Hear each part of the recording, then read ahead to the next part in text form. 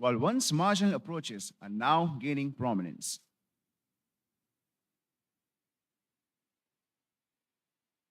How does the media industry navigate these tumultuous waters of disruption and adapt to this transformed landscape? In this session, we will be hearing from esteemed media professionals representing diverse platforms as they tackle the challenges and seize the opportunities that lie before them in this ever evolving mediascape. Good afternoon, distinguished guests, esteemed journalists, and media enthusiasts.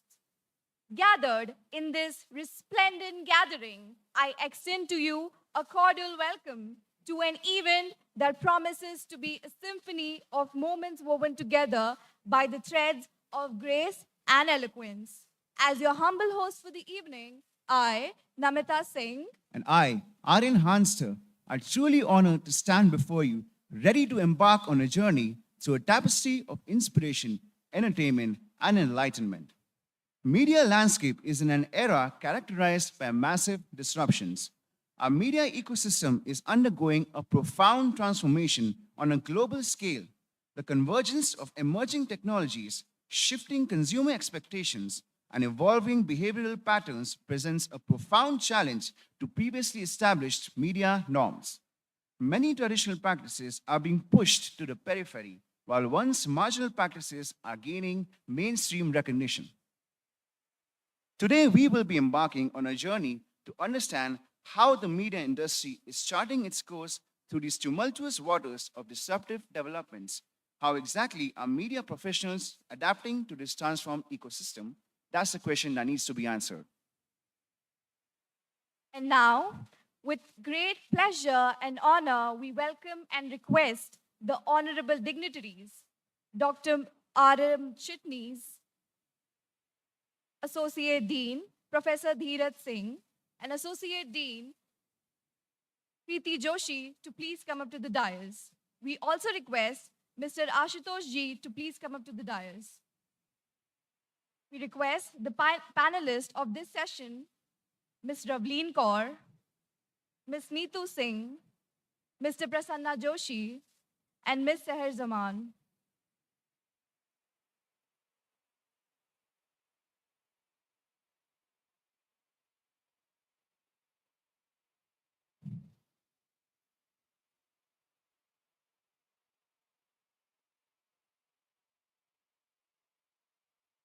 I would now like to request the dignitaries, Mr. Dheeraj Singh and Preeti Joshi, to please felicitate our panelists.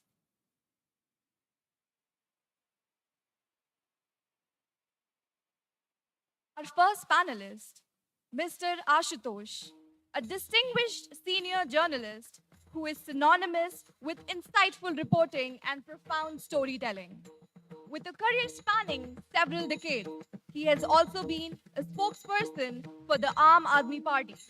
He is currently the co founder and editorial director of Satya Hindi. He was previously associated with IBN 7, an Indian news television channel, as a news anchor and a managing director. He graduated in science from Allahabad University. He earned an MPhil in social studies and MA in political and international studies from Jawaharlal University, New Delhi. Thank you, sir. And now, may I request our kind dignitaries to please felicitate our very first panelist for this session, Ms. Ravleen Kaur. Ms. Ravleen Kaur, an independent journalist from Gujarat, has 12 years of experience covering diverse topics in 11 of India's 15 agroclimatic zones. She began her career with Indian Express and Down to Earth magazine, worked with All India Radio, and contributed to Mongabe. She was the first recipient of the Journalism for Peace Award and received a scholarship from the National Foundation for India to work in Ladakh. Welcome, ma'am. We're very honored to have your presence. I request our dignitaries to felicitate our next panelist, Neetu Singh, the founder of Shades of Rural India and an independent journalist, boasts over 11 years of experience in rural journalism. Her work centers on women empowerment, sexual and gender based violence, and tribal communities. She has been recognized with multiple awards, including the prestigious Ladli Media Award 8 times for gender sensitive reporting, the Chameli Devi Award for Outstanding Women Media Persons, and the Priyanka Dahlia Award for Promising Young Journalists in 2020.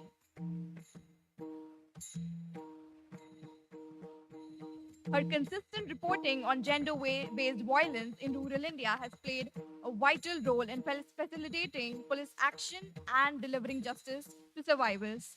Thank you, ma'am.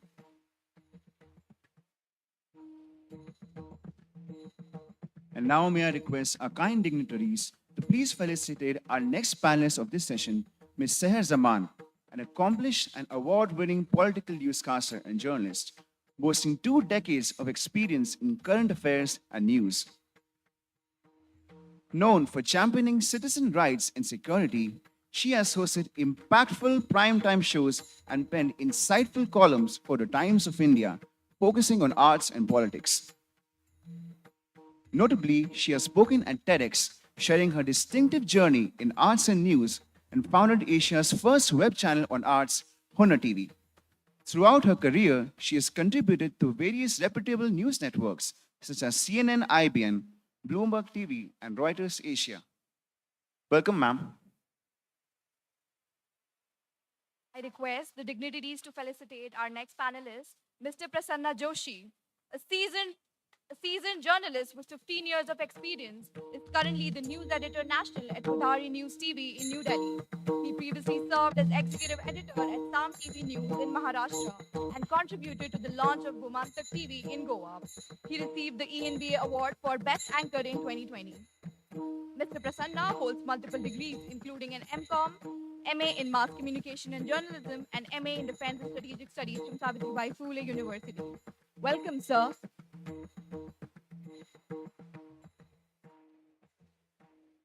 I request all the guests to please take their seats.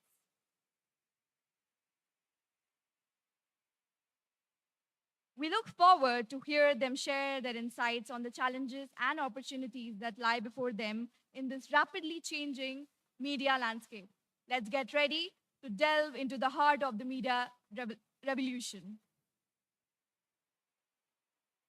And now I request Mr. Ashutoshi to please take over the session. Thank you.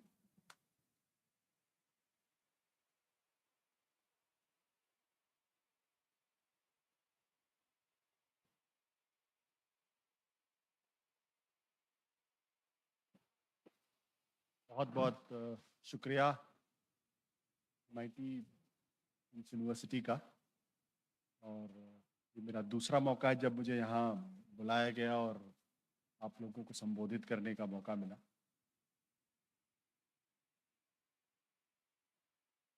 का जो विषय है उस पर आने के पहले मैं ये कहना चाहूँगा कि एक अजीबो-गरीब इत्तेफाक है ये, जिसे कहते हैं one of the rare coincidence of history, कि जब मीडिया थिएटर बहुत जबरदस्त तरीके से बढ़ रहा है। हम लोगों ने जब जर्नलिज्म शुरू किया था तो दिल्ली में 2-3 हिंदी के अखबार होते थे और 3-4 अंग्रेजी के अखबार होते थे, और वहाँ अगर कभी नौकरी मिल जाए तो फिर बड़े खुश होते थे। और उन दिनों मीडिया में आना कोई बहुत फैशनेबल नहीं था, बहुत ग्लैमरस भी नहीं था, और तनख्वाहें भी बहुत कम थी, और बेसिकली पत्रकारों को झोला छाप पत्रकार कहते थे कि झोला वाले आ गए। लेकिन उसके बाद से जिस तरीके से टेक्नोलॉजिकल रिवोल्यूशन हुआ है वो अभूतपूर्व है, और अब तो पिछले 10 सालों में बल्कि जिस तरीके से सोशल मीडिया आया और जिस तरीके से ऑनलाइन जर्नलिज्म, जिस तरीके से डिजिटल प्लेटफॉर्म्स आए हैं, तब तो हर कोई पत्रकार हो गया है। अगर आपके पास कैमरा है, अगर आपके पास थोड़ी अकल है, अगर आपको चीज़ों को समझने की थोड़ी सी तमीज़ है तो आप पत्रकार हो सकते हैं। पहले ये नहीं था। अगर अखबार थे तो आपको बाकायदा वहाँ जाकर नौकरी करनी पड़ती थी, या फिर आप टेलीविज़न चैनल्स में आपको बड़े मुश्किल से अवसर मिलते थे। अब आपके पास अगर मोबाइल फ़ोन है तो बस फ़ोन उठाइए और थोड़ी सी अकल लगाइए और आप पत्रकार बन सकते हैं। तो एक तरफ हम ये देखते हैं कि किस तरीके से कैनवस आपका एक एक तरीके का रिवोल्यूशन है, इट्स अ मीडिया रिवोल्यूशन। लेकिन दूसरी तरफ एक काउंटर रिवोल्यूशन भी है। जितना मीडिया का स्पेस बढ़ता जा रहा है, जितना भयानक होता जा रहा है, जितनी चीजें बढ़ती जा रही हैं, उसी तरीके से उस पूरी तरीके से उसको एक उस जो फ्री स्पीच का जो स्पेस है वो श्रिंक भी होता जा रहा है। ये दो चीजें एक साथ, एक तरफ रिवोल्यूशन है, एक क्रांति हो रही है, दूसरी तरफ प्रतिक्रांति भी हो रही है।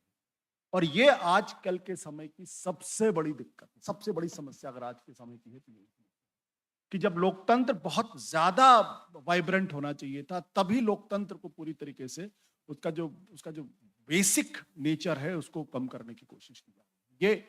ये इस बात को हमें समझना चाहिए। और ये चीज साथ ही साथ आप ये भी देखते हैं कि किस तरीके से चीजें जो हैं वो एक खास प्रोपेगेंडा के तहत समाज दो टुकड़ों में बटा हुआ है। मीडिया में भी पूरी तरीके से एक सिस्टमेटिक तरीके से आपकी जो एक्सेस है उसको रोकी जा रही है।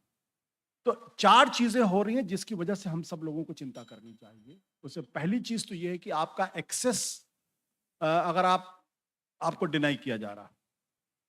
दूसरा ये कि जो जर्नलिस्ट फ्रेटर्निटी है वो उसकी क्रिटिसिज्म को एक्सेप्ट नहीं किया जा रहा। तीसरा क्या है कि अगर आप बियॉन्ड अ पॉइंट जाएंगे तो फिर आपको पनिशमेंट मिलती है। और चौथा, खुद मीडिया फ्रेटर्निटी में इस कदर से डिवीजन हो गया है कि बहुत मुश्किल है।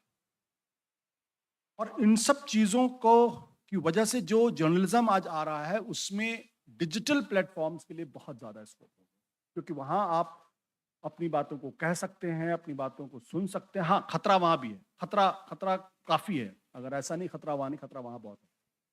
और जिस तरीके से आजकल देख ही रहे किस तरीके से एजेंसीज सामने आ रही, वो भी अपने आप में। लेकिन आज का मौका है, कम से कम मैं रवलीन कौर और सहर जमान नीतू को सुनने के लिए, क्योंकि इन लोगों के एक्सपीरियंसेस बिल्कुल अलग तरीके के एक्सपीरियंसेस। हमारा एक्सपीरियंस बिल्कुल अलग इसलिए से क्योंकि हम लोग we can call it as a political animal. हमको हर चीज में राजनीति दिखाई पड़ती है, हर चीज में जर्नलिज्म में भी सुबह से शाम तक हम राजनीति के बारे में बात करते हैं। घरों में भी जब बात करते हैं तो घर वाले भी कहते हैं यार सुबह से शाम तक आपको सिर्फ राजनीति। लेकिन जो एक्सपीरियंस इन लोगों का, जो गांव कनेक्शन का एक्सपीरियंस है, जो एनवायरनमेंट में जो नई चीजें आ रही हैं, या जो शहर जमा का जिस तरीके से अपना एक्सपीरियंस है आर्ट का, वो हम सब लोगों को समझना चाहिए। और वहां से ये समझने की कोशिश करनी चाहिए कि वाकई में जितना हमको अंधेरा दिखाई पड़ता, क्या उतना अंधेरा है या नहीं है। ये बहुत महत्वपूर्ण बात है। और मैं आई एम वेरी एक्साइटेड कि मतलब हमारे बीच में कम से कम इस तरीके से लोग। और मैं तो 8 बार के अवार्ड विनर से बताइए, हमने तो जिंदगी में एक भी अवार्ड नहीं मिला मुझे आज तक, नॉट वन। किसी ने नॉमिनेट नहीं किया कि मैं कोई अवार्ड जीत सकूं। तो आई एम वेरी प्रिविलेज्ड। और रवलीन, आपसे शुरू करें प्लीज। Thank you.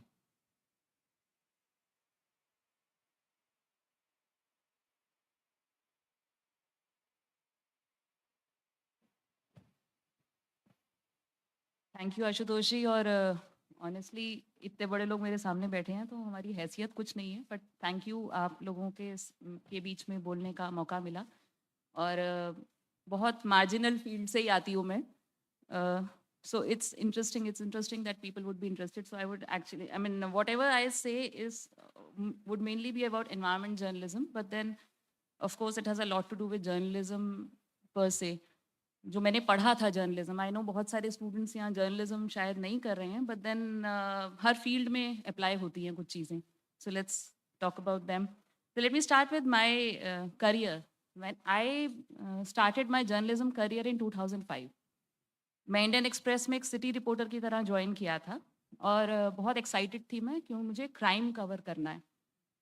क्राइम क्योंकि एक ग्लैमरस बीट होती है, मतलब जाएंगे, मर्डर कवर करेंगे, ये करेंगे, वो करेंगे, पुलिस के साथ बातचीत होगी, बड़ा मज़ा लगता था। 1-1.5 साल किया भी, और मज़ा आया, बट ऐसा दिन के एंड में लगता था कि यार क्या कर रहे हैं ना। End of the day I always went back home with no mean कुछ अचीव नहीं किया types, like there was this emptiness in the head. तो one day I was demoted from crime reporting. My boss told me that you are not good enough, so you will cover environment. So that is how my journey started. I started covering environment. Let me tell you, this was 2005. Environment was a sidey beat. जो लोग कुछ नहीं करते हैं, inefficient, lazy reporters were given the environment beat. Girls were given the environment beat because girls को soft beats दे दो, tree plantations cover करने हैं, कर लेंगी. तो there was a gender bias of course. Honestly मैंने भी वैसे ही लिया था कि मुझे डिमोट कर दिया गया है. But thankfully that kick started from what I mean, if I have stayed in journalism so long, it's because I'm covering environment. तो अब क्या स्थिति है? Let's just jump to that for a while and then I'll get back to other things.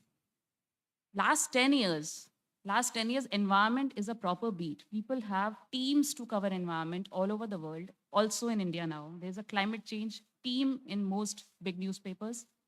I've not said newspapers, but at least media houses that have the wherewithal and the funds and whatever to do it. There are teams that go to cover dam bursts. There are teams that go to cover Joshimath. So आप देख, और environment या climate change जो भी कह लो, मतलब बहुत सारे terms हैं इसमें. They have, I mean, it's impacting every field of our life, no? आप engineering ले लो, medical ले लो, food ले लो. I mean, food definitely, pollution ले लो.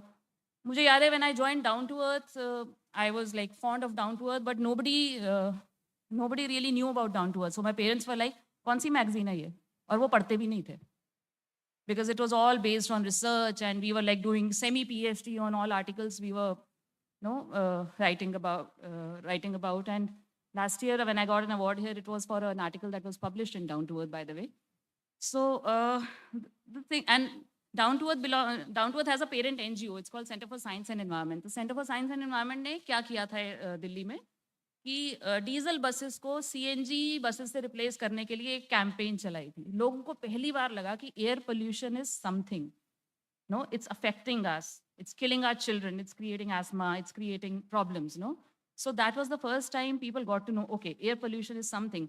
ये अब लोगों को कैसे वापस पता लगा? Because recently जब पराली जलने के problems आने लगे, people were burning rice straw all over Punjab and Haryana, and then Delhi वाला started feeling, no, कि उनकी वजह से हमारे यहाँ pollution हो रहा है.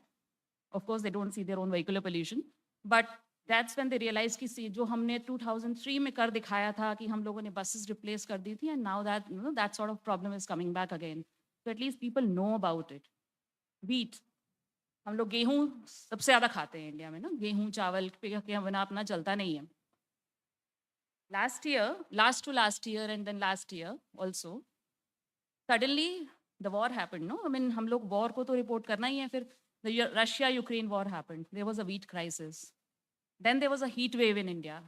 The wheat produce got affected. The yields got affected.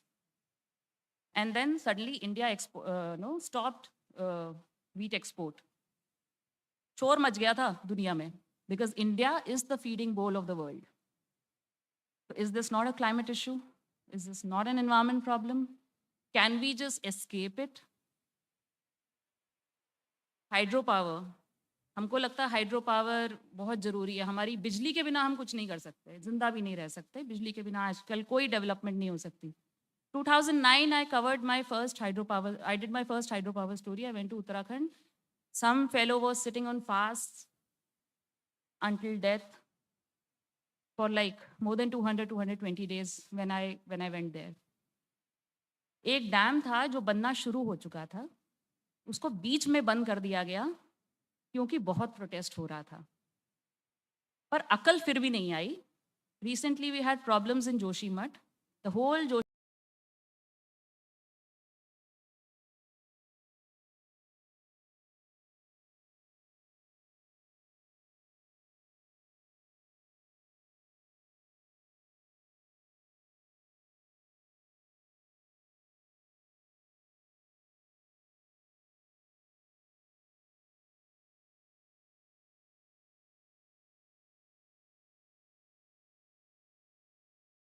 के अगेंस्ट लिखते हो, सारे डैम्स के अगेंस्ट लिखते हो.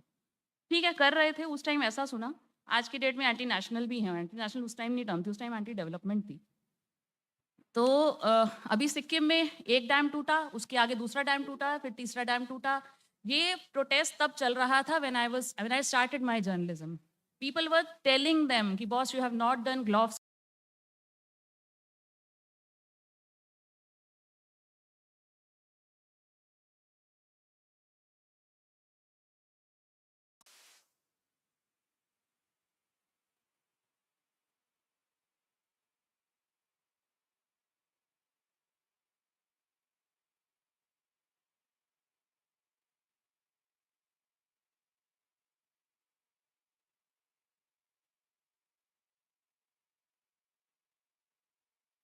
change, it's nature's act. We are not doing something, no, जो हमने किया है, जो इंडस्ट्रीज ने किया है, जो लोगों ने किया है for the so called better lives. तो खैर, so I mean, I also have a problem with this term climate change in that sense as a journalist, because we are not accepting our faults, we are not admitting our faults, we are just leaving it on nature. भगवान कर रहा है, climate change तो हो ही रहा है, मर जाएंगे सब लोग इकट्ठे मरेंगे, it's okay.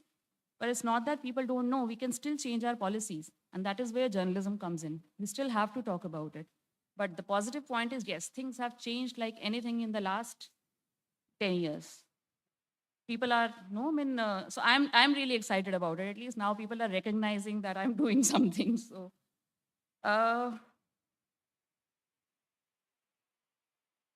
तो एक चीज़ मैं बताना चाहती हूँ कि मतलब एक बार जब मैं इंडियन एक्सप्रेस में थी तो हमारी एक एडिटोरियल मीटिंग चल रही थी, and the person who is the editor of Indian express now, mister Rajkamal Shah, he asked a question to all of us: what do you think would be the issue of future, no, something that will need to be written about a lot.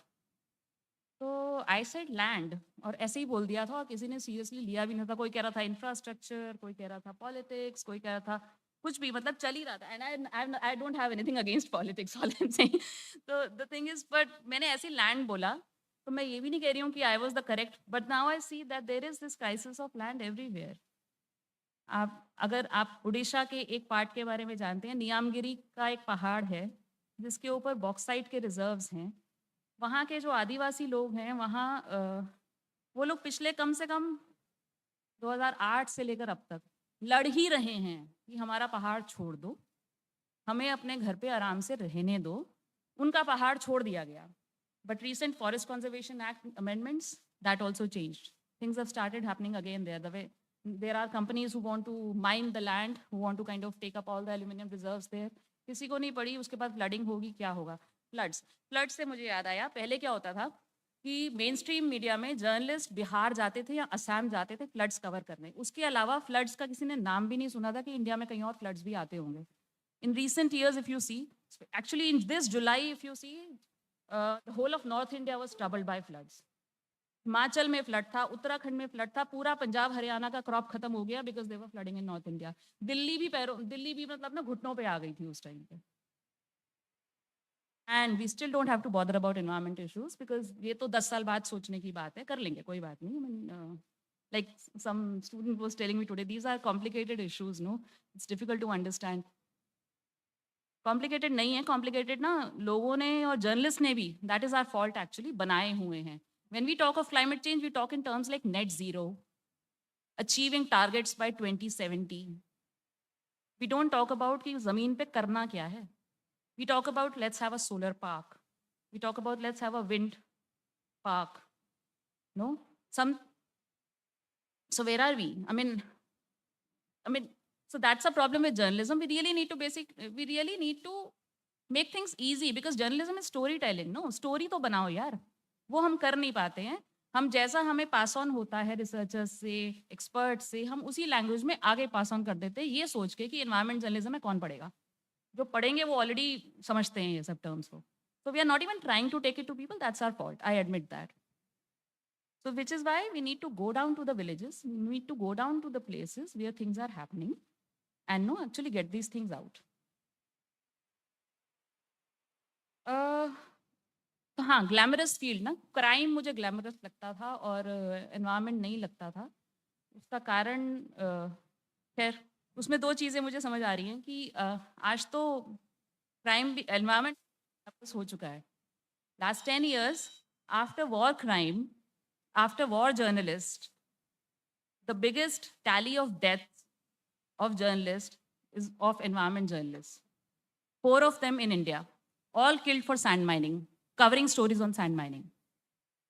आप जाइए किसी भी नदी से, अगर कोई वहाँ से ट्रक भर के रेत लेके जा रहा है और अगर आप उसके बारे में लिख देते हैं तो आप तैयार रहिए कि आपके अगेंस्ट कुछ भी कभी भी हो सकता है. Sand mining is the biggest cause of death of journalist in India, specially environment journalist. And people working at very local level. आवाज़ भी पता भी नहीं चलता है कब हो गया, कहाँ हो गया. तो I don't know, all I want to say is like, no, I mean, let's not sideline these issues. Most of these things get sidelined because nobody funds these things, one. Nobody reads these things, two, because सब लोग सोचते हैं कि ये तो जो experts हैं उनका काम है. ये हम सबका काम है. आपको पता है कि आपके घर में पानी नहीं आता तो आप कितने परेशान हो जाते हो. आपको पता है आपके घर में बिजली नहीं आती आप कितने परेशान हो जाते हो. So let's just figure out, no? I mean, how to at least think about these stories as journalism students. Think about, what we want to talk about. Journalism is not a dead field any more. ये लग रहा है काफ़ी लोगों को, मुझे ऐसा लगता है आजकल, कि बस क्या है, पैसा तो है नहीं जर्नलिज्म में, क्यों जाएं. बहुत लिखने को है और जहाँ लिखने के लिए है वहाँ पैसा भी बहुत है. पैसा ऐसे है कि मतलब आपका काम चल जाएगा. ये नहीं है कि आप लाखों करोड़ों कमा लोगे, but there is a lot to, there's a suitable income to sustain yourself. I'm doing it. I know I'm doing. I can. We all can do it.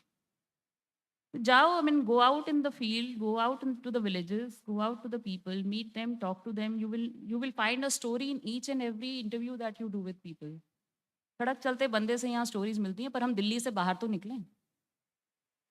हम तो वही नहीं करके राजी आज की डेट में. So it is a very positive development. Last 10 years, journalism crime has gone up. I mean, there are more, no, I mean, there is more extreme thing that is happening in journalism, but at the same time, there is hope because a lot more is happening than earlier right now. Thank you. Thank you so much.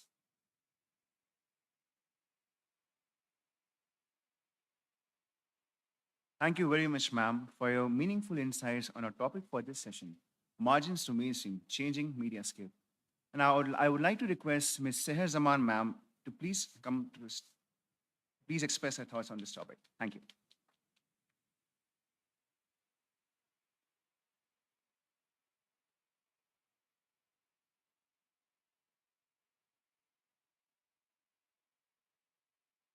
Hello, good afternoon, everyone. Thank you for having me here. And I'm very happy to be back here at the NCMJ. I was here, I think, 2 years ago. And it's lovely to be speaking to young blood again. So I must thank the team of SOMSI for selecting margins to mainstream. I think it's very important. Because margins to mainstream is what effectively, I think I'll come here more so I can face you guys better. Margins to mainstream is what effectively reflects what's happening in the industry, how the margins have really expanded and the boxes have been broken in the field of storytelling and journalism. But I'm not so sure a lot of you young students, because we're so much surrounded by content creation today, understand what margins is or what margins used to be and what really mainstream is, because we've managed to come out of the silos today. So margins used to be literally in established media houses and news publications. It really meant the side margin, the beats that went to the side margin. And mainstream was hardcore mainstream journalism that Ashutosh, of course, has been doing, politics, as we say. And it includes politics, elections, parliament sessions, crime stories as well, citizen rights, civic issues. A lot of this was used to be part of mainstream and still is. You still see it in the front pages. You still see it in 8 p.m., 9 p.m. Shows on the news channels. And so that was like really the mainstay, the mainstream of journalism. And margins was something which was soft features, which was really on the side margins, on the weekend pages, and on the weekend slots, on the weekend shows of news channels. So that included soft stories, it included Bollywood, entertainment, lifestyle, culture, arts, design, sports as well. So these were how they were demarcated, and they still are to a large extent still in established media houses, because we've still been following the formula that has been there for decades. So I'd like to lead by my example, just to help you understand what we're really trying to have an overview here on this. When I started out as a field reporter, this was in 2001, 2002. So when you enter the best thing, of course, to learn everything is to be doing all the beats. So I did politics, business, soft stories, hardcore political news stories, all of it.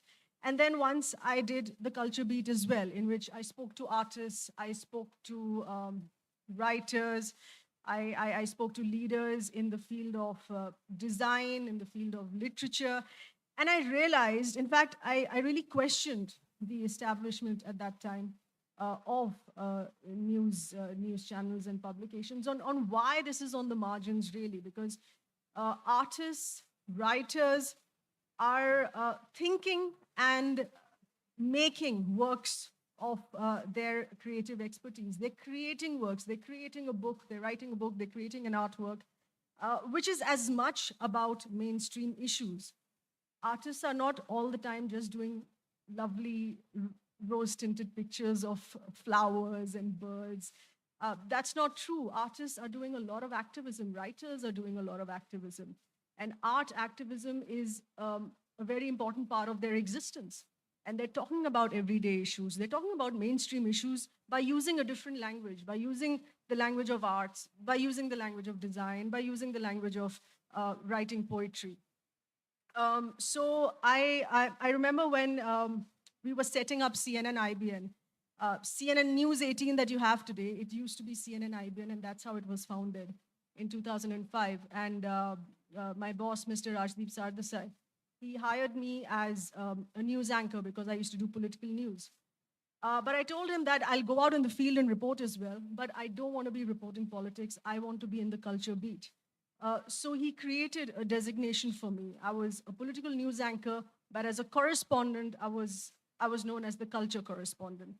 So that beat was specially created because of my insistence on bringing that margin to mainstream news. And it was a challenge that I had to accept because I insisted on it.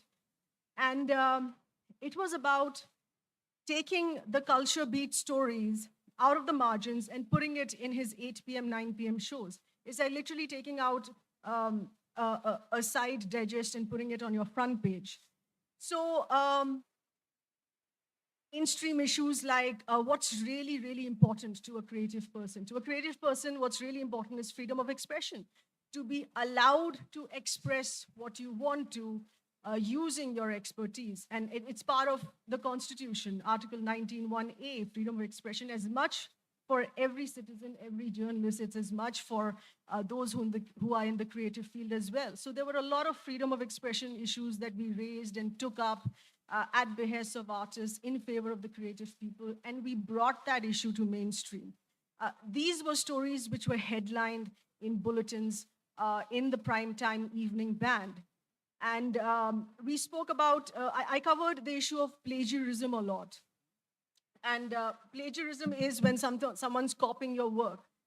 So when an artist makes a painting, anyone can make a fake painting as well and sell it at a cheaper price, or sell it at par at that price, but they're essentially selling a fake painting. So I found out about one such place which was selling fake paintings. And me and my camera person, we did a sting operation. A sting operation is which you use for crime stories, which you use for scams. And selling fake art is also a crime, by the way. So it needs to be given that seriousness. So I went posed as an art buyer, wearing a spy camera on the button of my shirt. And my camera person went as my friend, carrying a laptop bag with a hidden camera inside the laptop. And we went there to the shop as interested buyers. If you can have image number 1 here, please. So this is what it was, fake art that was confiscated by the police. So we went there, we shot with our, thank you, how lovely. So, but it wasn't lovely when I was doing it because I was getting threats from the shop. There was a case that was filed against me. I was sent court notices because this was an established shop and we did a sting operation on this shop. So it was a fake MF Hussain. It was a set of these horses. MF Hussain is a very famous painter. And this shop was selling these huge, large canvases of about 8 feet by 10 feet in size. They were fake. They were not painted by MF Hussain. But he was telling me it's a real MF Hussain. One was, he was selling to me for 80 lakhs, and the other he was selling me for 1 crore. The prices were genuine. At that time in 2006, that was the price that a genuine MF Hussain painting would sell for. So the prices were real, but the painting was not real. So we shot that entire interaction of him meeting me as an interested buyer and trying to sell me these works. And we took it to the police. The sting operation was aired on CNN India, CNN IBN, what it used to be. And the police confiscated the painting. They raided his shop. And several sections of the FIR, including 420, were slapped against him. And MF Hussain was informed about it. So that was, in my view, a paradigm shift that came, if I may say so myself, in the industry of looking at the art beat and culture beat seriously. I remember my friend, my colleague was in IBN 7 at that time, and it was the Hindi channel of CNN IBN, and IBN 7 picked up the story. Our business sister concern, which was CNBC also picked up the story. So it ran on 3 channels as primetime news, and of course on CNN India, it ran as a day driver. So this really brought about that paradigm shift in lending that seriousness to any beat. आप किसी भी मुद्दे पे journalism करिए, किसी भी मुद्दे पे आप एक कहानी करिए, स्टोरी लिखिए. It doesn't deserve to be pushed to the margins. Every story deserves to be on the forefront for the viewer to decide what they want to consume, really. So this was really quite the start of it. And fortunately, TEDx noticed this as well. And they called me for a talk. And the subject of the talk really was bringing arts journalism to mainstream news. And they wanted me to narrate my entire journey on how I made this happen in the industry. So that was a big thumbs up, I think. That was yet another encouragement here of really dealing with this issue. Like even Ravlini was saying that environment doesn't deserve to be pushed to the margins. Nothing that deserves to be pushed to the margins. I think if, as a journalist worth our salt, if we are telling a story, it has to be right there on the front page. Later, I reached a stage in 2014 where I ended up launching my own web channel, which was Hunar TV, making arts accessible. But before that, quickly, I'm just going to put in this insert of what happened more recently in the month of July. The BRICS Media Forum that took place, it happened in Beijing. And they invited me as a delegate, as a press delegate, for representing and showcasing India's soft power and culture sector. Thank you. That was a big thing here because I was surrounded by press delegates from across 5 countries of the BRICS Nation Media Forum who were mainly political journalists, all of them. The second journalist who went from India was also covering politics. But I was chosen effectively just to be pushing India's soft power. And that's how I would like to define it as well. When you talk about the culture beat, it really is a country's soft power. And a soft power is, even though a lot of times it doesn't belong to a very established industry or an established sector, it's one of the strongest powers that any country can have in showcasing their soft power, in showcasing their skills, and showcasing part of the market there as well. So, stage here today where, fortunately, today it's very heartening for me to notice that everything is mainstream today. And that's because of the benefit of content creation. We're no longer dealing with newspapers, front page newspapers. We no longer, even though there are newspapers still coming out, there are news channels still working on their primetime debates and stuff. But content creation on social media has really broken all those boundaries. You can be doing a 9 p.m. show, but if no one's watching 9 p.m., unfortunately, there's no point in doing it because people are checking out other things on social media. So this is the power that you youngsters have today. You will enter the industry without being bothered about margin and mainstream. You'll be entering the industry with this tool of content creation in social media. And like one of your favorite Avengers, Marvel characters, Spider-Man says, with great power comes great responsibility. So it is a huge power that you have in your hand and a huge responsibility as well. Because in the name of content creation, you could even innocently making the mistake of bringing out something wrong or something fake or something that's false. So fake information and false news or hate speech. Hate speech is largely consumed on YouTube, and I don't know why YouTube doesn't filter that out. I mean, there are channels that are running, spreading anti-minority hate, spreading anti-people hate, making communities fight, and they're getting millions of views, and they're getting silver plate by YouTube. I think this is something that we need to really protest against, to raise our voice against YouTube, to get their act together. Hate speech should not be allowed to be propagated in that manner. So this is a responsibility that you guys have in your hands as well. When you're doing independent journalism, when you're doing independent content creation, report, talk, and write, shoot on stories that bring a positive change in people, that spread positivity, that spread peace, that bring happiness and harmony in people's lives, and that really help in people's lives. Issues raised that help in your life. So I would like to end on that note here, that you're entering the industry with this power, with this tool, but please use it responsibly as well, because all of us here have worked very hard to bring everyone here to this stage. Thank you very much.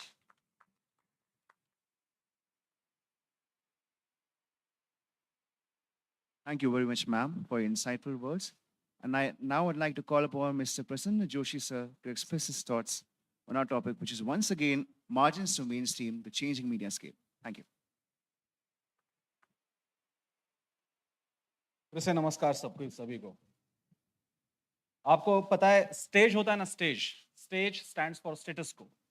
यहाँ पे कोई है, मतलब not necessary ये panel, generally जो stage पे होते हैं या स्टेज होता है वो स्टेज होता है, बाकी की चीजें बदलती है, लेकिन यहाँ पे जो आता है तो वो किसी एक पूरे वक्त के लिए, सेशन के लिए स्थिर होता है, स्टेटस को बन जाता है, उनका कहना एक हाई रिगार्ड से लिया जाता है। तो हमें चाहिए आज के दिनों में स्टेटस को चैलेंज करे। तो एक काम करेंगे, एक छोटी सी एक्टिविटी करेंगे। संग्राम, मारा थोड़ी सी तुझी मदद लगे प्लीज।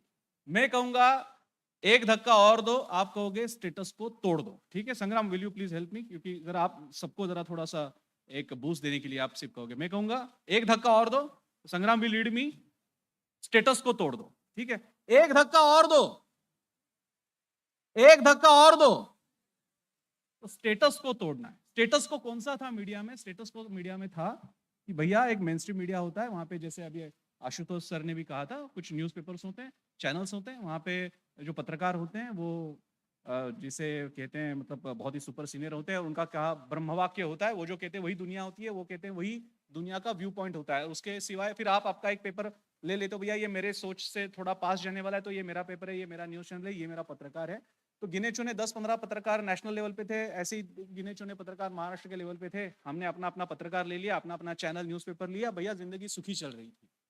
लेकिन जो अभी हमने घोषणा दी, एक धक्का और दो, स्टेटस को तोड़ दो, ये घोषणा किसी ने दी नहीं, लेकिन ये ऐसा हुआ पिछले एक या 2 डिकेड्स में, खास करके लिबरलाइजेशन के बाद, इंटरनेट आने के बाद। क्या हुआ उसके बाद?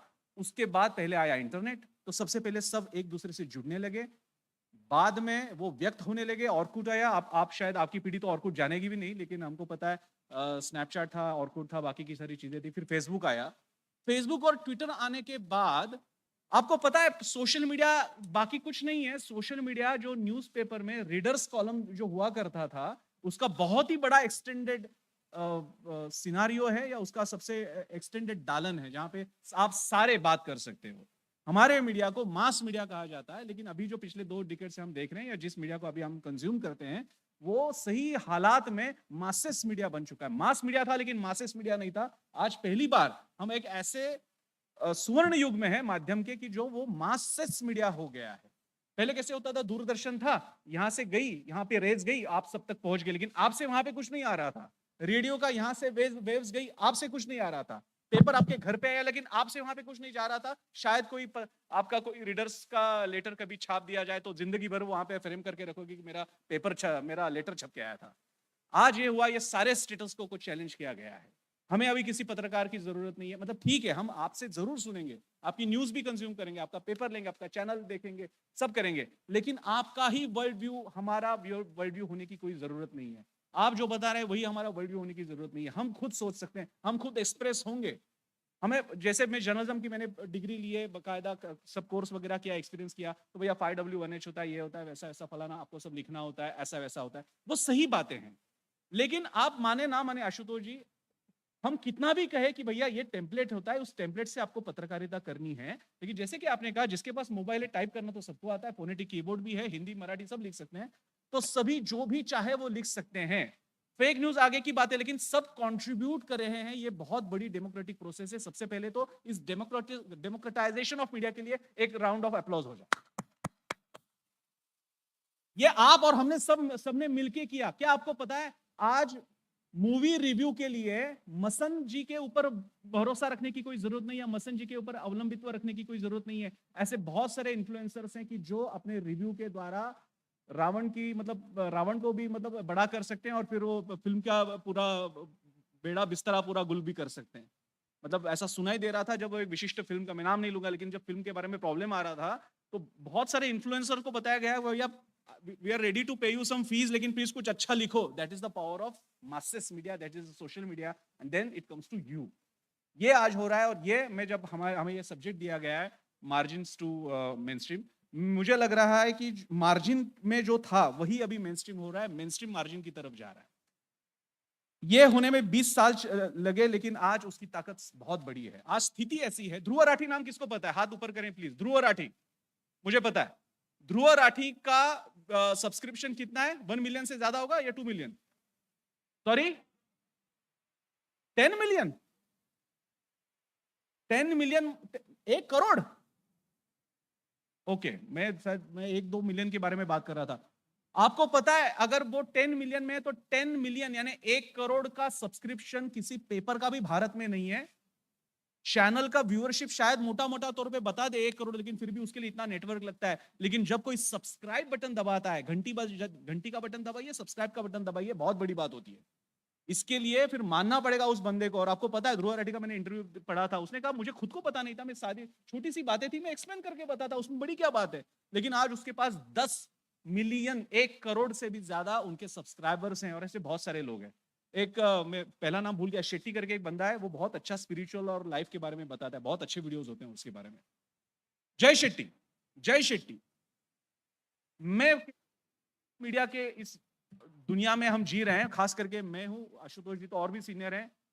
मैं खुद को ये सवाल पूछता हूं कि मुझे आगे करना क्या है। हम किस मीडिया के बारे में बात कर रहे हैं? करोड़ों रुपए की लागत लगती है न्यूज चैनल खड़ा करने के लिए, प्रिंट पेपर शुरू करने के लिए। और आज आप आ जाओ यहाँ पे, यूट्यूब लगा दो, आपके पास अगर कंटेंट हो ना डंके की चोट पे बजाने वाला, तो आपको आप पीछे ना कोई सिंपल सी कचरा कुंडी भी रहेगी, कोई प्रॉब्लम नहीं है, आपका कंटेंट देखा जाएगा, भारत भर में देखा जाएगा। ध्रुव राठी ने करके दिखाया, और बहुत सारे ऐसे इन्फ्लुएंसर्स हैं। तो मैं जब कम से कम मैं मेरे डोमेन के बारे में बात करता हूं जो कि जर्नलिज्म है, मुझे ऐसे लगता है शायद ये एक बड़ी बात हो, लेकिन आज शायद जैसे आपको पता है इन्फ्लुएंसर्स, फिनांस इन्फ्लुएंसर, फूडफ्लुएंसर्स, फूड के बारे में लिखने वाले, वैसे शायद आज आशुतोष जी हमें जर्नोफ्लुएंसर्स की जरूरत है।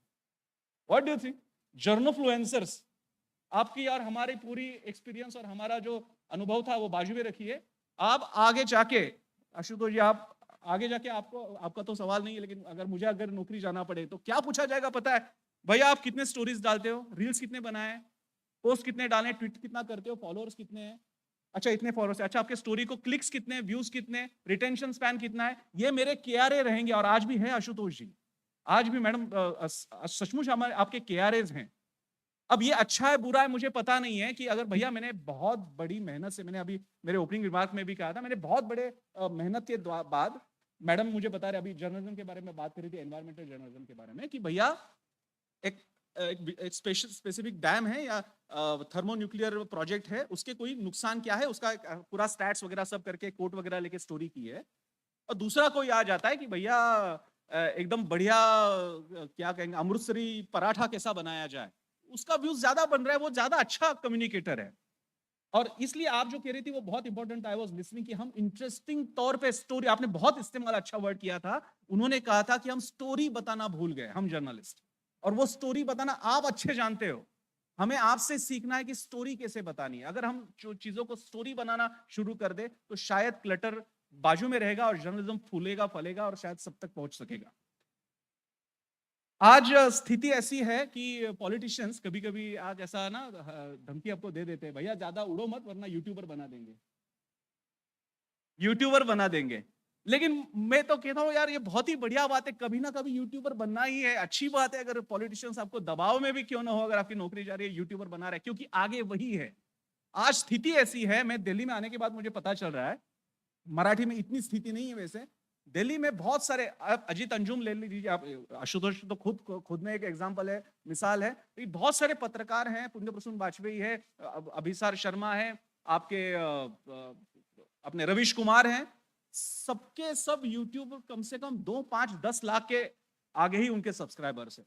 आज उन्हें शायद ऐसे लग रहा है कि भैया इतने साल पत्रकारिता में 9 घंटे की 10 घंटे की शिफ्ट करने में क्यों गवाए, अगर एक वीडियो में अच्छा इतना कंटेंट दे सकते हैं, और खुद का कंटेंट, खुद का वीडियो, कोई प्रॉब्लम नहीं रहेगा, ब्रेकिंग कोई ब्रेक की, कमर्शियल ब्रेक की कोई दबाव नहीं रहेगा, ये सब हो रहा है। क्या आप इस सारे नए चीजों को अपनाने के लिए तैयार हो? नॉट नेसेसरी आप में से सब पत्रकार होने वाले हैं, नॉट नेसेसरी आप सारे बूम लेके टीवी या कुछ प्रिंट के लिए काम करने वाले हैं, लेकिन जो करने वाले हैं आप अच्छी स्टोरी दे रहे हो, नैरेट अच्छी तरह से कर रहे हो और इंटरेस्टिंग कर रहे हो। अल्टीमेटली ये सब इंफोटेनमेंट है, ये मैंने खुद के लिए मान लिया।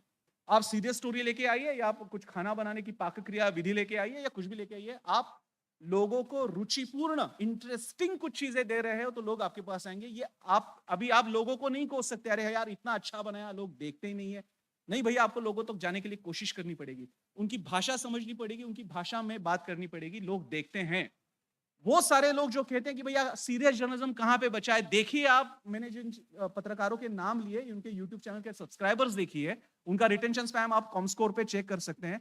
बहुत बढ़िया बढ़िया सारे विषय। ध्रुव राठी ने इजराइल पहले फलस्तीन के बाद से लेके कश्मीर हो, मणिपुर हो और जो भी सारी चीजें हो उसके बारे में वीडियोस किए, उसको लाखों में, ऐसा भी नहीं है पहले 2-4 मतलब तुक्का लग गया तो कुछ पहले महीने चल गए, ऐसे नहीं है, कंसिस्टेंटली वो अच्छे परफॉर्म कर रहे हैं। वो कर सकते हैं तो हम तो मीडिया का बकायदा एजुकेशन लिया हुआ है, हम भी कर सकते हैं। मैं जब कहता हूं मार्जिन टू मेन स्ट्रीम, ये हो रहा है कि मेन स्ट्रीम पीछे जा रहा है। आज स्थिति ऐसी है कि महाराष्ट्र के सबसे बड़े जो न्यूज़पेपर है उनका भी सर्कुलेशन 7-8 लाख से ज्यादा नहीं है। उतना तो बेसिक सब्सक्राइबर्स रेट ही है, ये सारे जो फेमस लोग हैं उनका तो बेसिक यूट्यूबर सब्सक्राइबर्स ही 7-8 लाख है। इस हद तक अगर हम आगे जा रहे हैं तो मेरे लिए ये तो, मैं तो कहूंगा ये तो गोल्डन अपॉर्चुनिटी है, इसे तो हमें टैप करना चाहिए। क्या हम ये करने के लिए तैयार है? उसके लिए हम क्या कर सकते हैं? हमें आगे जाके हमारी बड़ी बड़ी ओबी वैन्स और हमारे बड़े बड़े इवेंट्स उसकी कोई जरूरत नहीं है, बड़े बड़े कॉन्क्लेव की जरूरत नहीं है। शायद आगे जाके एमआईटी को शायद ये भी सोचना पड़े, चिटनी सर अभी यहाँ पे नहीं है लेकिन सर आपसे मैं गुजारिश कर रहा हूँ, शायद ऐसा भी हो जाए कि अगला, जिसे कहते हैं ना, एक नया ट्रेंड हाल में आया था, अनकॉन्फ्रेंस। तो अनकॉन्फ्रेंस करना, ये एक स्टूडियो है, यहाँ पे एक सेट है, हम यहाँ पे बैठे हैं, आप वहां पे बैठे हैं, आप, हम बोलेंगे, आप सुनोगे, खराटे दोगे, गपशप वहां पे चल रही है, ये नहीं होगा। हम सब कहीं पे मिलेंगे, सब एक दूसरे से संवाद करेंगे, उससे से कंटेंट तैयार होगा, क्लिप्स तैयार होंगी उसकी, उससे बाहर के लोग भी अटैच होंगे, वो भी उसमें कंट्रीब्यूट करेंगे और उसका जो एक कॉन्फ्लुएंस तैयार होगा, एक उसका कंटेंटमेंट अच्छी तरह से होगा उस कंटेंट का, उस दिशा में हमें जाना है। और ये भारी भरकम बातें सब छोड़ दीजिए भैया, सीधे से मुझे याद है एक फिल्म बनाने की प्रतियोगिता जब आयोजित की गई थी, 3 इडियट्स का डायरेक्टर कौन था, निदेशक राजू हिरानी। तो राजू हिरानी ने उस कंपटीशन में बताया था और मुझे बहुत स्टेटमेंट पसंद पड़ा, बाकी का सब छोड़ दो, फिल्म दिखाओ भाई, आगे जाके हमें ये करना है, फिल्म दिखाओ भाई, आर्टिकल दिख रहे हो, आर्टिकल दिखाओ भाई, यूट्यूब ये रील्स दिखाओ भाई, वो हमें करना है। मैं 2 मिनट के रील्स में अगर कोई बंदा कुछ लाख व्यूज गैदर कर सकता है, मैं उसको सलाम करना हूं, इसका मतलब 2 या 3 मिनट में उसको क्या कैसे डिलीवर करना है उसे पता चल गया। ये सेंस हमें चाहिए, ये सेंस हमें खुद में इनकलकेट करना है, वो करने के लिए प्रयोग करें। सारे स्टेटस को छोड़ दो और एक कोशिश करो, एक धक्का और दो, स्टेटस को तोड़ दो। जय हिंद।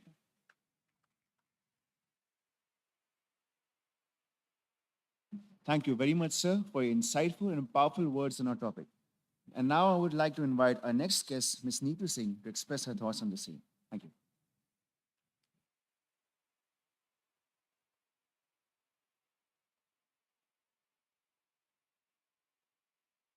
कैसे हैं आप सब? सो तो नहीं रहे हैं? मैं देख रही हूँ काफ़ी सारे स्टूडेंट सो रहे हैं, कुछ बात कर रहे हैं आपस में, अच्छा नहीं लग रहा है ना? तो लंच के बाद के जितने भी सेशन होते हैं मोस्टली बहुत बोझिल होते हैं और आखिरी वक्ता को सुनना और मुश्किल काम होता है। पर हम कोशिश करेंगे कि जो भी विद्यार्थी यहाँ पे बैठे हैं, जो भविष्य के पत्रकार के तौर पे खुद को देखते हैं, निश्चित तौर पर मैं अपनी जर्नी यहाँ पे साझा करूँगी। जो मुख्य धारा से हाशिए की पत्रकारिता है, उस पे एक बार आप सबकी नज़र डालने की कोशिश करूँगी। तो मैं यूपी के कानपुर देहात जिला की रहने वाली हूँ। आप सब ने फूलन देवी का नाम सुना होगा, जहाँ पे उन्होंने बेमई हत्याकांड को अंजाम दिया था। वहाँ से हमारा घर 10 किलोमीटर की दूरी पे है। वो चंबल और बीहड़ का इलाका है और अभी आप मुझे यहाँ पे देख रहे हैं। तो पत्रकारिता कैसे हम एक हाशिएबद्ध समुदाय में थे और कैसे हमने मुख्य धारा में अपनी जगह बना पाई, शायद हमारी यही एक लड़ाई है, जिसकी अपेक्षा हम आप सबसे भी रख रहे हैं कि जब हम पढ़ाई कर रहे थे तो हमें कभी ऐसा मौका नहीं मिला, अनुभवी साथी आए और बता पाएँ कि आपके लिए क्या बेहतर है, क्या बदतर है। हमें लगा कि मेरे साथी पूछते थे कि तुम्हें क्या करना है, तो मैं मैथ्स ग्रेजुएट हूँ और मेरे घर वाले चाहते थे कि मैं एमएससी करूँ, एमफिल करूँ, पीएचडी करूँ और प्रोफेसर बनूँ। पर मैं कभी टीचर नहीं बनना चाहती थी, पता नहीं क्यों। मुझे एक अच्छा नहीं लगता था, एक सीमित दायरे में रह के काम करना अच्छा नहीं लगता था। मुझे थोड़ा-सा घूमना पसंद था, ये मेरा शौक था और घूमते हुए पत्रकारिता करना चाहते थे। तो मेरे एक दोस्त ने पूछा, तुम करना क्या चाहती हो बीएससी के बाद? तो मैंने उससे पूछा कि मैं एंकर बनना चाहती हूँ, जैसे आप सब बनना चाहते हैं। क्योंकि हम जब भी पत्रकारिता की पढ़ाई की शुरुआत करते हैं, तो ज़ेहन में पहली तस्वीर आती है कि एंकर बनना है, क्योंकि एंकर टीवी में बोलता है और उसे सब जानते हैं। ग्राउंड पे जो पत्रकार होता है, उसे बहुत कम लोग जानते हैं। तो एंकर बनने की सोच से हमने भी पत्रकारिता की पढ़ाई की, पर मास्टर करते-करते हमें ये रियलाइज़ हो गया था कि शायद हमने जिस फ़ील्ड को चुना है या जो एंकर हम बनना चाहते हैं, वो हमारे लिए एक फिट करियर नहीं है, क्योंकि मेरी रुचि लिखने में ज़्यादा थी। मैं अच्छा लिख सकती थी और उसी वक़्त मुझे रियलाइज़ हुआ कि नहीं चाहिए और फिर मैंने अपने आप को एक ग्राउंड रिपोर्टर के तौर पे तराशना शुरू किया। 2016 मैंने गाँव कनेक्शन ज्वाइन किया। उस समय गाँव कनेक्शन एक ऐसा मीडिया प्लेटफ़ॉर्म था, जिसने पहली बार ग्रामीण भारत की खबरों को दिखाने की कोशिश की। हम समझ पाए कि गाँव के मुद्दों को भी है। तो अभी जो हम मुख्यधारा की मीडिया कर रहे हैं, मुख्यधारा की मीडिया दिल्ली, बॉम्बे या मेट्रो सिटीज़ में होती है, पर जो हाशिएबद्ध मीडिया होती है, वो छोटे शहरों में, छोटे कस्बों में होती है, जिसके काम को दर्ज नहीं किया जाता है, जिसे देख पड़ती है, तब कहीं जाके हम अपनी एक जगह बना पाते हैं। तो शायद कई साल की मेहनत के बाद हमें मेन स्ट्रीम के पत्रकारों की तुलना में कई गुना ज़्यादा मेहनत करनी कर पाए। तो मैं सभी स्टूडेंट से कहना चाहती हूँ, स्पेशली गर्ल्स से, मैंने बीते 5-10 साल की पत्रकारिता में अनुभव किया है कि महिला पत्रकारों की संख्या बहुत कम है और खासकर जब हम ग्रामीण इलाकों की बात करते हैं तो उनकी संख्या गिनती पे रहती है। यूपी जब दिल्ली से कोई पत्रकार लखनऊ आते हैं तो तलाशते हैं कि कोई महिला पत्रकार है जिसको हम खोजें, तो काफ़ी सारे लोग हमारा नाम देते हैं। तो कई बार मीटिंग करते-करते ही हमारा बहुत वक़्त चला जाता है। तो मुझे रियलाइज़ हुआ कि क्यों महिला पत्रकारों की इतनी कमी है। तो हमने शेड्स ऑफ रूरल इंडिया की शुरुआत 2021 में की थी और हम पिछली साल यहाँ पे आए थे। तब हम अकेले थे जब हमने शेड्स ऑफ रूरल इंडिया की शुरुआत की थी और हमारे काम को 1 साल, 1.5 साल हुआ था। 1 डेढ़ साल के बाद आज हमारी टीम में 5 महिला पत्रकारों की संख्या है, जो हमने अलग-अलग इलाकों से जिन्हें लिया है और जो सब ऐसे जगह पे, ऐसे इलाकों में रह रहे हैं, ऐसे मुद्दों पे काम कर रहे हैं जिनको मुख्यधारा की वक़्त मुझे अपने आप को स्थापित करने में यहाँ पे लगा। अभी हमारी एक साथी यहाँ पे बैठी हैं, सोनाली, औरंगाबाद से है और सोनाली एलजीबीटीक्यू कम्युनिटी के साथ काफ़ी अच्छा काम करती हैं।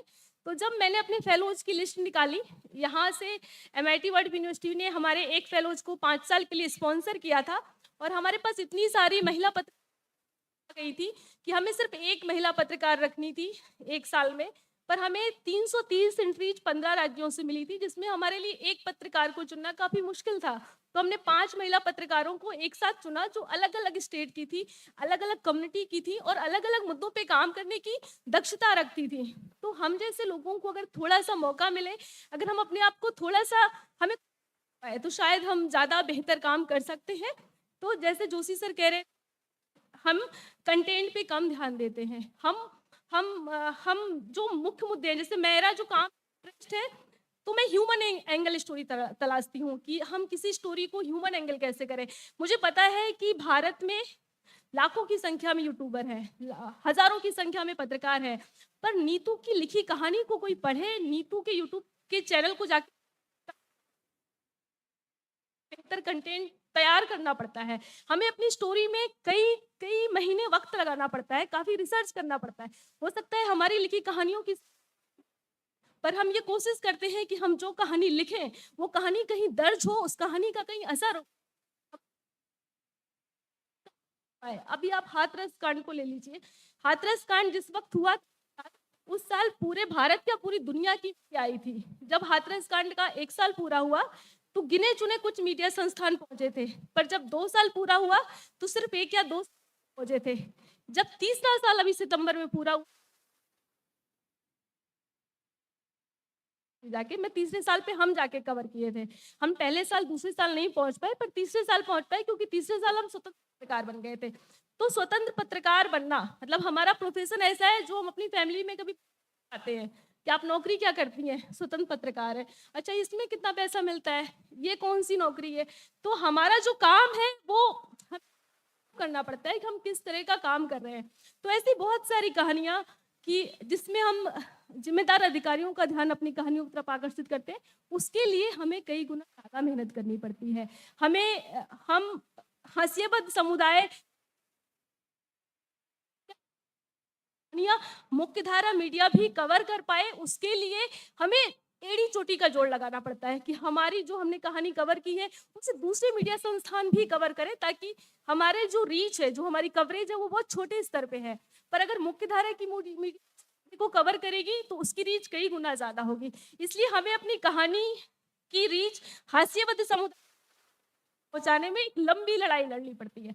अभी हम पिछले साल अलीराजपुर जिले गए थे मध्य प्रदेश में। वहां मैंने एक स्टोरी की थी। नर्मदा नदी के किनारे करीब 15 गांव हैं मध्य प्रदेश के, जिन्हें डूब प्रभावित घोषित कर दिया जा चुका है और सरकार का ऐसा कहना है कि वहां पे कोई नहीं रह रहा है। तो मैंने ये इस स्टोरी को कवर करने के लिए करीब 2.5 घंटे नाव की यात्रा की और हम उस गांव में पहुंचे।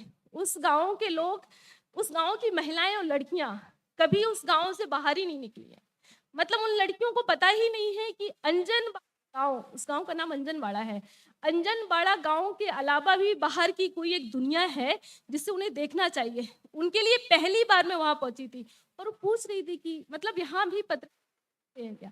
और उस कहानी को 1 साल कवर करने के बाद एक मुख्य धारा की मीडिया ने उसे दोबारा से कवर किया उसी किसी एक गांव में जाके। तो शायद मुझे लगता है कि ये हमारी उस असर है कि हमने एक छोटी सी कहानी कवर की पर उसको कहाँ तक पहुंचे। निर्भया कांड के 10-12 साल हो गए हैं और निर्भया कांड के बाद एक ऐसा कानून बना था कि जो भी पुलिस रेप जैसे मामलों में लापरवाही करेंगे तो उनके खिलाफ एफआईआर दर्ज होगी। ये 10-12 साल का मामला है। मैं यूपी की रहने वाली हूँ। यूपी में एक संस्था ने एक आरटीआई डाली थी कि निर्भया कांड के बाद से ऐसे कितनी एफआईआर दर्ज हुई हैं जो पुलिस के खिलाफ दर्ज हुई हैं। उस एफआईआर में लिखा, उस पर रिप्लाई ये आया था आरटीआई में कि ऐसी कोई एफआईआर नहीं लिखी गई है। मतलब यूपी पुलिस ने कभी कोई लापरवाही नहीं की है रेप जैसे मामलों को दर्ज करने में। तो हमने एक स्टोरी लिखी थी, लखीमपुर की थी। एक आंगनबाड़ी कार्यकर्त्री के साथ गैंगरेप हुआ था और उसकी डेथ हो गई थी। तो मैंने उस स्टोरी में लिखा था कि इस मामले में पुलिस ने इस जगह लापरवाही की है। अगर पुलिस, कानून ये कहता है कि इस पुलिस अधिकारी के खिलाफ एफआईआर होनी चाहिए, पर ऐसा नहीं हुआ है। हमारी खबर पब्लिश होने के 24 घंटे के अंदर उस पुलिस अधिकारी के खिलाफ एफआईआर दर्ज हुई। वो यूपी का पहला मामला था जिसमें एफआईआर दर्ज हुई। तो हमारे पास ऐसी बहुत सारी कहानियां हैं।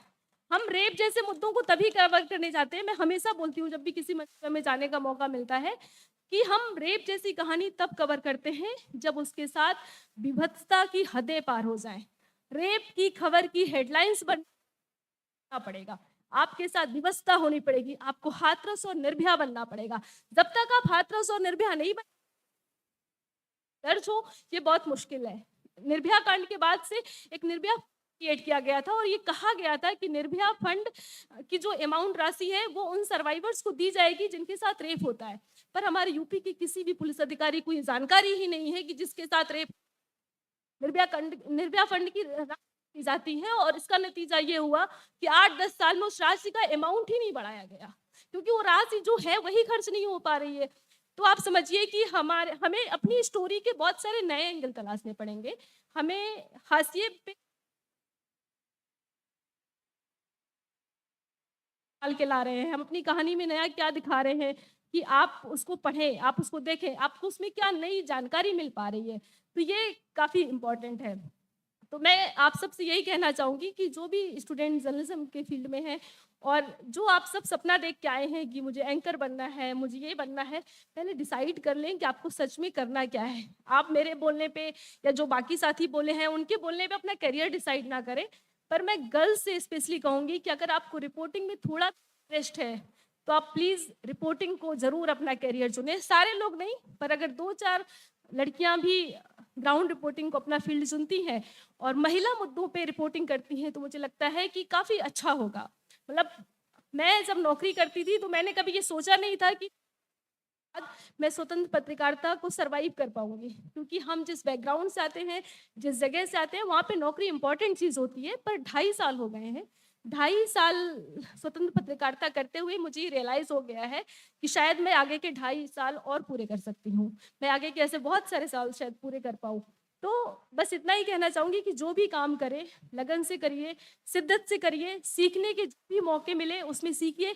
मैं आज भी जाके मीडिया की ट्रेनिंग लेती हूँ, मैं जेंडर सेंसिटिविटी की ट्रेन करती हूँ, ताकि मैं रेप जैसे मुद्दों पे बेहतर तरीके से लिख पाऊँ। मैंने रेप सर्वाइवर पे काफ़ी सारी स्टोरी की है, इसलिए मैं रेप की ज़्यादा ज़िक्र कर रही हूँ। मैंने एक सीरीज़ की थी, rape after the rape, rape के बाद। क्योंकि जब किसी लड़की के साथ रेप पे ज़िक्र होता है, पर रेप के 1 साल से लेके 5 साल तक के उसके जीवन में क्या होता है, कभी उस पे ज़िक्र नहीं होता है। तो हमने एक ये काफ़ी अच्छी सीरीज़ की थी और कई सारी स्टोरी का फिर इस पे असर भी हुआ और लोगों का इस तरफ ध्यान गया। तो रेप जैसे मुद्दे पर रिपोर्टिंग करनी पड़ती है। हमें अपनी हेडलाइंस से लेके, तस्वीरों से लेके, एक-एक लाइन लिखने में कितनी गंभीरता दिखानी पड़ती है, ये हमने अपने काम के दौरान सीखा है। जब आप रिपोर्टिंग करेंगे, जब आप जेंडर जैसे मुद्दों पे संवेदनशीलता की रिपोर्टिंग करेंगे, तो शायद आपको रियलाइज़ होगा कि इन मुद्दों पे लिखने वाले लोगों की संख्या कितनी कम है। तो आपको गुस्सा भी आएगी जब आप रेप जैसी स्टोरी पढ़ेंगे, जब उसमें पढ़ेंगे ना कि उसका उसके साथ चक्कर था, उसका उसके साथ अफ़ेयर था। जब आप कभी-कभी पेपर की हेडलाइन्स पढ़ेंगे, एक निर्मोही माँ ने फेंक दिया। तो इस तरह की जब आप हेडलाइन्स पढ़ेंगे, लगेगा कि नहीं कुछ गड़बड़ हो रहा है, कुछ हमें शायद बेहतर दिशा में काम करना है। Thank you.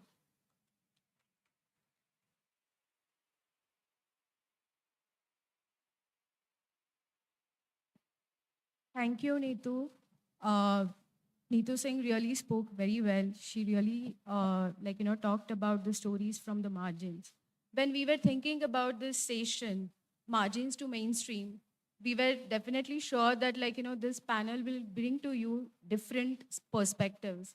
And I think that is what has happened, that they have got very different perspectives on the changing media scape.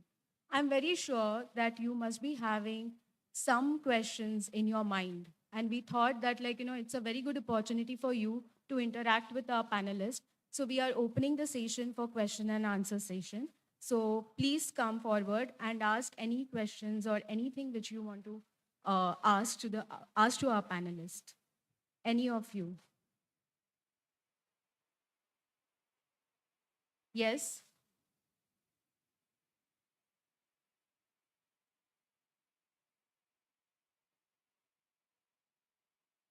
Yes. Please come forward.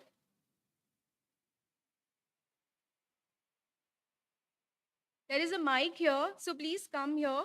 Yeah.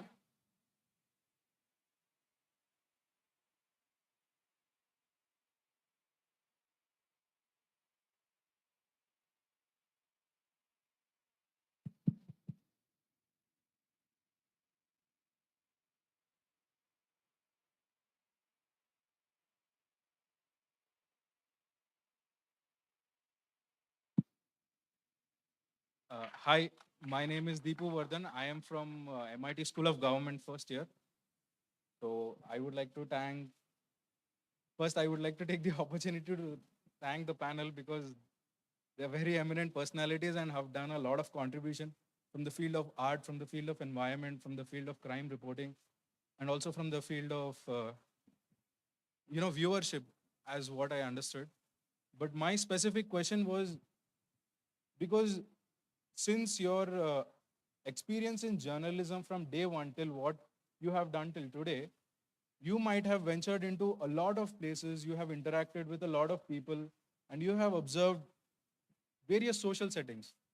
What I want to know is what is the yardstick of peace? What do you think that a place or a community, what makes it peaceful is what I want to know from your experience till today.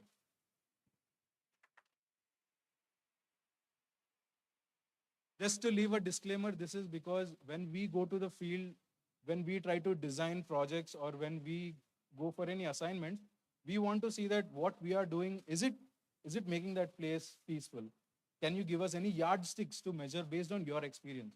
Only thing is harmony. Okay. That's all. There is a harmony in life, there is harmony in family, there is harmony in society, there is a peace. The whole problem is when there is no harmony. और harmony का मतलब ये कि are we ready to understand others? Are we ready to accommodate others? Are we ready to listen to others? Are we ready to ask questions to others? Are we ready to tolerate others? If there is harmony in the society, all these things are exist. But if there is no harmony, why there is a problem in Palestine and Israel? Because there is no harmony. They are not willing to listen to each other. They are not willing to coexist. They are not willing to cohabit. They are not willing to even tolerate each other. That's why there is chaos.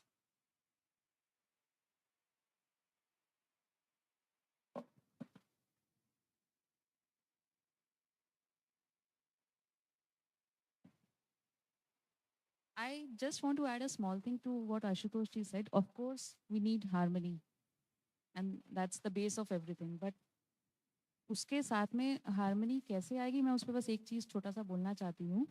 It has to go. It can't be top down. We can't think of what are the things we need, to bring peace in society. हमने कभी लोगों से पूछा कि उन्हें क्या चाहिए? Grassroots upwards हम लोगों ने कभी पूछा नहीं है. If we start asking them, we will know what they need. And if they get what they need, there is harmony and then there is peace. So, yeah, that's just what I wanted to add.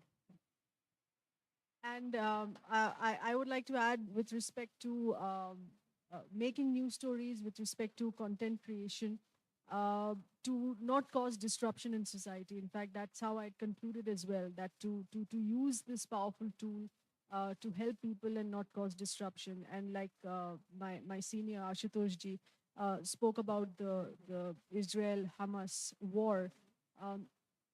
Agreed, there is a lot of violence on ground, there is a lot of animosity on ground, but there is also a lot of spread of fake information, which is worsening the situation on ground. So it is our responsibility as content creators, as journalists, as media people to continuously verify information that we're giving out so that we add to the harmony and we add to peace, even in a situation of war. We work towards that peace.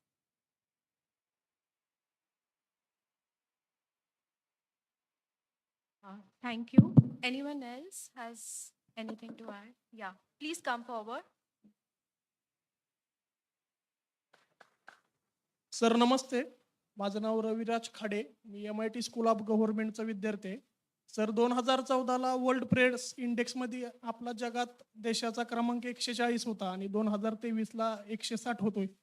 एकीकडे आपण विश्वगुरू होण्याची स्वप्न बघतोय आणि पत्रकार लोकशाहीचा चौथा स्तंभ आहे. मग इकडे आपली आकडेवारी दिवसेंदिवस खाली का होत चालली?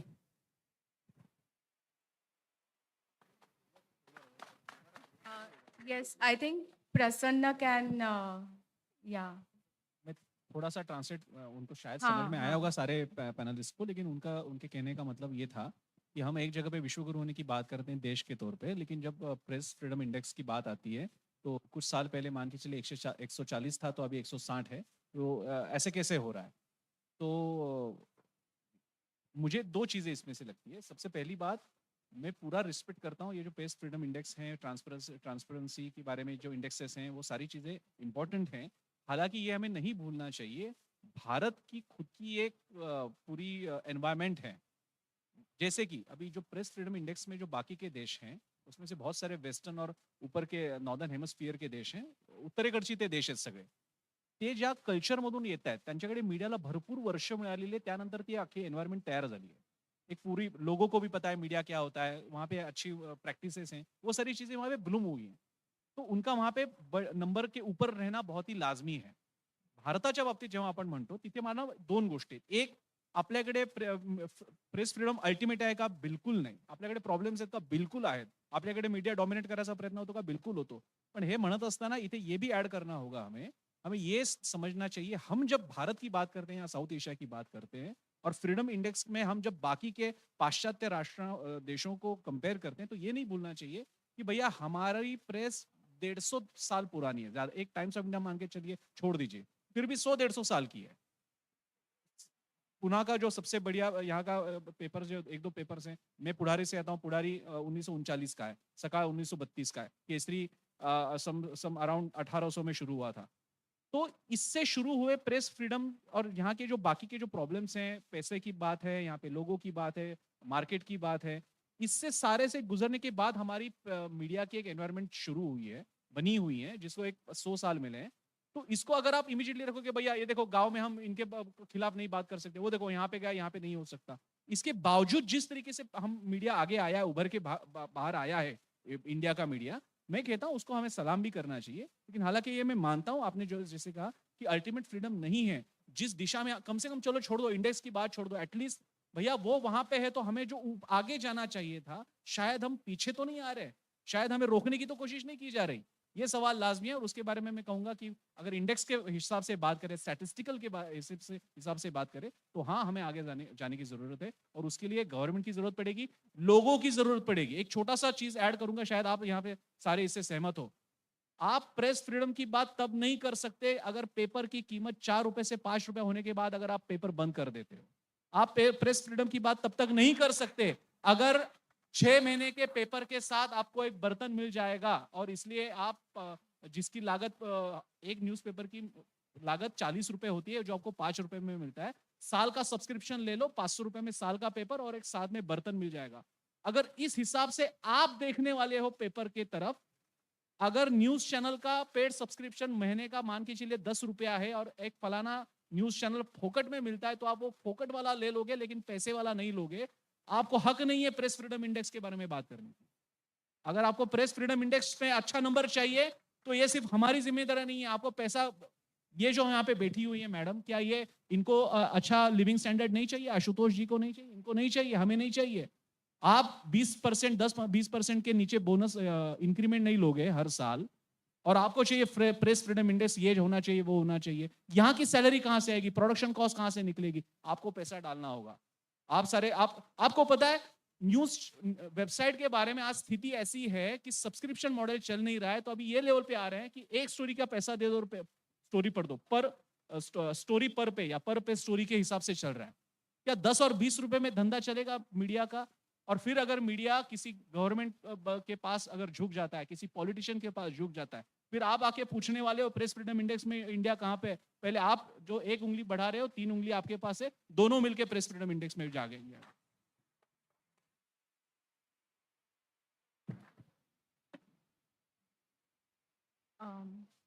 Okay, I think no one else has any question. Okay. Oh, I'm so sorry. Yes.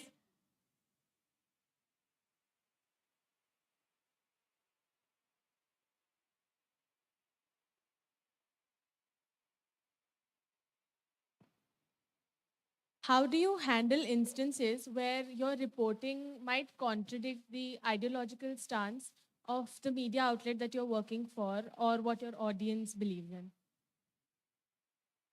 Anyone from the panelist? आपका सवाल ये कि विचारधारा के साथ साथ मीडिया रिपोर्टिंग कैसे हो सकती है, यही ना? जी, अगर आपका पर्सनल ओपिनियन जो है, आप जो रिपोर्ट कर रहे हैं, what if it's in contradiction? क्योंकि एक बात तो हमको मान के चलनी पड़ेगी कि हर आदमी की एक अलग विचारधारा होती है. इसलिए एक खबर होती है और 10 अखबार होते हैं, 10 अखबार अपने अपने तरीके से उसको रिपोर्ट करते हैं. वो इसलिए रिपोर्ट करते हैं क्योंकि हर आदमी की, हर अखबार की, हर इंस्टीट्यूशंस की अपनी एक अलग सोच होती है. तो उसमें कोई दिक्कत नहीं है. दिक्कत तब पैदा होती है जब हम उसको अपनी विचारधारा के हिसाब से उसको मैनिपुलेट करते हैं, तभी प्रॉब्लम आती है। अदरवाइज कोई प्रॉब्लम नहीं। आज बहुत सारे लोगों को इस बारे में प्रॉब्लम है कि इस देश के अंदर right of the centre media एक आ गया है। मुझे right of the centre media से कोई प्रॉब्लम नहीं, जैसे मुझे left of the centre media से कोई प्रॉब्लम नहीं है। मुझे दोनों से कोई प्रॉब्लम नहीं है। Right of the centre media का अपना एक अलग एजेंडा है। अलग एजेंडा का मतलब उसकी अपनी एक अलग सोच है। जैसे कश्मीर का मसला अगर आप ले लो, लेफ्ट ऑफ द सेंटर के लिए कश्मीर एक ह्यूमन राइट्स का इशू हो सकता है, सेल्फ डिटर्मिनेशन का इशू हो सकता है, ऑल्टरनेट पीस का हो सकता है। उनके लिए वो नेशनल सिक्योरिटी का मुद्दा हो सकता है, उनके लिए वो आतंकवाद का सवाल हो सकता है, उनके लॉ एंड ऑर्डर का इशू हो सकता है। मुझे दोनों नैरेटिव से कोई प्रॉब्लम नहीं है। मुझे प्रॉब्लम तब होती है जब कश्मीर में कोई घटना होती है और हम उसको मैनिपुलेट करके झूठ लोगों के सामने करते हैं, तभी प्रॉब्लम होती है। मुझे तो हिंदू अखबार पढ़ने में भी मजा आता, मुझे टाइम्स ऑफ इंडिया पढ़ने में भी मजा आता, और मुझे जो तमाम वेबसाइट्स हैं उनको भी पढ़ने में मजा आता। मैं अल जजीरा भी देखता हूँ, मैं CNN भी देखता हूँ, मैं BBC भी देखता हूँ, मुझे कोई प्रॉब्लम नहीं आती। जो बात अभी शहर ने कही वो इंपॉर्टेंट बात है। जब फेक न्यूज करने लगते हैं, आज की तारीख में बहुत सारे टीवी चैनल्स जो हैं वो फेक न्यूज करते हैं, फैक्ट को मैनिपुलेट करते हैं, झूठ को सच बनाने की कोशिश करते हैं, तब प्रॉब्लम होती है। हम अगर कहेंगे कि मेरी विचारधारा है और मैं अपनी विचारधारा के हिसाब से कहूंगा तो उसमें गलत कुछ नहीं है। गलत तब होगा जब मैं अपनी विचारधारा के हिसाब से आपके सामने गलत तथ्य रख के गलत चीज साबित करने की कोशिश करूंगा। मुझे लगता है ये इंपॉर्टेंट बात है, क्योंकि जर्नलिज्म में एक चीज सैक्रोसैंक्ट है, उसके अलावा कोई चीज सैक्रोसैंक्ट नहीं है, वो है fact. Yeah if you are truthful to the fact, अगर आप you are truthful to the fact, आपकी सारी समस्या का समाधान हो जाएगा। आप इंडिपेंडेंट जर्नलिज्म भी करोगे, आप क्वालिटी जर्नलिज्म भी करोगे, आप अच्छा जर्नलिज्म भी करोगे, और आप ऑब्जेक्टिव भी रहोगे। But if you are not truthful to the fact, फिर आप कुछ नहीं कर सकते, आप पत्रकार नहीं हो सकते, आप सब कुछ हो सकते। Thanks, Ashutosh ji, for that answer. We are running out of time, so we will just take one last question. Yes, okay. Sure. Thank you for the great session that we had. It was really insightful. So my question is to all panelists. Yesterday I was reading a report by the New York Times, and the headlines of that report changed thrice. In about a span of 4 hours, the same headline was changed thrice, and the content of the report was manipulated again and again. So in the first one, the headline stated that Israeli strike kills hundreds. And then the headline suddenly changed to at least 500 dead in blast at Gaza hospital. Palestinians say. So that was the report which said that 500 killed, and that was the statement by Palestinians. And then later the same headline read that people have been killed, and the statistics of the people who have been killed. Say, for example, first they gave the number 500 people dead, then they removed the statistics. So in this situation where people have been kept, in a loop where they don't know what's actually happening, how do we identify the difference between facts and a narrative propaganda that is being put up over there? So as a reader, I saw the same report thrice and I saw 3 different things. So it felt as if a narrative is being seeded inside me. So how do we identify between what actually is news and what is a narrative which is being put up into us? So how do we develop that news sense, as they say? You're talking about Al Mamdani blast, जिसमें 500 से ज्यादा लोगों के मरने की खबर है। ये जो डेवलपिंग स्टोरीज होती है, ये उसकी प्रॉब्लम है, क्योंकि गाजा में जो इलाका है वहां पे आज की तारीख में बहुत कम पत्रकारों के एक्सेस है। तो जो पहली खबर आई थी, क्योंकि रात को करीब 11 बजे के आसपास कल खबर आई है, तो पहली खबर ये आई है और उसका इंप्रेशन ये था कि एक जगह एक हॉस्पिटल में ब्लास्ट हुआ है और शायद इजरायलियों ने ब्लास्ट किया है और वहां पे 500 लोग मर गए। That was the first impression. उसके बाद इजरायलियों ने उसको कॉन्ट्राडिक्ट किया, उन्होंने कहा कि हमने पूरी तरीके से चेक किया, और चेक करने के बाद हमें ये पता है कि हमने नहीं किया है, बल्कि ये किसी हमास ने या इस्लामिक जिहाद ने किया है। अब ग्राउंड पे रिपोर्टर शायद नहीं होगा उनका, और आई बिलीव कि बहुत कम लोगों के रिपोर्टर वहां पे हैं। मैं ये नहीं कह रहा हूं कि न्यूयॉर्क टाइम्स ने खबर को मैनिपुलेट किया, जैसे जैसे खबर डेवलप हुई वैसे वैसे उन्होंने ऑनेस्टली उसको रिपोर्ट किया। अदरवाइज फिर वो 3 अलग तरीके की बातें नहीं करते वो। क्योंकि अभी जो मैं जेरूसलम पोस्ट देख रहा था, तो जो IDF है, जो इजरायली डिफेंस फोर्स है, उसने ये बाकायदा वीडियो निकाल के ये क्लेम किया है कि जो हॉस्पिटल है उसके बगल में एक सिमेट्री है, वहां से इस्लामिक जिहाद के लोग ब्लास्ट कर रहे थे, वो ब्लास्ट गलत जगह पे जा हुआ जिसकी वजह से ब्लास्ट हुआ, ये उन्होंने किया है। अब एक पत्रकार का काम क्या है कि इनका वर्जन है और ये फैक्ट, वो तीनों आपके सामने रख दें, यू चूज। तो I will not say that New York, because New York times, I follow New York times, New York times का अपना एक पर्सपेक्टिव है, वो मैं जानता हूँ, वो पर्सपेक्टिव आपका भी, अल जजीरा का एक पर्सपेक्टिव, वो बिल्कुल अलग पर्सपेक्टिव है। बट मैं ये नहीं मानूंगा कि न्यूयॉर्क टाइम्स ने खबर को मैनिपुलेट करने की कोशिश की। डेवलपिंग स्टोरीज में इस तरीके के कॉन्ट्रडिक्शंस आते हैं। शुरुआत में ब्लास्ट हुआ, तमाम तरीके के, बाद में इन्वेस्टिगेशन हुआ, और अब जैसे कि अभी एक बहुत बढ़िया एग्जांपल है निठारी केस का, भी हम लोग बात कर रहे थे उसके बारे में। आपको मालूम है कि बच्चे गायब हो जाते थे, फिर वहां पे एक नौकर को पकड़ा गया और उसके मालिक को पकड़ा गया, और ये कि वो बच्चों को मार देते थे वो। अब 19 साल के बाद हाई कोर्ट ने कहा है कि उनके खिलाफ कोई केस नहीं बनता क्योंकि कोई सबूत नहीं है। तो अब हम क्या माने? क्या 19 साल पहले सारे पत्रकारों ने गलत किया? हमने भी रिपोर्ट की थी, हमारे IBN7 के लोगों ने भी रिपोर्ट किया था। अब 19 साल के बाद कोर्ट ने कहा कि कोई सबूत नहीं है। सबूत नहीं का मतलब क्या हुआ कि नाउ दे आर इनोसेंट। तो विच इज ट्रूथ? तो ये जर्नलिज्म में ये प्रॉब्लम कभी कभी आती है, और डेवलपिंग स्टोरीज में हमेशा प्रॉब्लम होती है। बट जो अच्छा ईमानदार पत्रकार होगा वो तीनों पर्सपेक्टिव आपके सामने रख देगा। You choose, the reader should choose. If you also see the timestamp, as Ashutosh said, कि developing story. So maybe the first headline you read was earlier, the next headline that you read came 20 minutes or 1 hour later. So if you notice this timestamp of the headlines, because it's developing, so it means that there is more and more information coming in.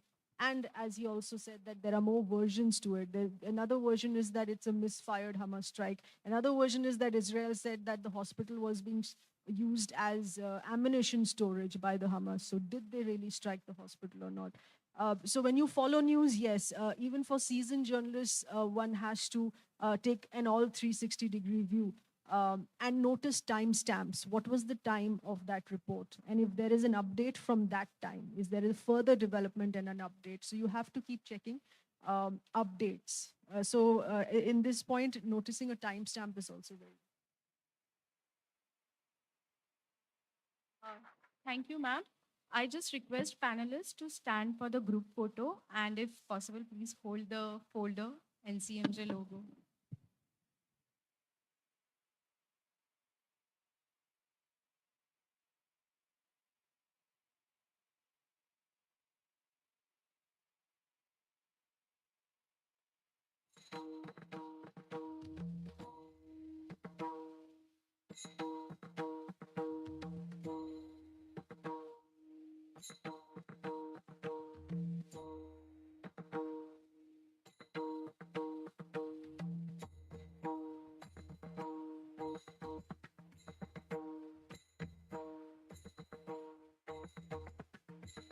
Yeah, I request Dr. Preeti Joshi to come and propose a vote of thanks to our panelists, please.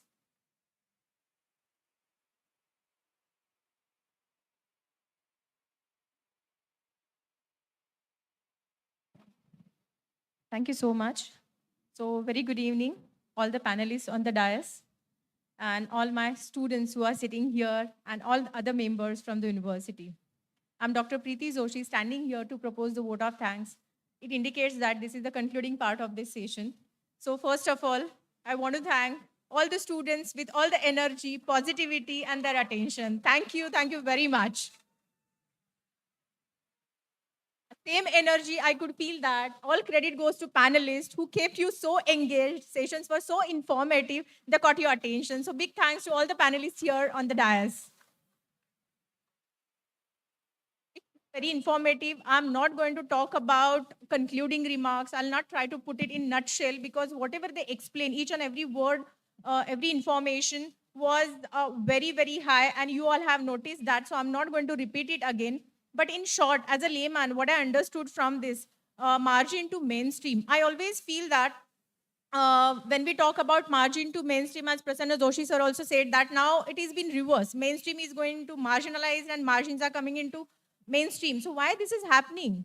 Coin has always two sides. So one side journalists are sitting here and other side is us, we, the viewers, who readers. So we should be very diligent. We should be very mindful selecting the stories. If we keep searching for any sensational news, then such kind of news will be flourished and that will hamper information channels. So we need to be very careful and mindful. So I think margin to mainstream, we are also equally responsible and we should take the onus of this. And I think through such kind of sessions, all will be very diligent and mindful while taking the information. Second point, I just want to talk about why do we call any news channel or any article, it talks about story. Why it is called as story? Because each story has the narrative and we all should be very mindful to understand the narrative of each and every story. So with this, I first of all thank our university, MIT World Peace University, for organizing such a wonderful conference for all of us who are not only from media and journalism, but for all the common people who will be attending this. So, Vishwanath Karad sir, our executive president Shri Rahul Karad sir, our executive director Aditi Karad ma'am, big thanks to all of them for supporting us for this conference. I do thank our Vice Chancellor R.M. Chutney sir, Registrar Pokre sir, Dheeraj Singh sir, who is Associate Dean for Media and Journalism, for organizing such a wonderful conference. And this is 5th edition we are presenting to all of you. And at the end, why I have kept it at the end? Because these are the people, these are the panelists who made it really, really very enriching and informative to all of us. So first of all, Ashutosh Sarji, then Ravlin Kaur, Sheher Zaman, and all the dignitaries sitting on the dais. Big, big thanks to all of them. And I think big round of applause to them. So with this, I declare that this session is over. Thank you very much.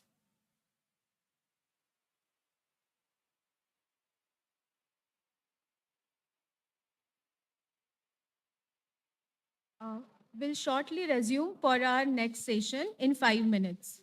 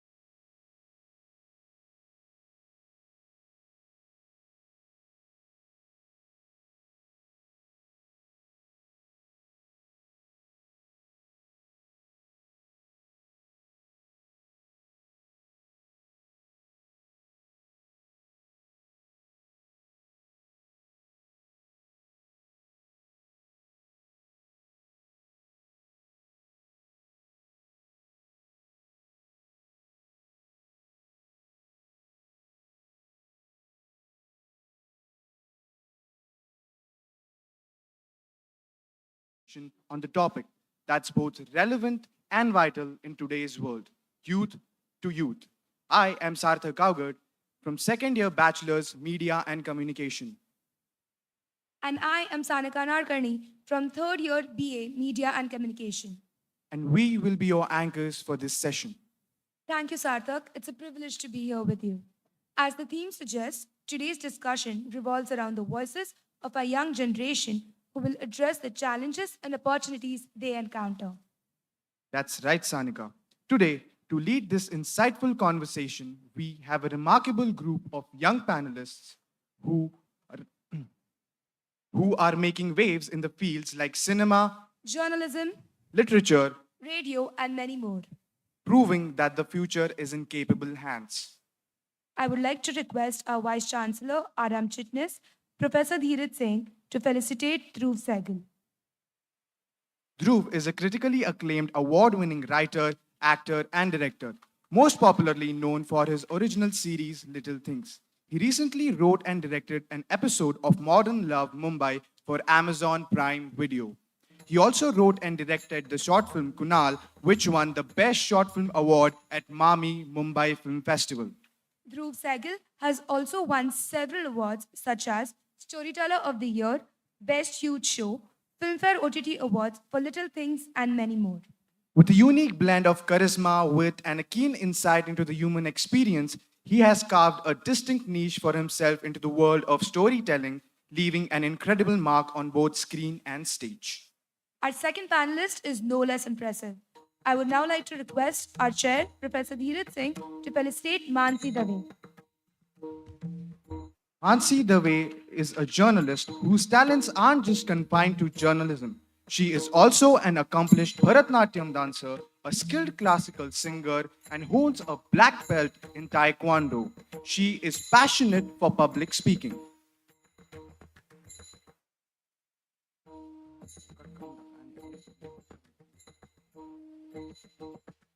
Moving ahead, I would like to request to please felicitate our next eminent guest, Saksham Garg. He is the author of the record-breaking mythological fantasy novel Samsara, Enter the Valley of Gods. A national bestseller, Samsara was highly praised by Dr. Shashi Tharoor. I would like to request everyone that it's a great opportunity for you all to get an author-signed copy of Samsara. You might get it right outside the auditorium, so please grab one. We welcome you, sir.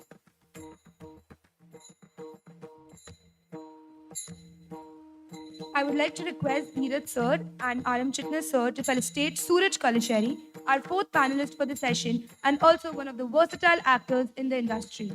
Suraj Kolacheri holds a master's degree in management from Rajagiri Business School and a PG diploma in acting from the School of Film and Television Institute of India. Some of his works are Kabil, The Great Escape, Little Things Season 4, and Sadharan. I would like to request Mr. Dheeraj Singh sir to felicitate RJ Sangram Khopre. RJ Sangram has been one of India's top radio jockeys for the last 21 years.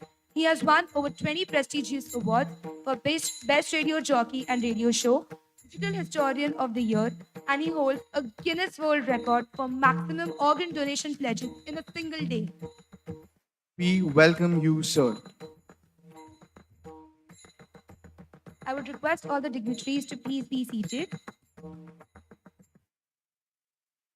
With an outstanding group of young talents, let's dive into the heart of youth to youth. I would like to hand over the mic to the chair of the session, Professor Dheeraj Singh.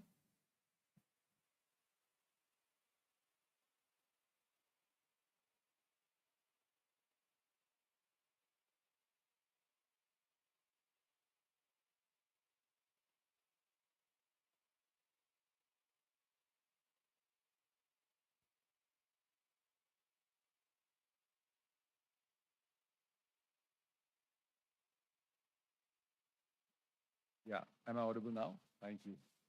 So you must be wondering why we have such an eclectic group of young people, very inspirational young people in our midst. But the whole idea of today's panel is how to take this journey ahead. A lot of you are in second year or first year or even started your journey in the university and have many questions as to how a media and communication career will take off, which is exactly why we have a sterling panel of people here who have made storytelling their mainstay. Even though they come from different backgrounds, some of them have done engineering, some of them have had books publishing experience, and some of them have TV experience, yet storytelling is the one thing that unites them and brings them together at the forefront of being newsmakers, especially as inspirational figures for you. So before I begin, I'd like each one of them to give us a sort of window and insight into how they came into what they're doing today. And no particular order, I'd like to follow the alphabetical order. So with that, I would ask Dhruv Sehgal to come up and tell us a little bit about his story, how he came into doing what he's doing today. Dhruv.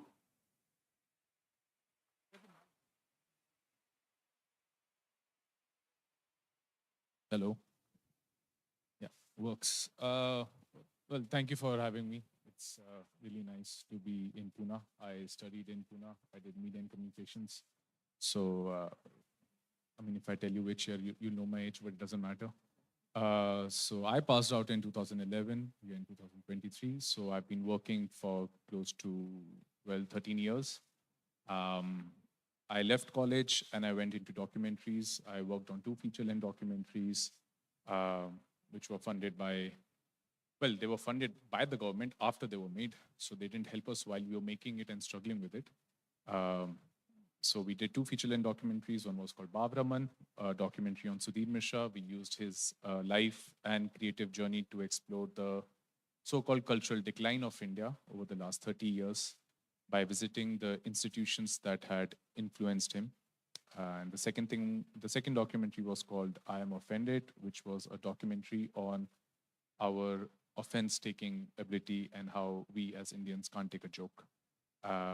So I did that for 5 years, 4-5 years, and then I was jobless for 6 months, and I had some money, so I was trying to make my own web show. That didn't take off. I ran out of money. But we converted those web shows into a bunch of 2 short films, which went around the world and they got awards. And then I joined a company called Pocket Aces, which ran Filter Copy and Dice Media. I was working with them for 3 years.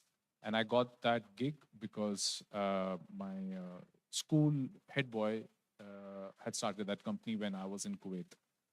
So, Mota Baat Choti. And the first job that I got was because my school senior told me that you should write honestly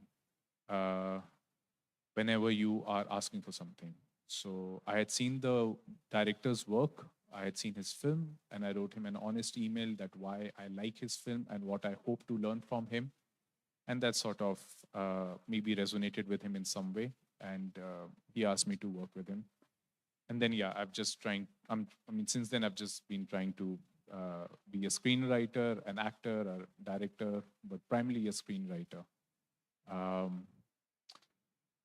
But that's the journey. It's and those are this is like the highlights of the match, but this is not about the grit of it. I think these are, maybe I've just told you about the majorly 5-6 days of my life.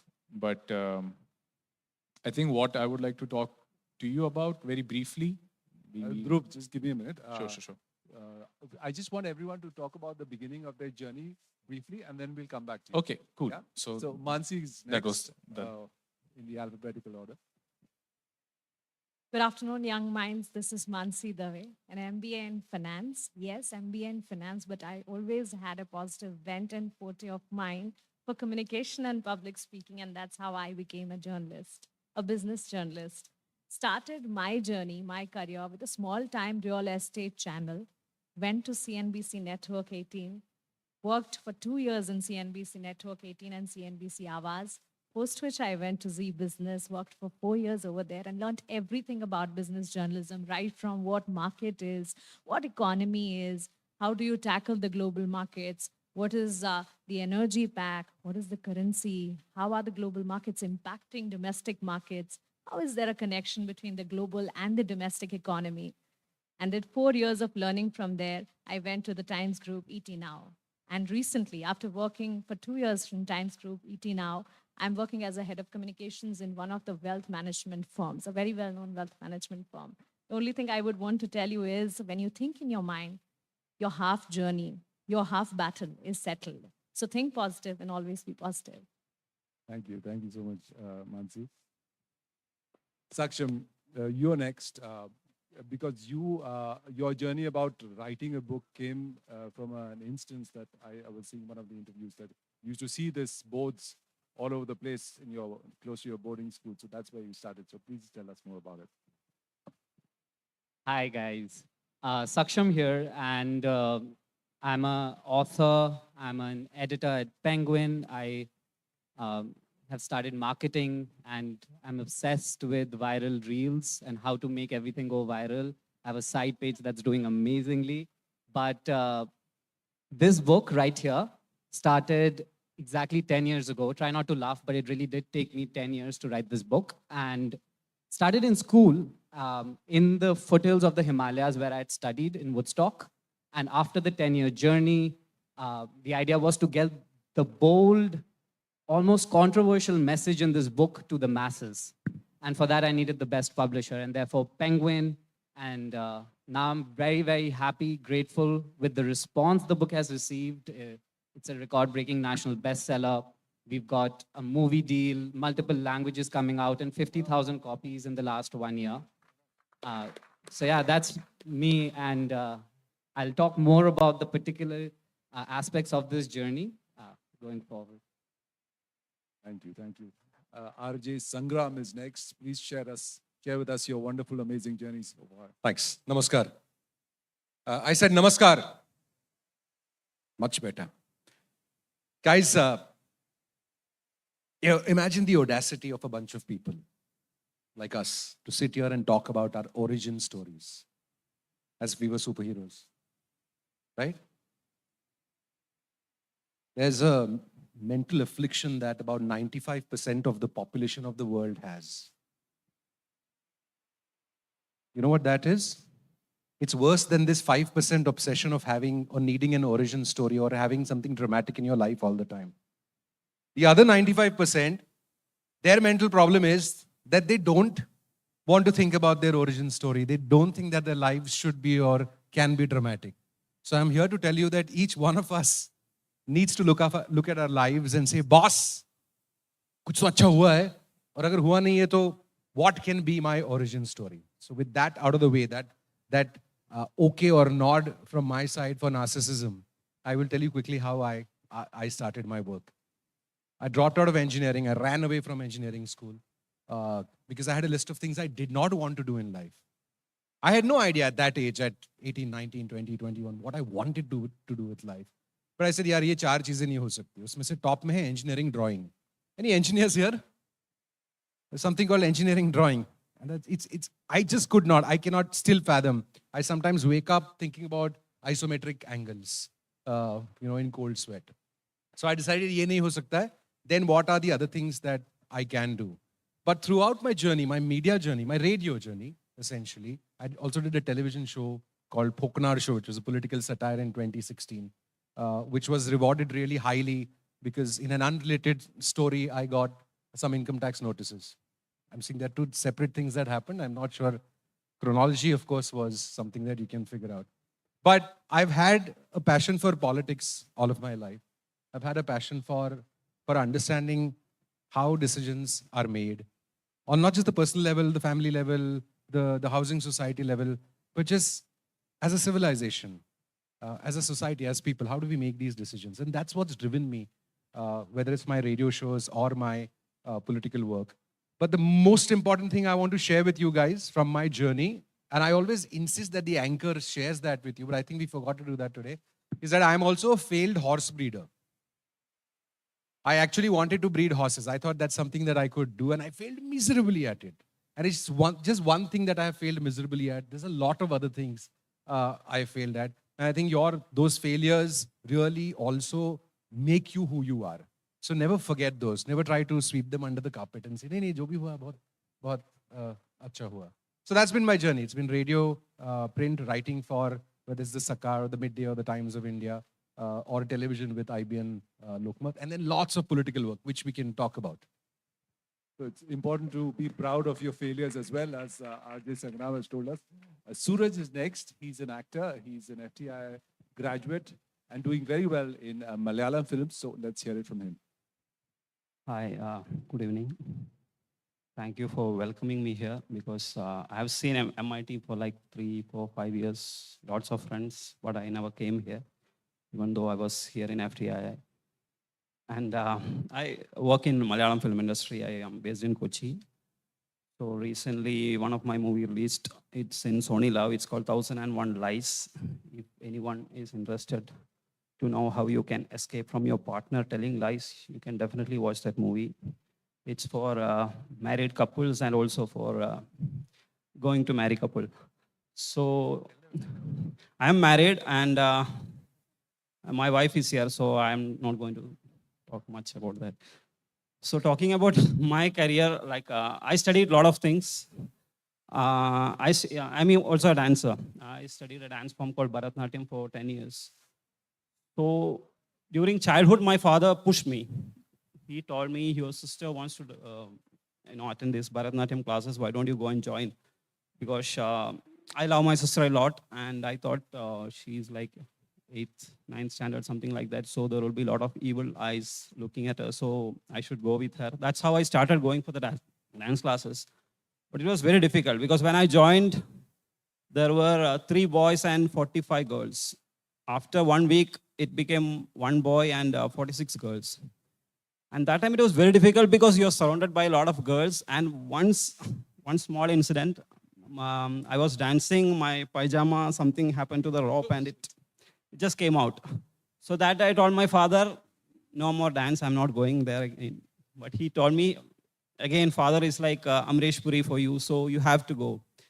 So I continued the dance sessions. And, only after, turning 15 or 16, I found it very interesting because you're surrounded by a lot of girls. So before that, whenever sir is calling you for classes, I would say, no, sir, today my leg is paining because some India-Pakistan match will be happening that day.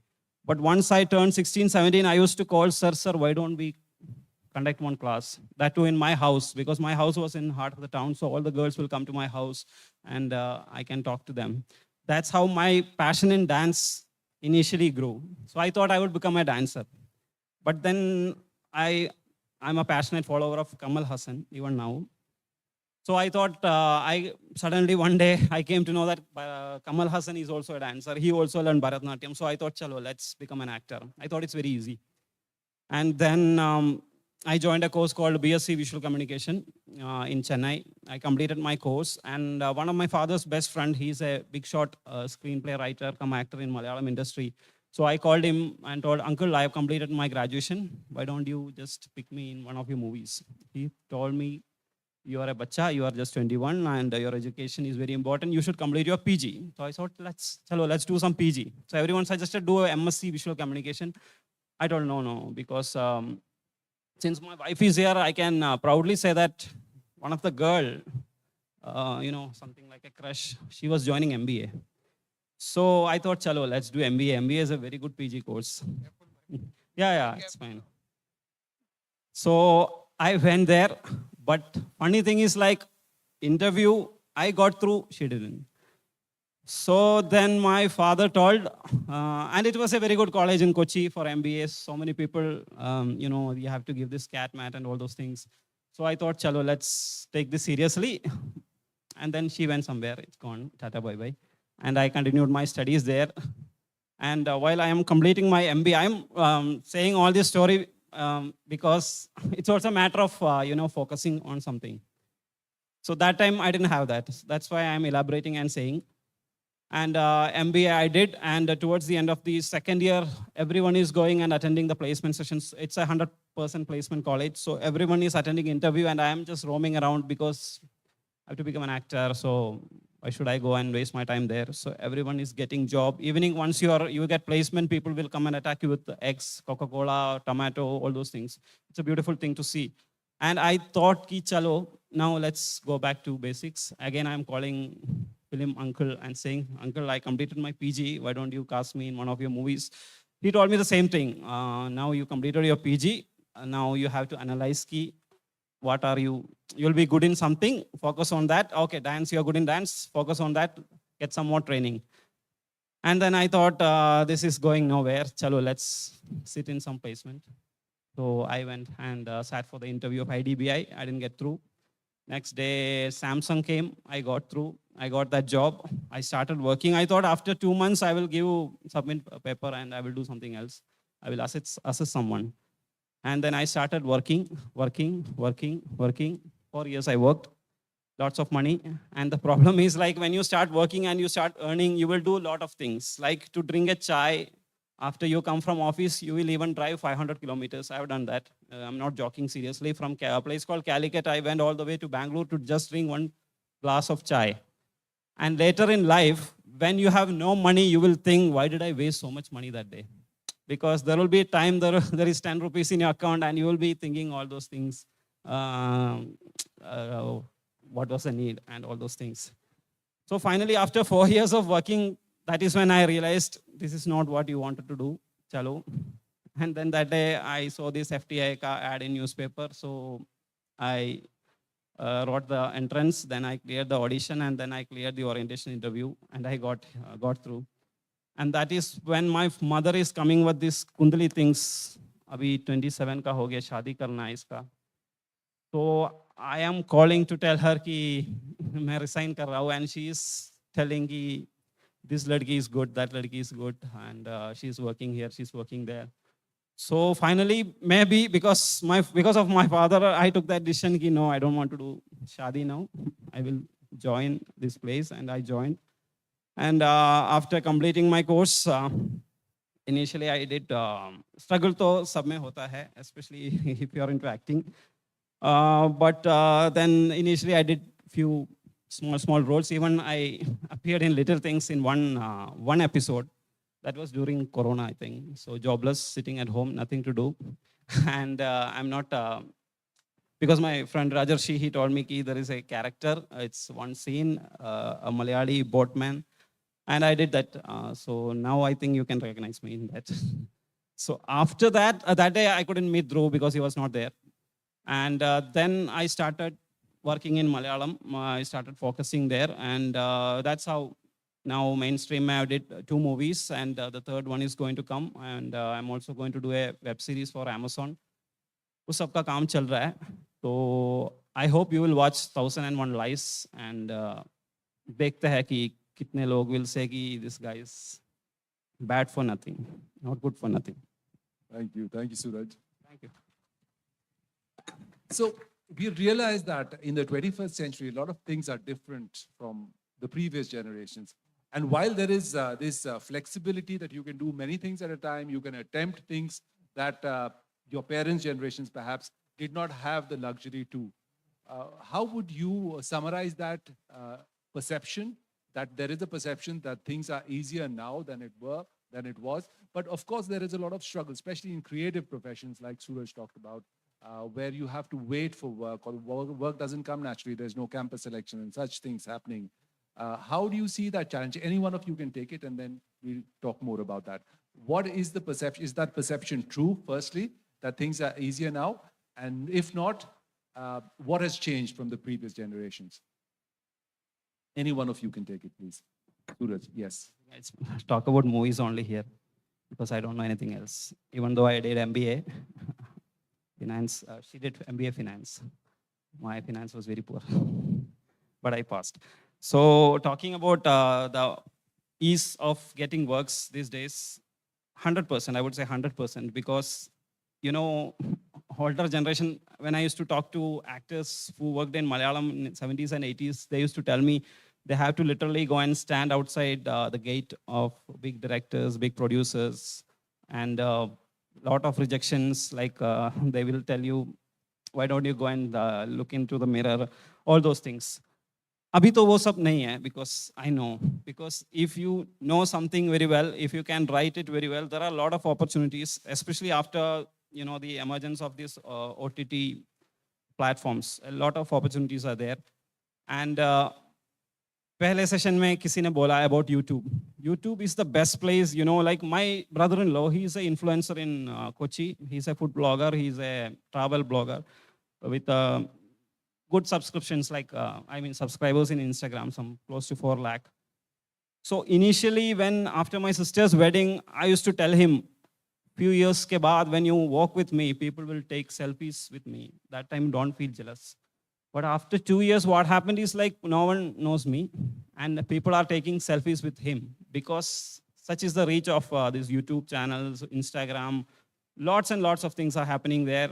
You can talk about anything, and sensibly, if you talk, really, it will take you to far, far, far places. Same is happening with movies also. Like if you come up with a very good script, 100% you will find a good financier, 100% you will get a good platform. Like the movie which I did, I'm talking about 1001 Lies, उसमें 90% of the people are newcomers. जिसने पहले कुछ नहीं किया है, किसी ने bank में काम किया है, someone was a lawyer, someone is a doctor. So we came and we made a movie, and Sony Live dekha, and they told, we want to buy this movie. Please don't give it to theaters. We are ready to buy this movie. That's how wo ho gaya. And based on that, you are getting your next work. So ye, not only in films, in any field, now it's very easy. तो उसमें आपको किसी, जैसे sustaining is a very difficult thing. Like you say, हम सब बोलते हैं about nepotism. Like you talk about a good actor, and you say, iska beta hai, that's why he's there. I can say that, but I'm wrong, because he's there because of his talent only. Just because my father is a politician, I cannot go and become Prime Minister of the country. Same way, you have to do some work sensibly. वो कर रहे, लोग कर रहे. You take any big star here, ऐसे करके ही आया है. So what I'm trying to say is like, जो काम आपको वो initial opening definitely you will get. वो तो है, it's there now. Nowadays it's very easy. पुराने time का तो अलग story था. We all used to make fun of our father, saying कि he used to say कि मेरे बचपन में school I used to walk like 10 kilometers. तुम्हें वो सब करना नहीं पड़ रहा है. But वो reality था. Now we don't know. Like वो reality था, उन्होंने ऐसे करके ही आया था. अभी ऐसा कुछ है नहीं. तो the initial thing is there for you. After that, it's your talent. काम करना है, hard work करना है. It will definitely, it's easy for you. Thank you. Thank you. That's a good point. Yes, Mansi. Well, I second the thought what Suraj just said. And you're right when you say things are easier, because platforms are many these days. One can consider it as a blessing in disguise, but at the same time, we also have to understand that our competition is with the technology. With the chat GPT and AIs of the world, you people will have to be out of the box. You people will have to be innovative enough so that you can beat the competition which you have with the technology. Dhruv, what about you? Yeah, I agree with both of them. I also think what is beginning to happen now is for any artist, for any thinking mind, there is a relationship that you have to have with your own self. And I'm not saying earlier it was easier, maybe it was always difficult, but I can only speak for these times. Because of so much of noise on social media, because of so much of plethora of content which is thrown at you, because of just the nature of lives that we've chosen for ourselves, this particular relationship that one needs to have with themselves as an artist, this I feel sometimes gets compromised, at least for me, and this very relationship is at the crux of any sort of creation. And till the time one is aware of yourself, your being, I think then you can take on these challenges, because I really don't believe that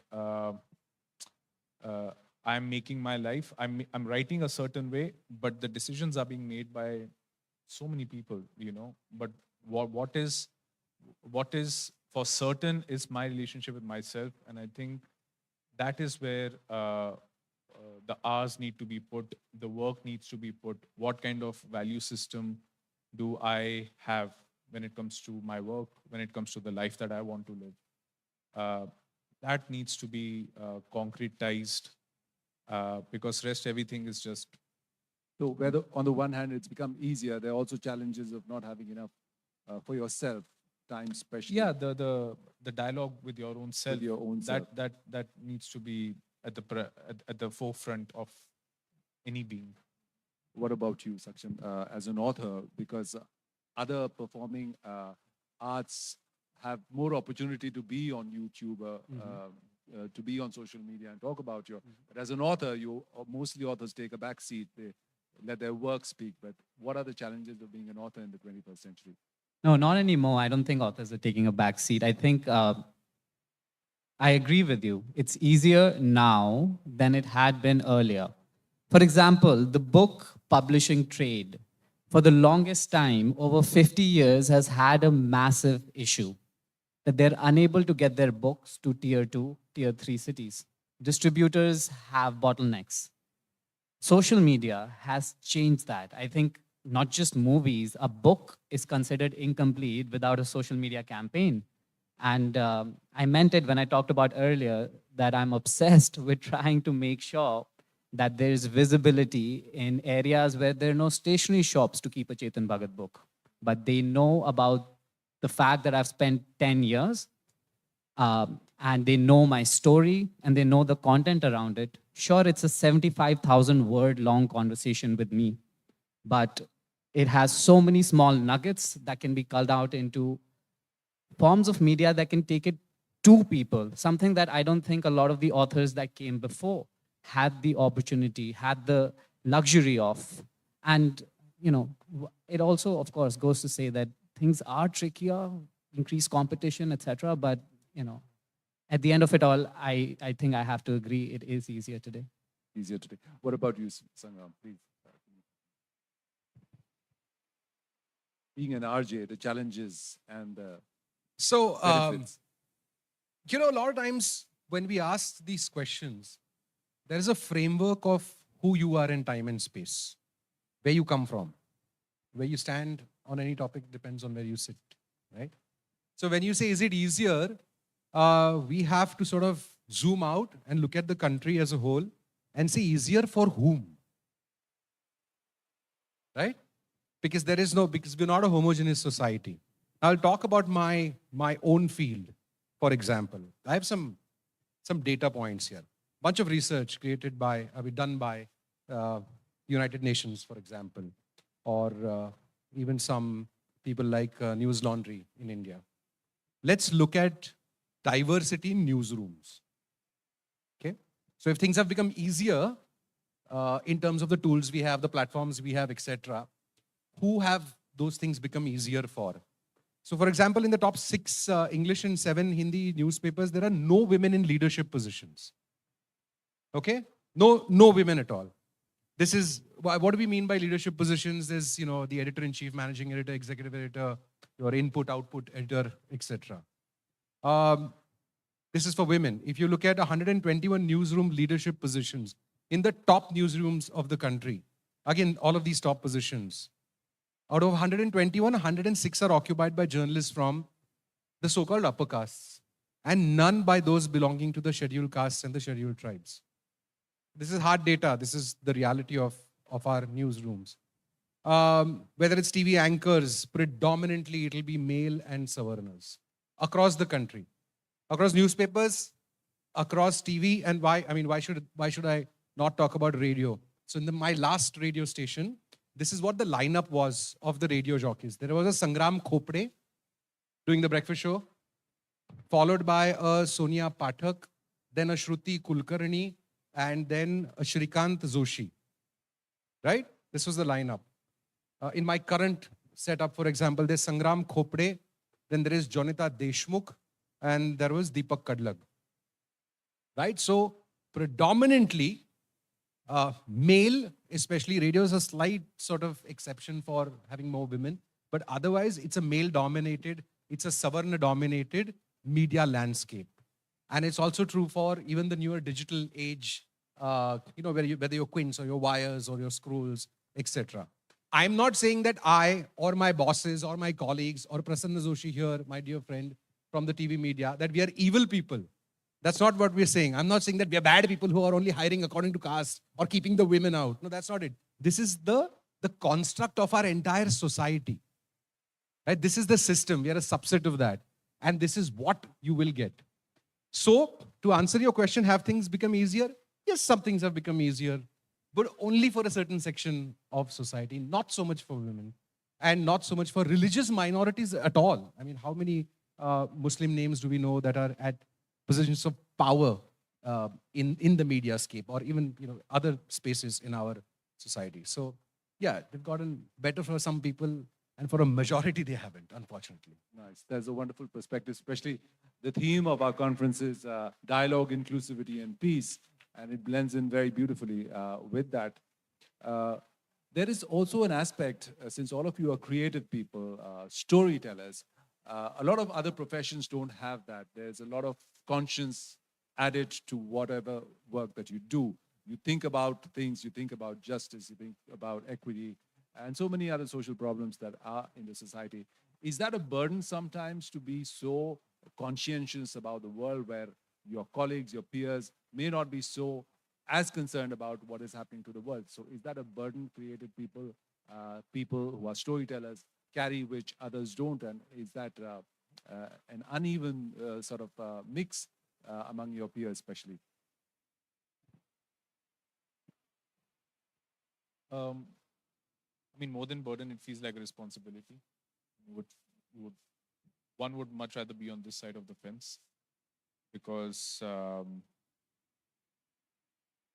mean, there are very few professions who sort of incentivize you for thinking originally, for thinking in ways which are inclusive. And if your stories are doing the so-called right thing, and if you're getting incentivized for it, then just nothing like it. Having said that, this very road anyway is difficult, because it goes against the so-called anti what the masses would like to hear, would want to consume, and would want to keep themselves busy with. But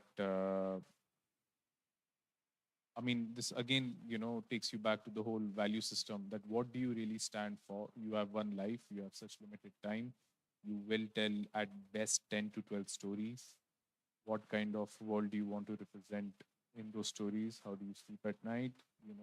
These are questions, and there is no correct answer for this, but these are questions which one should sort of indulge in. But yeah, it's always better for some people to ask questions, if not give answers, because the giving answer sometimes leads to nowhere, because more and more you see a lot of our shows and a lot of our films, they like to sort of sanitize their content to sort of just tick boxes, thoda representation dikha do, thoda women empowerment dikha do, thoda balance kar do caste ka. But they're not, you see a film which is, yeah, it is complete tokenism, but you see a film which is being written and directed by a woman as compared to a man, and you will see the complete change of not just the issue, but the change of tonality and the change of experience. So it is all about how much are you ready to sacrifice for this, if it is even a need for you. If the need is something else, fair enough. But again, it's a question. It is a responsibility, and I think that's a wonderful way of putting it. I'd just like to go to Mansi next, because business journalism is a world where it's all about making money, profits, and so on. Your conscience, I don't know whether I'd like to hear from you. How much of a role does that play in your workspace? So when you say ignorance of people about the burning topics, the burning things around, whether it's a burden or no, I think more than a burden, it's a concern. But gone are the days, because people now have become quite intellectual and rational about what's happening around, and they really want to know, and they really want to understand. And if we talk about viewership, if we talk about public in general, they don't take anything and everything now. They want real content. It's not a burden, a little bit of concern, but I think that is also settling in now because people have become more intellectual.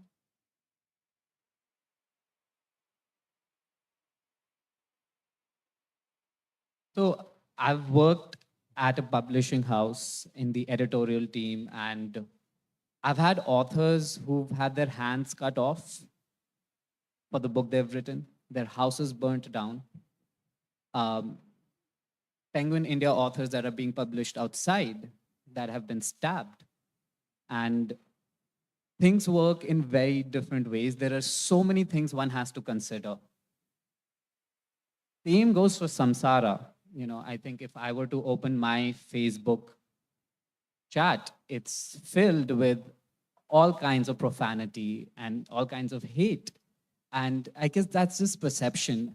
At the bottom of it, you know, you talked about tokenism, you talked about perfunctorily doing things, but this is what I told myself, and I tell all my authors, that at the end of the day, why does your work need to exist?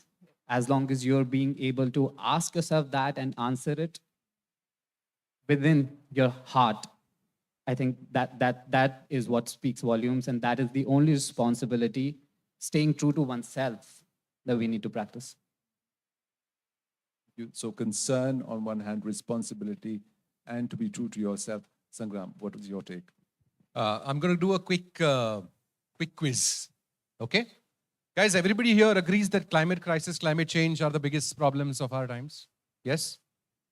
Are bolo na, haan, nahi, kuch to bolo. Ah, yes, good. Don't do our typical head nod.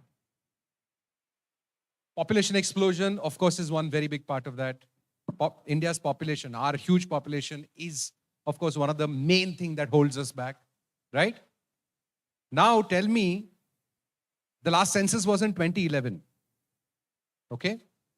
2011, there were 121 crore Indians. I'll give you three options. How many of them were Indian Muslims? Your options are 70 crores, 53 crores, or 39 crores.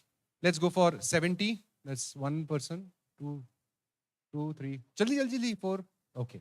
53. A few more. Okay. 39. So here's how the room is divided. About 20% think that it was 70 crores. And the rest is half and half. You guys know what the actual figures are? In 2011, the Indian Muslims made up 14.2% of the population. That came to 17 crores, 17. Satra, not sattar, satra. Right? And of course, the latest National Family Health Survey, because we haven't had a census now because of COVID, etc., and other reasons. The National Family Health Survey says that we are now 141 crore Indians, out of which there are about 20.2 crore Muslims, which is still 14.23%. Now, when this is the reality of a highly educated meeting, right? Many of us are very privileged. It's a privilege to learn, to study in a university like this. But if we are not aware of this basic thing, this basic demographics, this basic makeup of our society, then obviously I'm going to forget whatever discomfort I have, whatever my ideas of creativity are, and say, no, boss, ye pehle kaam karna hai. Ye story batani hai. Whether it's through a radio show, or it's through a book, or a TV show, or a film, if this is where we are as a society, this is what we think. And, you know, we don't have that much time, but I can ask you a bunch of more questions about TFR, total fertility rate. How many children do Muslim women have in our country? And it'll blow your mind what people think is happening and what is really happening, right? So which is why we are at a stage as a civilization, I think, where I don't, as a creative person, have the liberty to sit back and say and think, कि boss, यार, I wish मेरे को ये बहुत मजा आता है करने का, ये खाली पीली का responsibility मिला है. No, this is literally do or die for, it's the soul of this country that's at stake. So there's no question about it. This is what we need to do. It's definitely a responsibility and really a big one, especially for creative, artistic storytellers.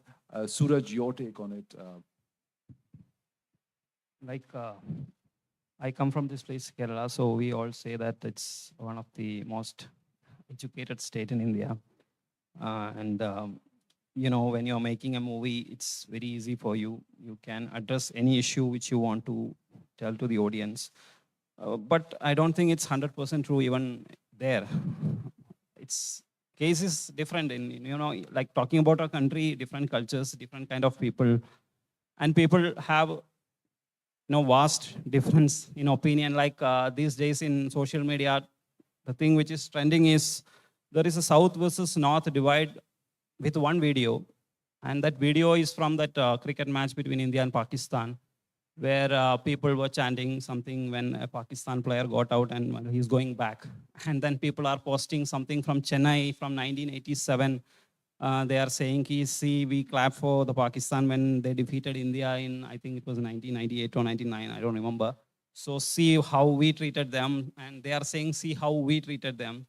So that kind of tussle is going on. But we can't blame both sides. दोनों का होगा जैसे कि उन्होंने ये किया तो हमने ये किया, which these people ने देखा नहीं होगा. Same with like हम बोलते हैं about the state of Punjab and Bengal. They saw the partition और उसका जो after effects. So उनके लिए when India-Pakistan match is something big. But for a person like me coming from Kerala, I would say, क्या let respond, do namaz in ground, क्या problem क्या है. So I will talk like that because मैंने वो सब देखा नहीं है. मेरे like my wife, she's a Punjabi. So the day I went to, going to Sasural, that is another cultural thing in India. Because in Kerala, if you go to your in-laws place for the second time, they will not even look at you. They will say, पहली बार आया तो थोड़ा इज्जत देगा, अभी क्यों देना इसको. But in Punjab, it is like your God is coming from heaven straight away and they will treat you so well. And that is when I went there and they told me they will take me to Wagah border. I'm so happy because I don't have to spend even 1 rupee. Everything will be taken care of. But in Kerala, it's totally different. If you are not spending something, they will say कि ये कहाँ से आया. So there, I'm so happy. So they are taking me to Wagah border. And before going there, I'm saying like, मैं वहाँ जाके क्या देखूँ? What is there in Wagah border? I don't know. But that day, her nani, she was born and brought up in a place called Gujranwala, and she came to Chandigarh in 1947. And she started saying a lot of things. And I was sitting and emotional कि मेरा थोड़ा acting का class भी हो गया उधर, without glycerine tears भी आ गए. तो इट्स बिकॉज उन्होंने वो देखा है, उनके लिए that is something big. Going to Wagah border, seeing that side people dancing, उनके लिए बड़ा है. मेरे लिए इट्स नथिंग बिकॉज मैंने वो देखा नहीं है. तो here I will put up, say some opinion, they will say something else. So what I am trying to say is, जैसे क्रिएटिव फील्ड में भी we talk about creative freedom, सबको एड्रेस करके कुछ बनाना है. It's not easy. It's not at all easy because कोई ना कोई तो बोलेगा कि तुमने ये अच्छा नहीं किया. जैसे one example, in one movie I was acting, the shooting was happening in Dubai. So the thing is, there is a song in Malayalam, it's a funny song, 12 of us are dancing and we are enjoying. So as an actor, you will feel like अगर scene में थोड़ा दारू है तो scene will become good. दारू है means not we can't drink because you're an actor, but you have to show you're drinking, then you can put some extra कि मैं गिर रहा हूँ, मैं ऐसे कुछ कर रहा हूँ, मैं ऐसे पकड़ रहा हूँ. But directors say no, because we are shooting in Dubai, you can't do that. You can't show even a bottle of whiskey in Dubai. So then we will fight with the director saying कि ये क्या है, ये हम, we are not acting. We can say that, but he is the one who has to face so many things. Because you are shooting in Dubai, you have to cut that. Stick to the rules here. ये दिखाना है तो दिखाओ, नहीं तो मत दिखाओ. So next time when I am writing a script, I have to think कि मेरा hero is coming from Dubai. Then I will say नहीं, Dubai नहीं चलेगा. Let's place it in US because there I can show. So different things है consider करने वाला, and it's not possible कि सबको address करके सबको खुश रख के हम कुछ बना रहे. जैसे people will divert also so many things. One more example I would quote is like YouTube. We all watch news channel. Like sometimes रात को नींद नहीं आते कि you're working in the morning, you come back home around 10 p.m. and next shift is next day. So night you are sitting and watching some news channel, and at 3 a.m. in the night, I can see lot of messages नीचे जो लोग type करते हैं. आई don't no, मुझे अभी भी पता नहीं कि वो लिटरली लोग टाइप कर रहे हैं या कुछ सिस्टम जनरेटेड है जहाँ लोग कुछ बोलते रहेंगे. Someone is abusing government, someone is, वो रात को 3 बजे चल रहा है.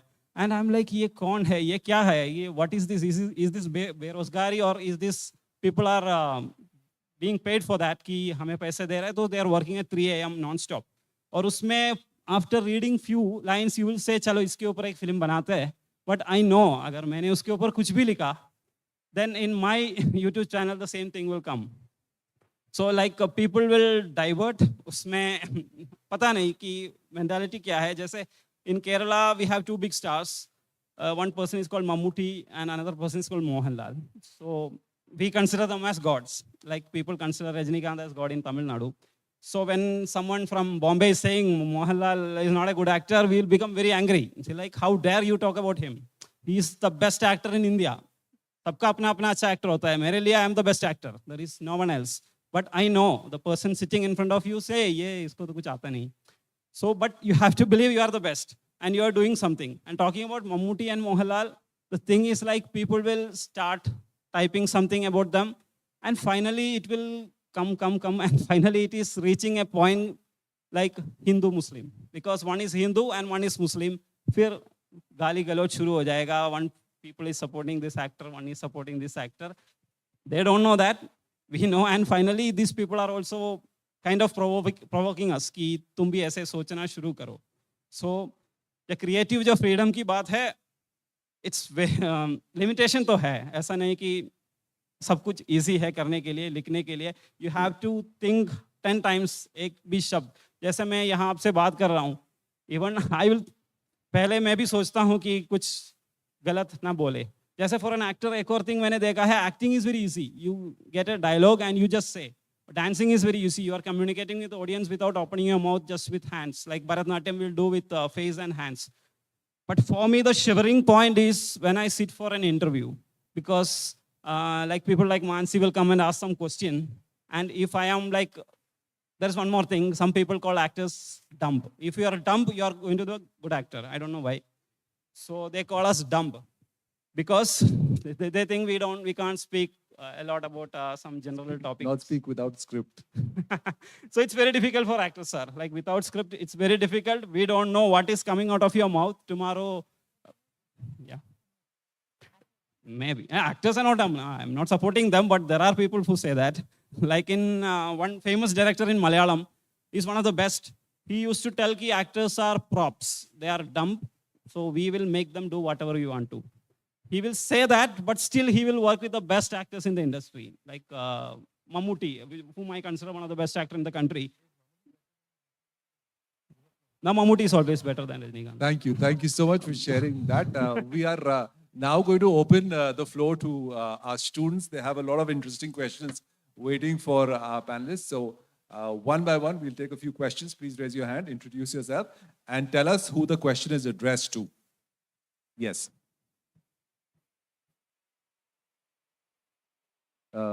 Yeah. Or come forward and ask your question.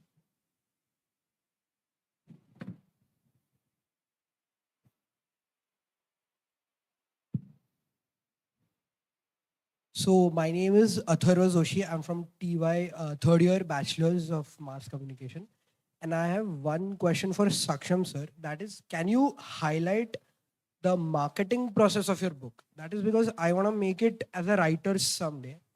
And I have another question for you. That is, so I also want to be a screenwriter.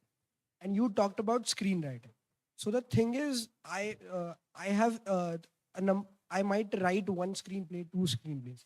But how do you get these screenplays out there? How do you start as a screenwriter? How do you start as a screenwriter? I'll start. Big publishing houses have cookie cutter plans. They're often very huge. But as we talked about earlier in this panel, what has changed in the industry of Indian book publishing is that authors are willing to travel from Delhi to Pune and interact with people one-on-one, right? I think that primarily, in retrospect, has been the biggest differentiating factor for whatever relative success Samsara has. You'll have digital plans, you'll have reviews, you'll have the lot, all of the stuff you can find online. What you won't be able to is the value in one-on-one interactions. This is my 4th trip to Pune post the launch of Samsara. And I think since then, the people that have stayed, the people that have read are the individuals that I had a chance to interact with that perhaps took more than just a product. They took a memory with a sign in it. So I think that's what's make a difference. And I think it's a bit rich of me to say that. It's not perhaps possible for everyone, individuals that are willing to, that can't necessarily get out of their Landour cottages, perhaps, and come down. But I think as Dhruv mentioned earlier as well, we have to find time with that internal conversation as well. But in today's day and age, you've got to find that balance. You've got to be able to travel and then go back, dive straight into that writing process as if you have been writing for the last 1 week undisturbed. If you can balance the two, I think you'll have a recipe of success on your hands.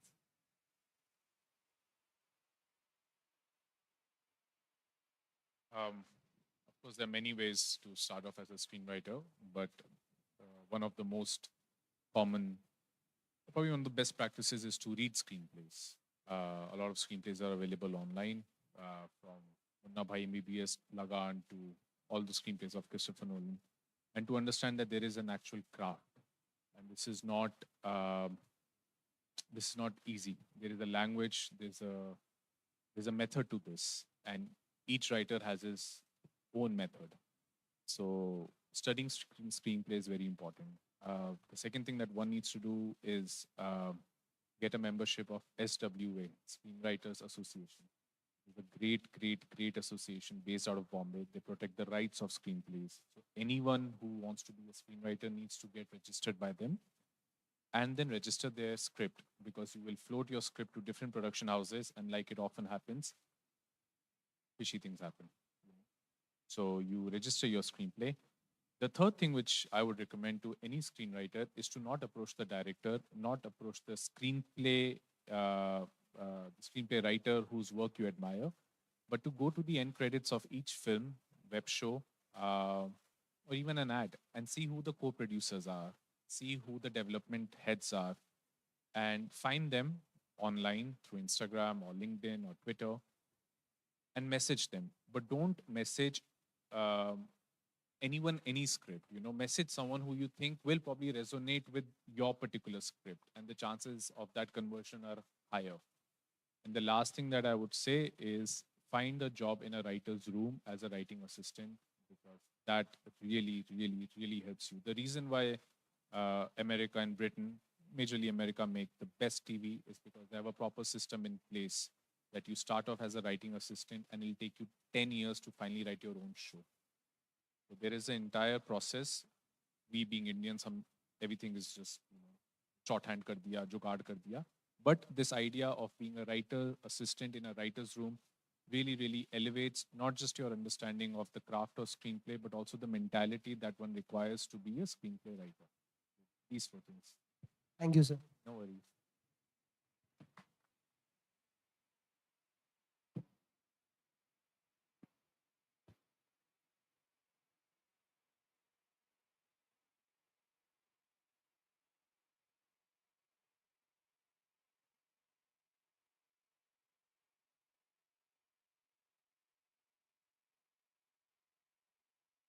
Hello, everyone. My question is to all the panelists. So what is the role of diversity and inclusivity in the media? And how can emerging professionals contribute more inclusive representations in the industry?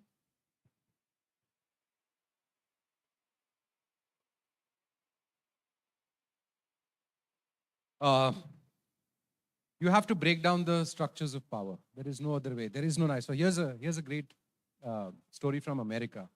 76% of diversity, equity, inclusion officers, these are people who are hired to ensure that in that organization there is equality, equity, right? 76% of those officers were white males. about 4%, 3.5% were blacks. You understand what the mockery that people will make and just do some kind of tokenism and say, हाँ नहीं नहीं हम ये करेंगे वो करेंगे. So you as a young person has to of course understand your own privilege, whatever that may be, depending on where you come from, where you were born, etc. And you have to ask that these things become a political issue. Where even in the private sector, we ask people, is there diversity at the top? I don't care about diversity on the bottom, obviously. जहाँ power है, जहाँ सत्ता है, जहाँ सत्ता का केंद्र है, वहाँ पे diversity है क्या? वो हमें demand करना पड़ेगा. And which starts from, let's say, the hot political topic right now is a caste-based census, for example. These are things that we have to drive and say, okay, this can be a political issue. That's the only way to get diversity. No amount of, presentations by MBA, sorry guys, people is going to help it unless you demand and make it a political movement. टाळ्या, political म्हटलं की टाळ्या वाजल्या पाहिजे लगेच. Hi, I am Arya. So earlier ma'am was talking about how ChatGPT or AI does the work for creativity. Now all of you, this question is for all of you. How do we overcome that? How do we overcome the creative block that we have? Like us as writers and young filmmakers, we want to present something new. We want to bring something new to the table. But then again, there's the AI. It has everything. So how do we overcome that? And yeah, that's pretty much it. Thank you. So thought-provoking है ना ये सवाल कि Can I just add on to that question? Please do. So I just want to ask, like, adding on to it, how do we compete with industry giants who are also, like, very well known and a tad bit problematic, like Colleen Hoover or like J.K. Rowling or anyone? So along with AI, this is also a very, imposing thing for us as writers. So how do we overcome that?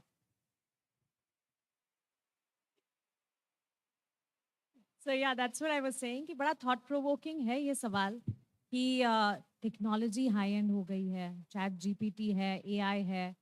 अब एक individual इसे beat कैसे करें? But trust me, you have to keep learning and you have to have trust in yourself. 8 साल पहले जब मैंने भी आप ही की तरह कॉलेज से शुरुआत की थी, कॉलेज से चली थी और करियर के लिए आगे बढ़ी थी, ऐसे ही कुछ सवाल थे कि कैसे शुरुआत करूं, कहाँ जाऊं, क्या करूं.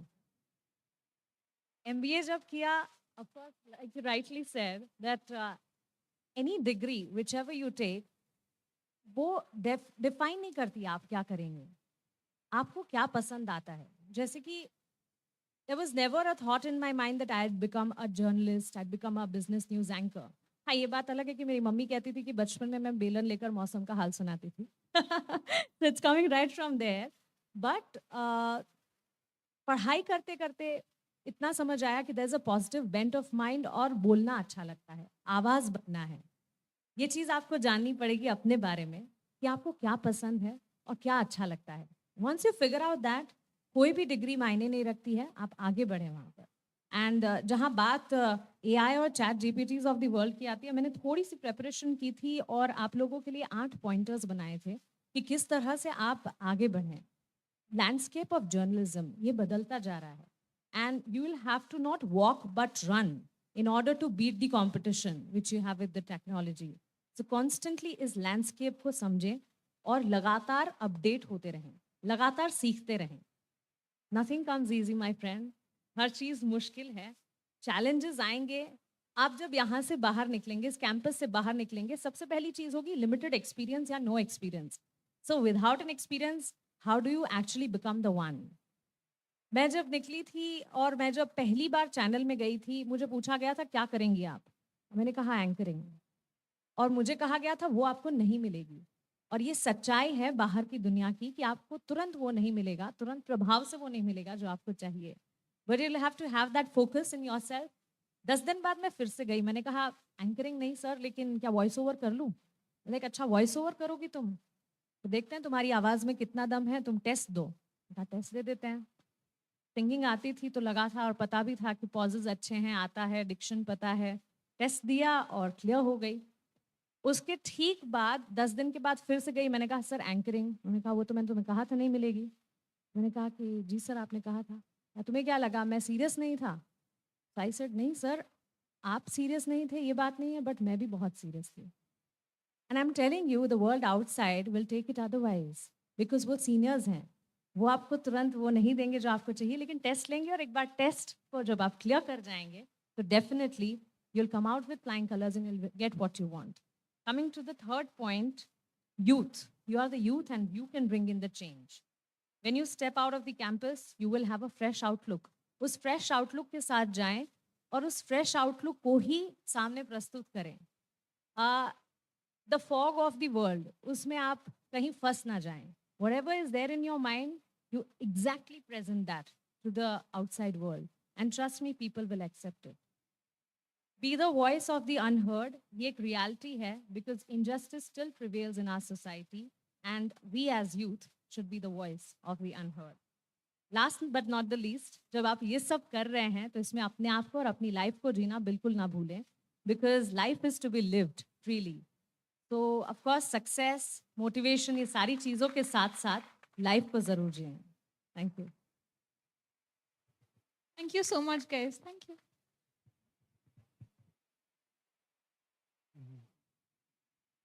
Yeah, so firstly, I would like to thank all the panelists for sharing their journeys. It's indeed inspiring. Myself, Krunal Thakkar from Dadasaheb Phalke International Film School. And my question was, how do you manage to take out time for upskilling your craft in your tight routine of work as an individual and as an artist? Because as the discussion happened, that the industry is cutthroat out there. So if you don't evolve, you'll just perish. So how do you manage to take out that dedicated time to upskill? I think one way to do this is, again, the masters keep doing it. Even someone like a Martin Scorsese, Steven Spielberg, they always question themselves. To know that you don't know is great. Sadly, we end up surrounding ourselves with yes men in Bollywood. That sir ko sab pata hai, sir ko sab pata hai, which is why all of our great filmmakers, their later films are not as good as their initial ones. It's always very strange. They should always get better, deeper, ask more questions, you know. So the idea of you not knowing is such a great playground. It's such a frightening one. So just the idea of, yeah, I don't know, but I want to know. You know, this journey of questioning yourself is very important. And the second thing, which is also extremely empowering and terrifying at the same time, is that you always start from zero as a writer or as a creative mind. You know, you won't make the same mistakes, hopefully, but you always, again, you're always looking at your previous work and like, how the hell did I do this? And if you think that, oh, ye to isse better main kar dunga, then to not have that arrogance, to have approach your work with that humility, and to be in this sea of self-doubt, sometimes it really, really helps. This is separate and sort of adds to your point as well, though.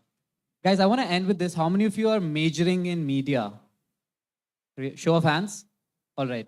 I do want to put this out before we end today.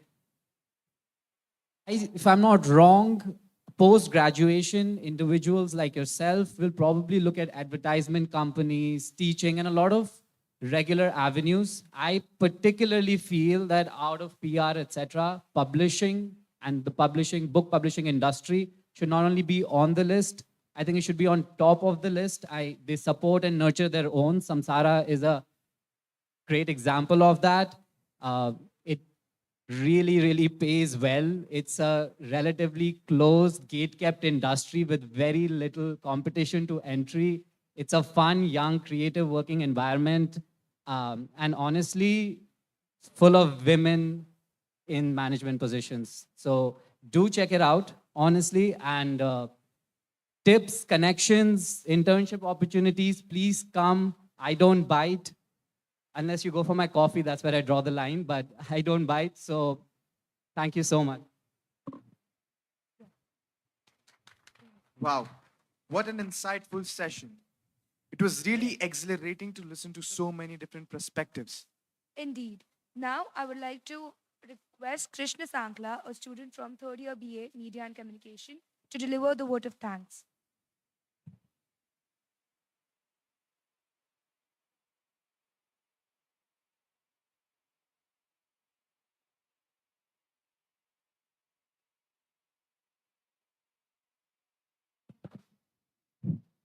Good evening, everyone.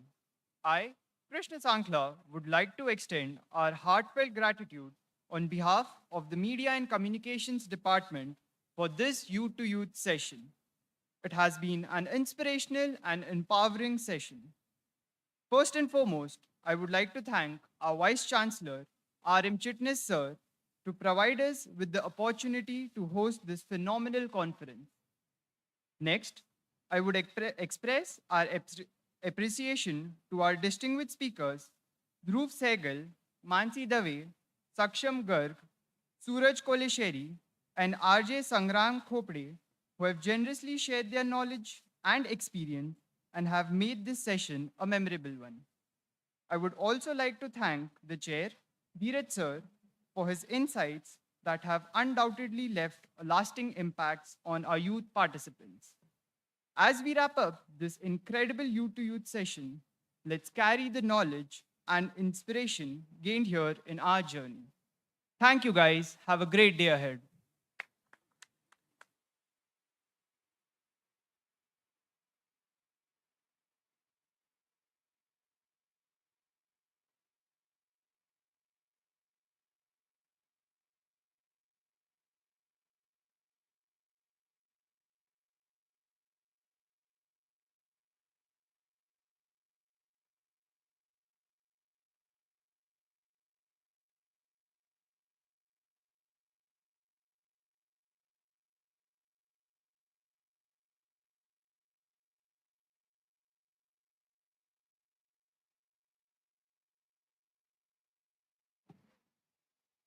Thank you so much, all the panelists.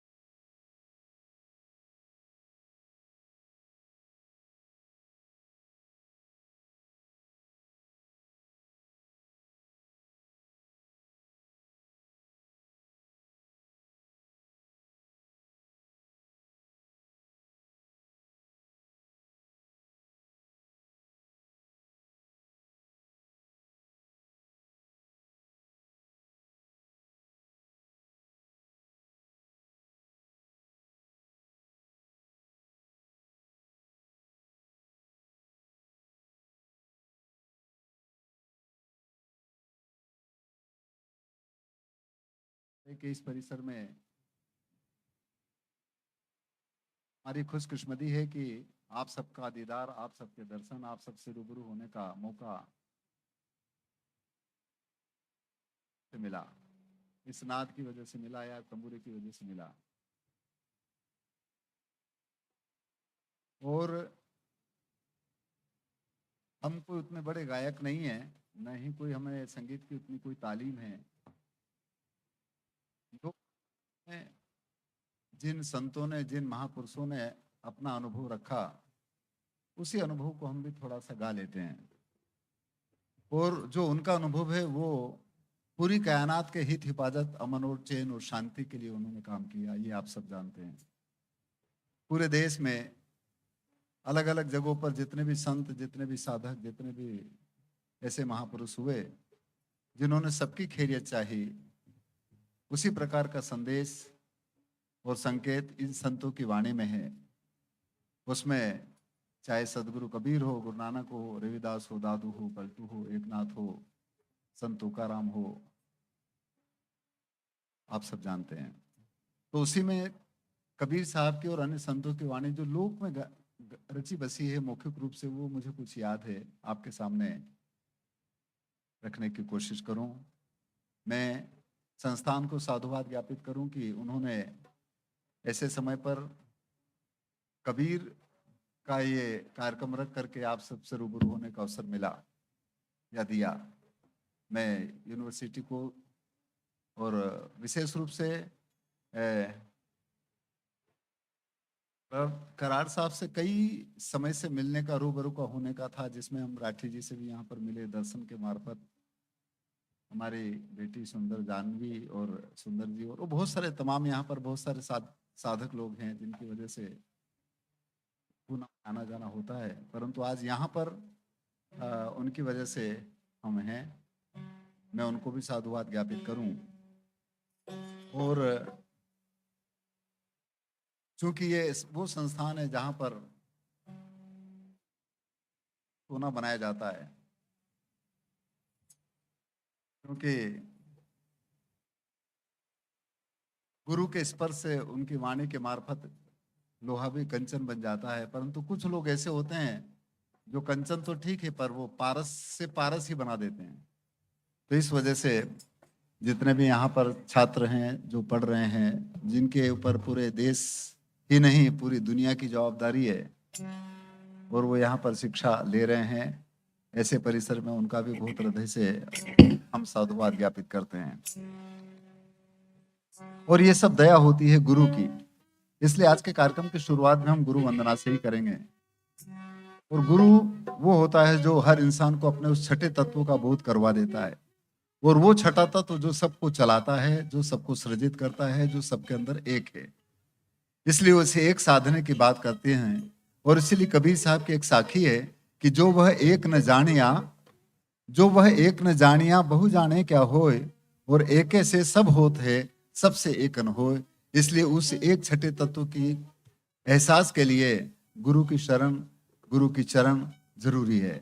इसलिए गुरु की शरण के लिए हम इस पिंड के मार्फत, वो इस पिंड को जो चलाता है उसका एहसास कैसे करें, इसके बारे में हर संतों ने अपने अपने तौर तरीके से जैसा उन्होंने एहसास किया, आप और हम सबके बीच में रखा। इसलिए मैं पुनः आप सबको नमन और प्रणाम करते हुए आज के कार्यक्रम की शुरुआत करते हैं।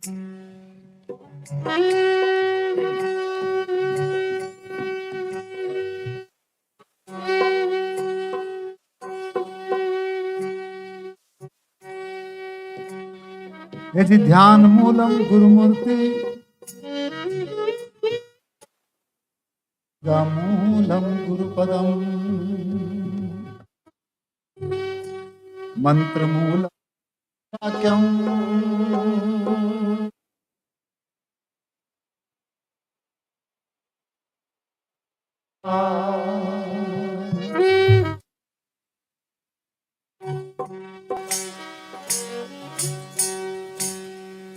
बिना गुरु की कृपा से कुछ संभव नहीं है। और एक तो वो जो हमें शिक्षा देते हैं वो भी गुरु, पर सबसे पहले तो गुरु है हर इंसान के अपने माँ और पिता, जिनकी वजह से आप और हम सब हैं। इसीलिए संतों ने भी ये कहा है ए जी प्रथम गुरु है माता पिता, प्रथम गुरु है माता पिता, जो रज विरज के हैं दाता। अरे दूसरे गुरु मन की दाई, जिन्होंने गर्भवास में युक्ति बनाई। यहाँ पर हम सब बैठे, सबके अलग अलग कई नाम हैं, नामों से इस पिंड को जाना जाता है। जिन्होंने नाम का संस्करण किया वो भी गुरु है एक तरह से। इसलिए ये भी कहा है, ये जी तीजे गुरु है जिन धरिया नामा, तीसरे गुरु है धरिया नामा, और देही नाम से जगत ने जाना, और चौथे गुरु जिन विद्या दीना, और जगत प्रमाण रीति सोचीना।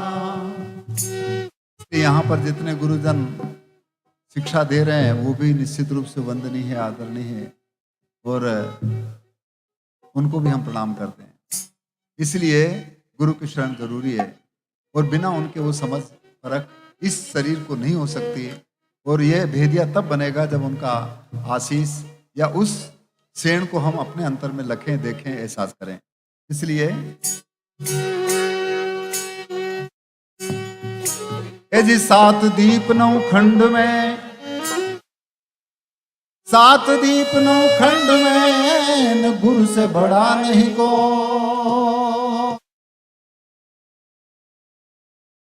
अरे करता तो कछु कर न सके, और गुरु करे सो।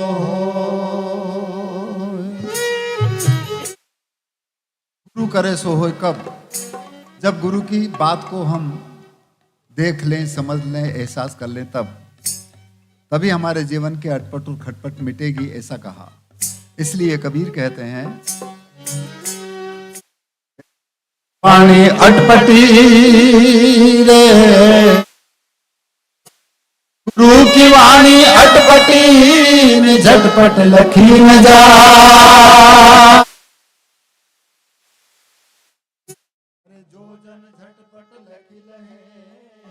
बाकी खटपट ही मिट जाए। यहाँ से जो भी निकलेंगे वो पूरी दुनिया के अटपट और खटपट को मिटाने के लिए निकलेंगे। इसलिए हमें गुरु करना जरूरी है। इसलिए पद है,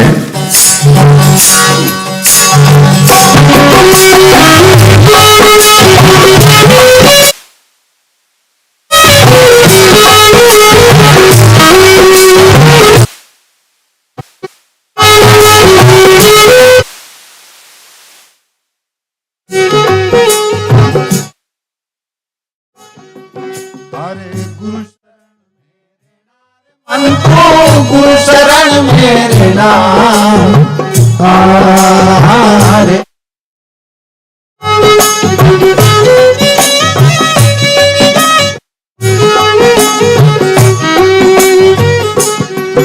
अरे गुरु शरण मेरे नार, मन को गुरु शरण में अरे नाम हारे।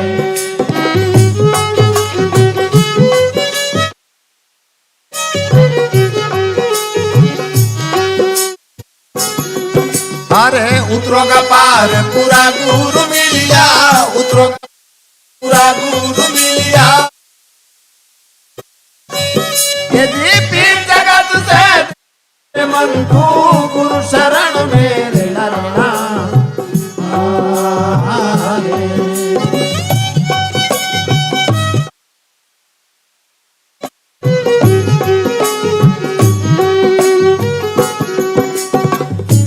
इसलिए कहाँ जाए गुरु की शरण के लिए? अरे पांच तत्व की बन थारी काया, मैं निजे कर लेना आया। पांच तत्व की बन थारी काया, मैं निजे कर लेना अरे।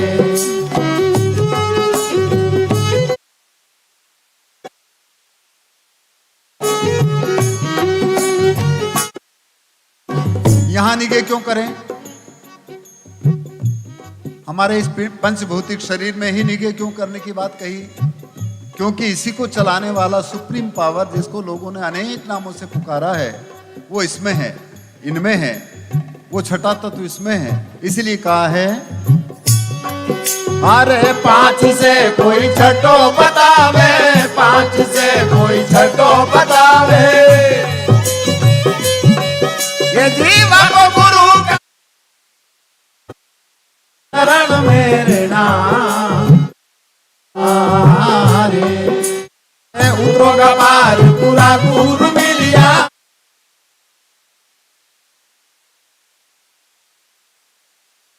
ये जी पीठ जगत से मन को गुरु शरण मेरे नाम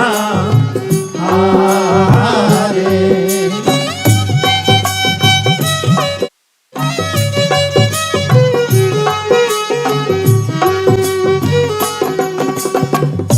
और उस छठे तत्व का बोध और भेद करने के लिए या बताने के लिए सब दूर बहुत लोग हैं, पर उससे हम कितना एहसास कर पाते हैं ये तो आप जाने। इसलिए वो ये कहते हैं कि सबकी सुने, परंतु यदि एहसास ना हो तो फिर वो क्या होगा। इसलिए कहा है, अरे घना गुरु हो विश्वास बनावे, उनकी मत सुन लेना रे। ए जी घना गुरु हो विश्वास बनावे, उनकी मत सुन लेना रे।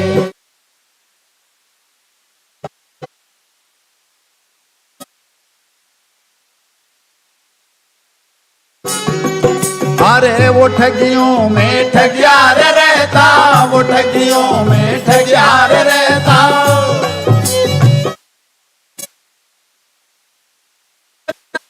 तू गुरु शरण मेरे लड़ना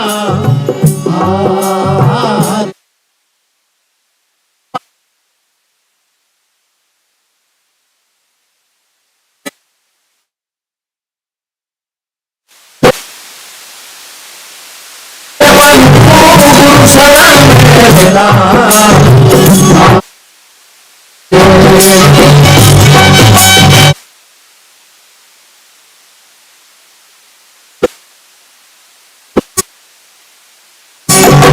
और जो ऐसे उस तत्व का बोध और भेद करवा दे, उसे हम पूरी तरह से समर्पित होकर के अपनी गर्दन काट करके चढ़ा दे तो भी कम है ना। हर तन मन धन यार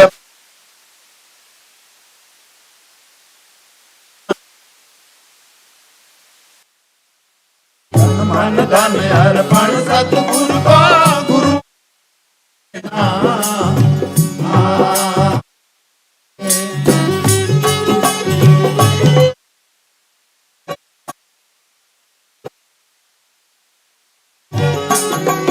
अरे जो गुरु जी थारो मस्तक मांगे, थारो मस्तक मांगे,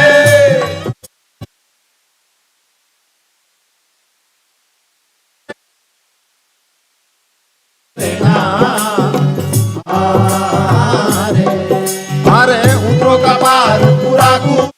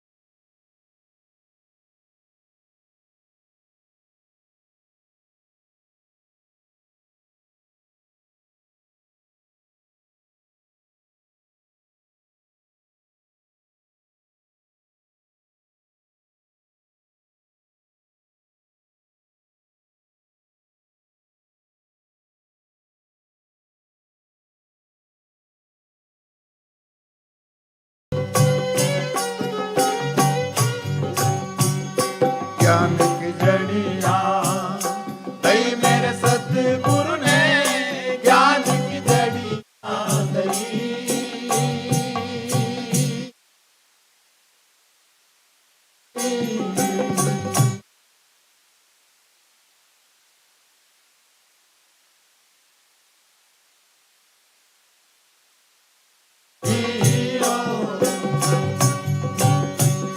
वाह जड़िया तो माने लागे जो प्यारी रे वाह जड़िया तो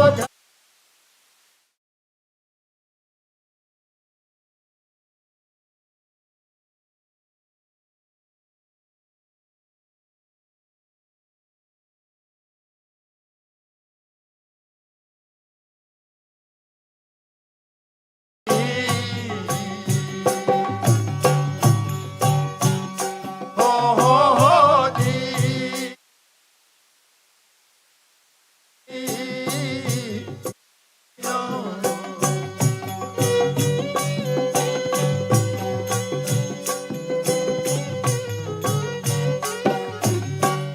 कहां पर है वो जड़ी काया नगर माही घर एक बंगलो ता बिच कुपत धरी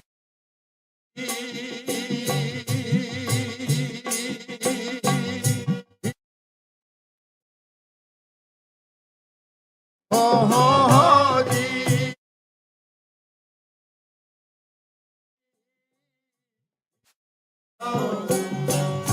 काया नगर माही घर एक बंगलो या बिच गुपत धरी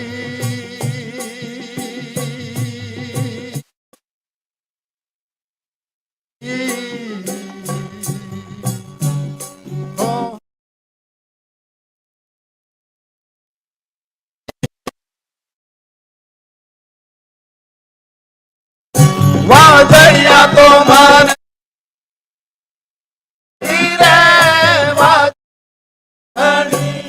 लागे लागे प्यारी रे हम हरी हो गुरादी ज्ञान की जड़ी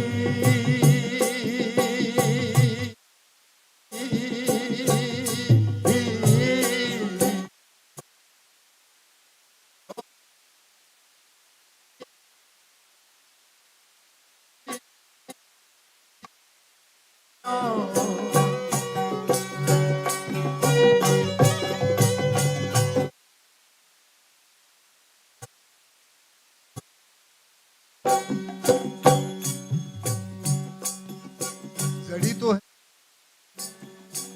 परंतु किस तरह से उस जड़ी का उपयोग हम नहीं कर पाते हैं उसको खराब करने वाली कौन कौन सी प्रवृत्तियां हैं ये भी आप सब जानते हैं 5 नाग और 25 नागणी सुंगत तुरत मरी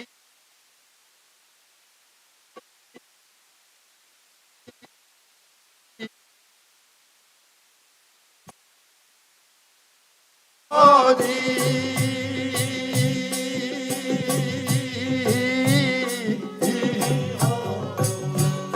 5 नाग और 25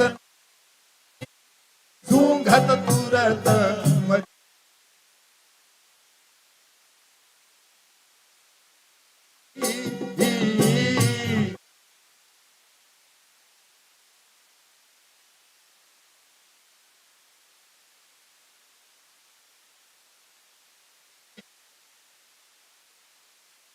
या तो माने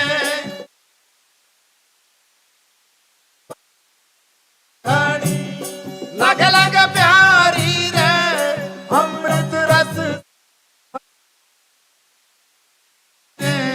दिन दिन ज्ञान की जड़ी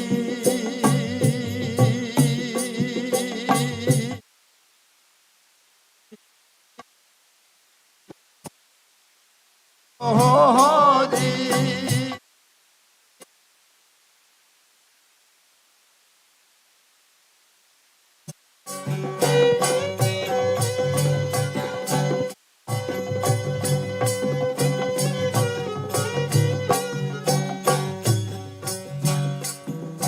को नष्ट करने का काम कौन करता है?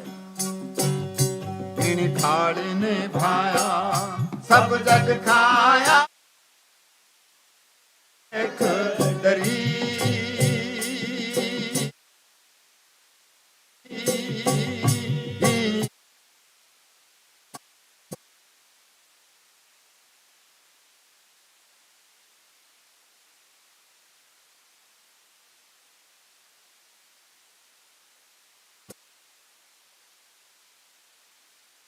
आया रे सदगुरु देख डरी।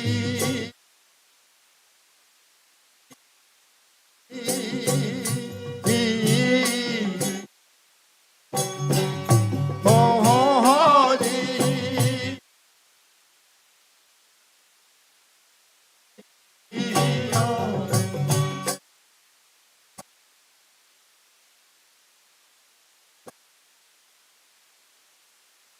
जड़िया तो घर लगे लगे प्यारी रे अमृत रस से ओ राधी ने धीरे धीरे जान की जड़ी।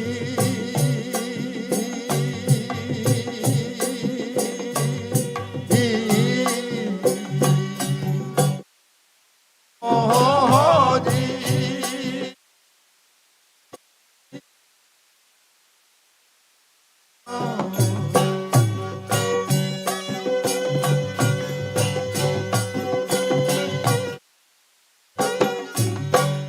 कहे कबीर सा सुनो भाई साधो बार दिरी।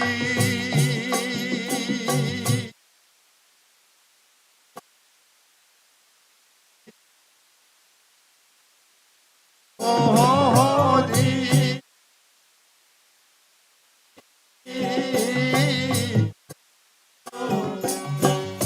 कहे कबीर साहेब सुनो भाई साधो ए परिवार तेरी।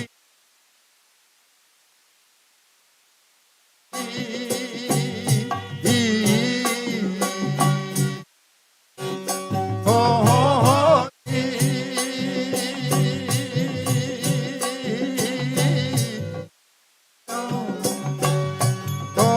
हो जी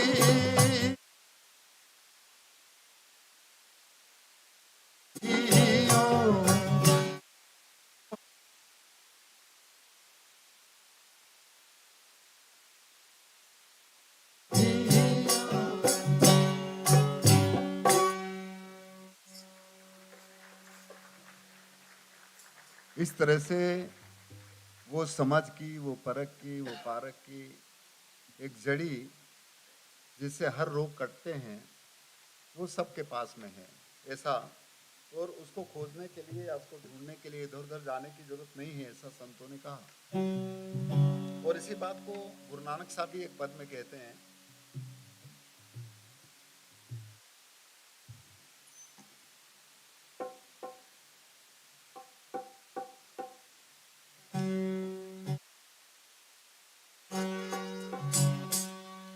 ये जी वस्तु कहाँ ढूंढे कहाँ। एक जगह पर एक आदमी की हाथ की अंगूठी गुम गई कहीं पर, और बस वो ढूंढ रहा था। तो वो ढूंढ कहाँ रहा था, कहीं गुमी वहां पर, और जहां पर वो उजाला था वहां पर आकर के देख रहा था, इधर उधर ढूंढ रहा था। तो कोई पूछने लगे कि क्या ढूंढ रहे हो? कि बोले मेरी अंगूठी गुम गई। बोले कहाँ गुम गई? बोले वो तो पता नहीं किधर गुम गई, परंतु यहाँ उजाला तो मैं यहाँ देख रहा हूँ। वस्तु इधर है, हम खोज उधर रहे हैं। एहसास इधर है, हम दूसरे से अपेक्षा कर रहे हैं। इसलिए उस एहसास के बारे में सब संतों ने कहा। गुरु नानक साहब एक पद में कहते हैं, आत्मा ए जीवात्मा, तू कहाँ घूम रहा है, या तू कहाँ ढूंढ रही है, कहाँ भटक रही है? वो तो तेरे पास में है, और वो पास में है। और जब एहसास होगा तो कैसा होगा? सबको, जिसमें किसी मजहब की, किसी धर्म की, किसी जाति संप्रदाय लिंग भेद का कोई बाउंड्री नहीं है। इसलिए इन हदों से जो ऊपर उठा, उन्होंने इस चीज का भेद होने के बाद में आप और हम सब के बीच में ये बात रखी। कहते हैं, ये जी वस्तु कहाँ ढूंढे कहाँ, और कह विद्या वेहा। अरे वस्तु ठिकाने पाइए जद भेदी दीजे साथ में हो तो हम तुरंत उस चीज को हासिल कर लेंगे। इसलिए कहा है एज भेदी लीना वस्तु दीनी लखा।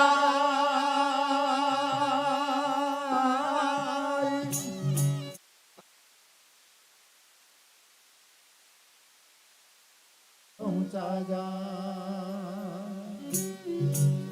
इसलिए उस घाट को खोजना पड़ेगा। आप किस घाट को? इस घाट को, इस घाट को। और इसमें भी कौन सा घाट? इस घाट को या इस घाट को। इसलिए एक जगह पर कहा है ये जी इंगला पिंगला के घाट को खोज ले, इंगला पिंगला के घाट को खोज ले न भमर गुंजार करत भाई। सुषमना नीर तहा निर्मल बहे और तासु के नीर पिए प्यास जाई। किनकी प्यास?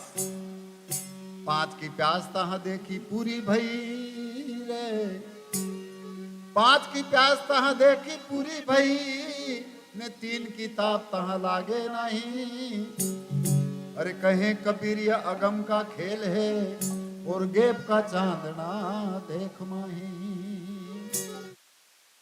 गेप का चांदना देखने की बात करते हैं और सब गेप से आए। पूरी दुनिया पूरी कायनात गेप से आई, ये निर्णय है संतों का, अब सब जानते हैं।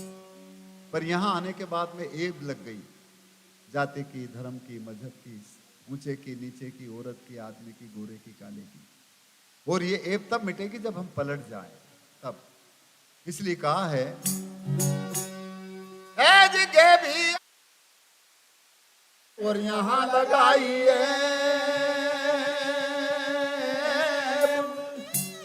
अरे उलट समाना आप तो मिट गई सारी ऐब। वो गली गली फिरे और अजगे भी कोई एक, अरे अजगे भी को वालखे और जाके हृदय विवेक। जिसने देख लिया, जिसने एहसास कर लिया, जिसने विवेक कर लिया, बस उसकी ऐब मिट गई। इसलिए कहा है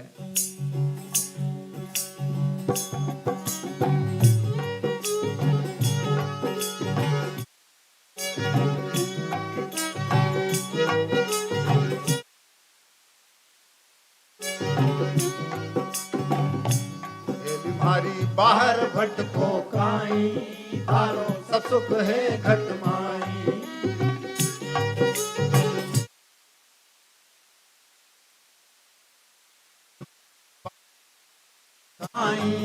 थारे सब सुख है घट माई।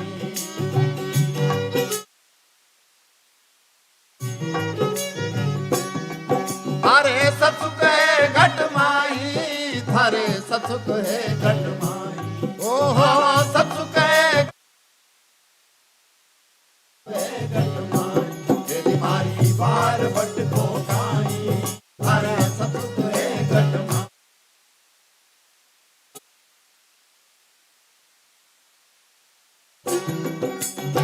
इसके लिए कहाँ जाएं?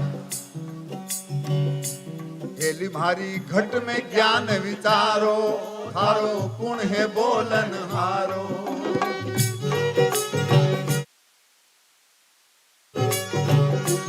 हेली भारी घट में ज्ञान विचारो, थारो गुण है बोलन हारो।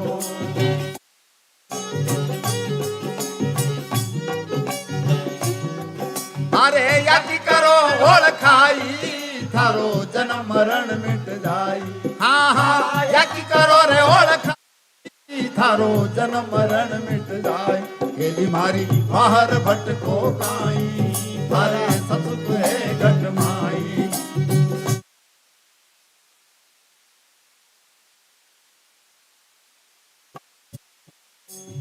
और इसीलिए जिन्होंने इस बोलते की तहकीकात कर लिया, एहसास कर लिया, ओळखान कर ली, उसके अंतर से ये जितनी भी दुविधाएं हैं वो खत्म हो जाएगी।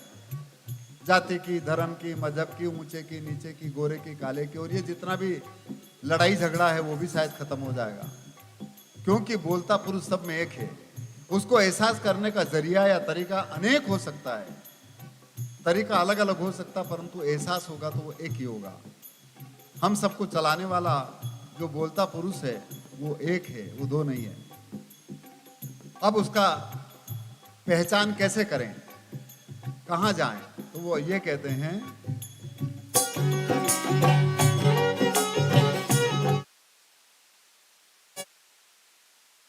हरी इंगला पिंगला नारी या मैं सुखण सेज संवारी।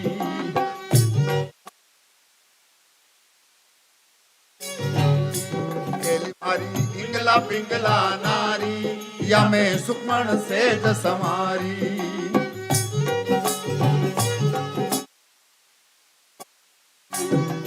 अरे मिली पिया संग प्यारी या मैं कौन पुरुष कौन नारी। हाँ हाँ मिली पिया संग प्यारी या मैं कौन पुरुष कौन नारी। एली मारी बार भट को गाई थारे सतुत है घट माई।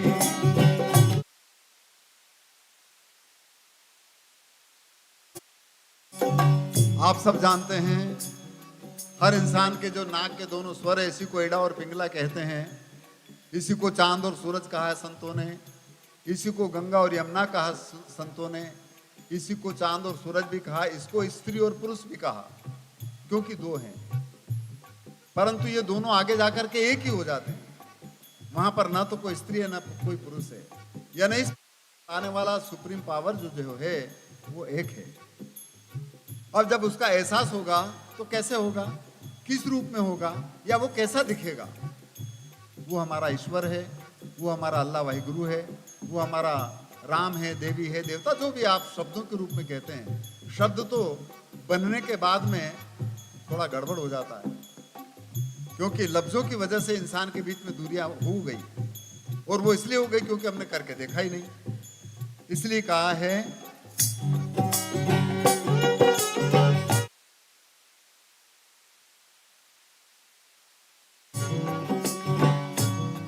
मारी बाज बीन सितारा का झनकारा।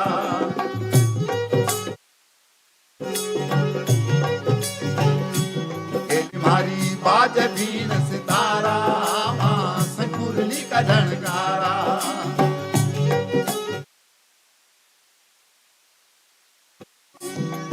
अरे तारा बिना ज्योति उजियारा। हाँ हाँ सो हम चमके तारा बिना ज्योति उजियारा। एली मारी बार भटको काई तारे सत घट माई। एली मारी बाहर भटको काई तारे सत घट माई।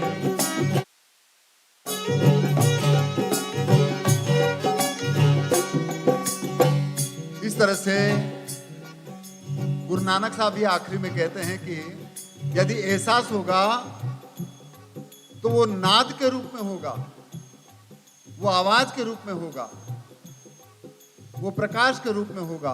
और प्रकाश और आवाज दो चीज नहीं है। प्रकाश को देखा जा सकता है, इसको सुना नहीं जा सकता, आप सब जानते हैं। और आवाज को सुना जा सकता है, उसको देखा नहीं जा सकता, ये भी आप सब जानते हैं। और ये तब जब स्फुरण होता है, जब कोई दो चीज टकराती है, जब स्फुरण होने के बाद में जैसे बिजली चमकती है, पॉजिटिव और नेगेटिव आयन आपस में टकराने की वजह से स्पार्किंग होता है, प्रकाश जल्दी दिखाई देता है, आवाज थोड़ी देर से सुनाई देती है, और वो उसकी गति की वजह से होता है, आप सब जानते हैं। पर वो दो नहीं थी, स्फुरण होने के बाद में दो दिखाई दी। इसीलिए गुरु नानक साहब आखिरी में ये कहते हैं,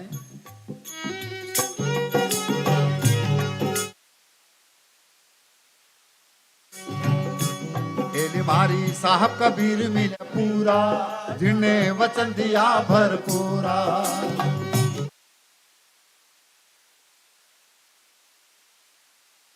मारी साहब कबीर मिला पूरा, जिन्हें वचन दिया भरपूरा।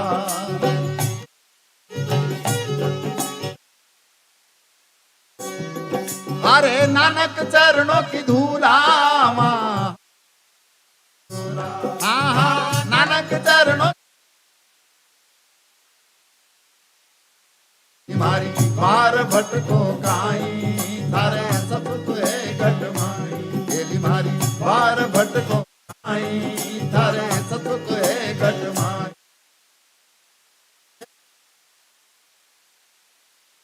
घटमाई।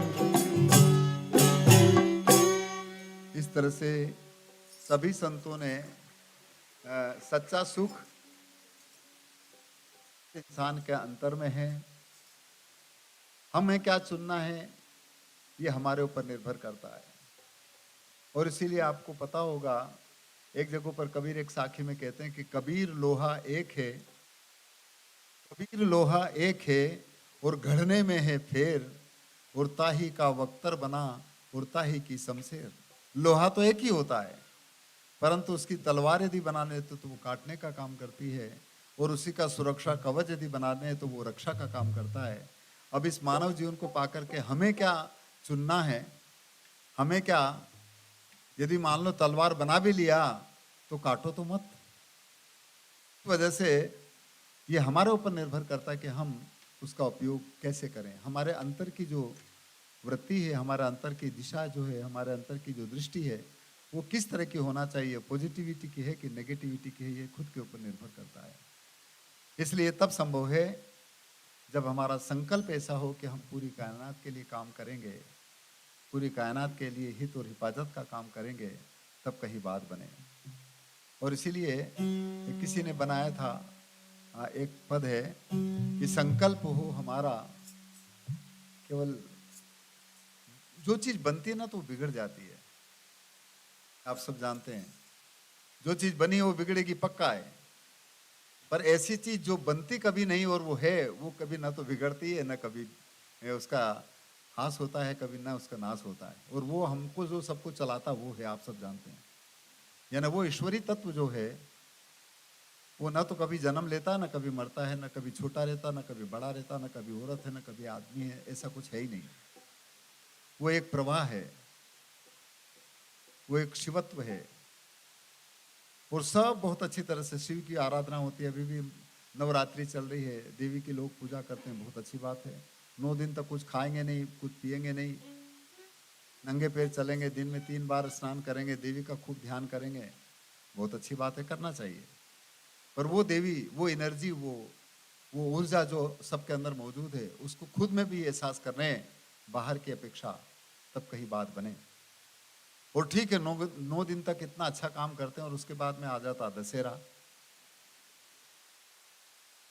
अब दशहरे पर क्या होता है आप सब जानते हैं, तो बताओ हमारी आराधना, हमारी साधना किधर चली गई। इसलिए हम संकल्प करें कि हमारी सोच, हमारी रहनी गहनी, हमारी खान पान, हमारी दृष्टि, हमारी दिशा और दशा कैसी होना चाहिए।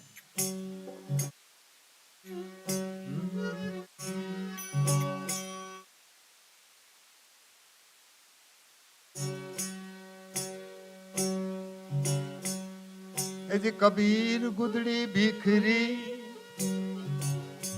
कबीर गुदड़ी बिखरी न सौदा गया बिका, अरे खोटा बांधा गांठरी और खरा लिया नहीं जाए। कठिन कबान कबीर की रे, कठिन कबान कबीर की रहे मैदान, अरे कितने ही जोधा पच गए, कोई खेचे संत सुजान। इसने खींचा, बस वो सुजान बन गया। इसलिए कहा है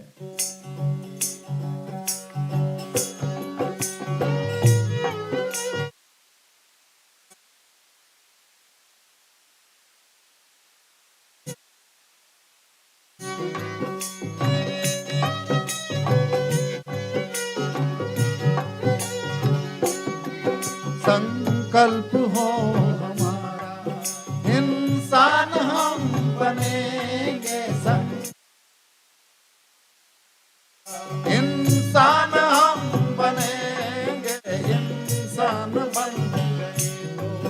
भगवान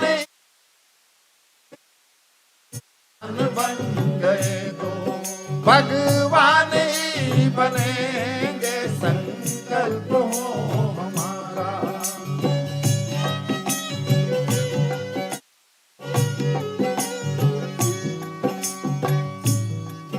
हम एक ही गगन के,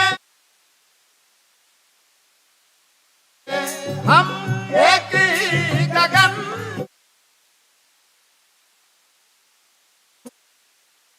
अरे वो लगते हैं कितने प्यारे, लगते हैं कितने प्यारे, वो हंसते रहे हंसेंगे, लगते हैं कितने प्यारे, हंसते रहे हंसे।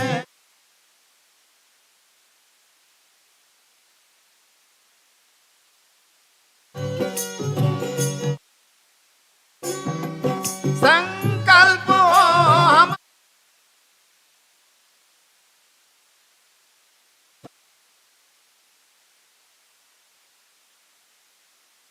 इंसान, हम वो इंसान बन गए तो वो भगवान ही इंसान बन गए तो भगवान बनेंगे, संकल्प हो।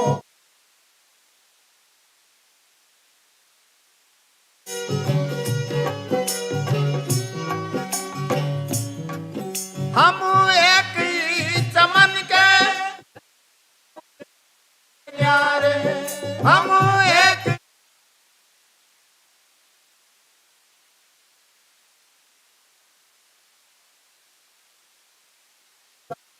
हैं कितने प्यारे, लगते हैं कितने प्यारे, वो खिलते रहे खिलेंगे, लगते हैं कितने रहे खिलेंगे,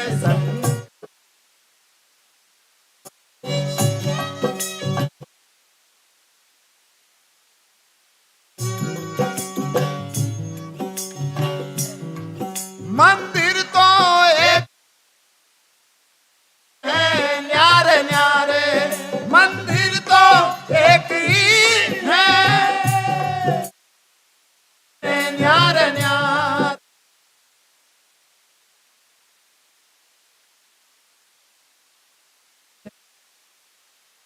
वो जलते रहे जलेंगे, लगते हैं कितने प्यारे, जलते रहे जलेंगे, संकल्प हो हमारा।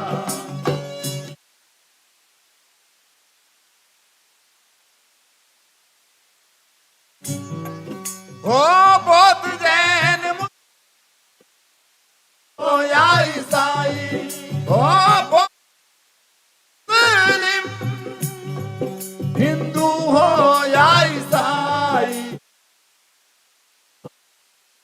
भाई भाई आपस में भाई भाई, वो सबके गले मिलेंगे, आपस में भाई भाई लेंगे, संकल्प हो हमारा।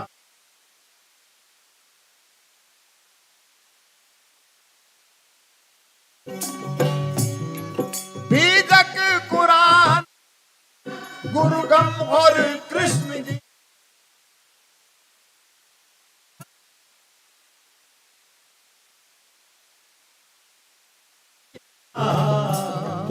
इंसानियत की गाथा, वो इंसानियत की गाथा, हम प्रेम से पढ़ेंगे, इंसानियत की गाथा, हम प्रेम से पढ़ेंगे, संकल्प हो हमारा, इंसान हम बने, संकल्प हो हमारा,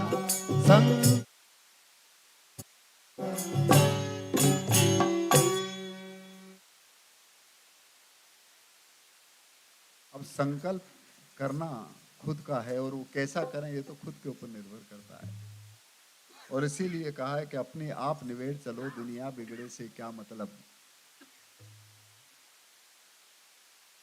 जितने भी इस मानव जीवन को पाकर के हमने जो हदें बना रखी है, उन हदों से ऊपर उठें, और उन हदों से ऊपर उठने के लिए इधर ऊपर उठना पड़ेगा।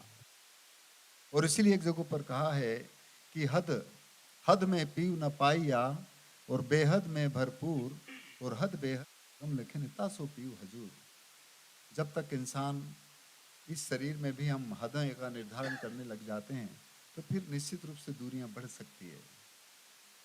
और हम इस शरीर में हदें कहाँ से निर्धारित करते हैं, ये भी आप सब लोग जानते हैं।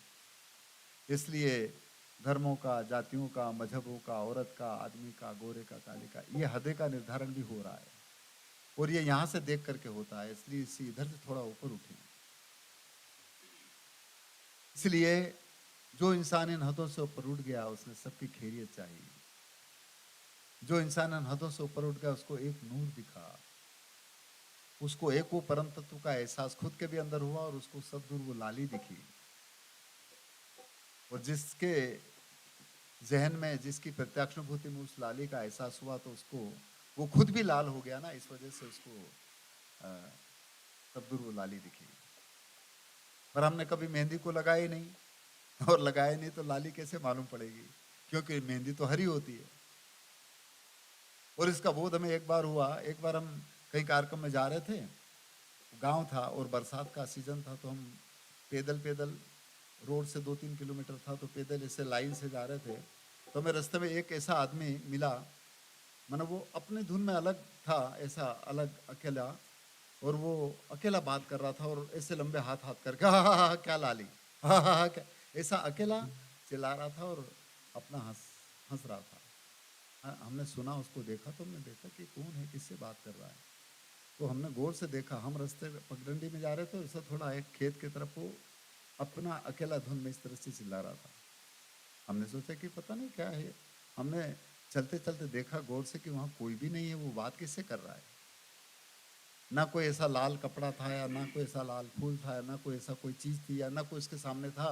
बस वो अकेला ही अपनी धुन में था, और वो एक साधु जैसा था, बड़े बड़े बाल थे और कुछ नहीं, एक लंगोटा पहन रखा था उसने बस। हमने सोचा पागल होगा, इसलिए अकेला इधर उधर चिल्ला रहा है।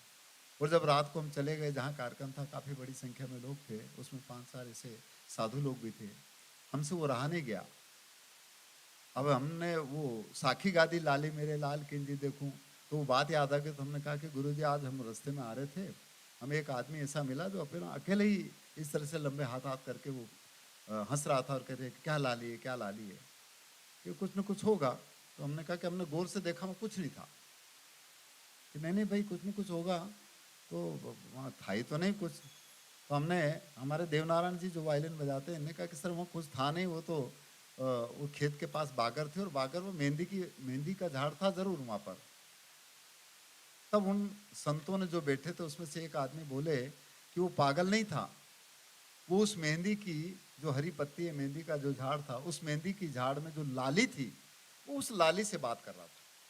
तब हमें मालूम पड़ा कि हम तो सोच रहे थे कि पागल है, पर वो रूहानियत का एहसास जिन चीज़ों को होता है, आप और हम सब में अलग अलग तरह के कपड़े, बनावट भी हो सकती है, रंग भी अलग हो सकते हैं, परंतु यदि जा करके देखें तो वो सूत है, सूत।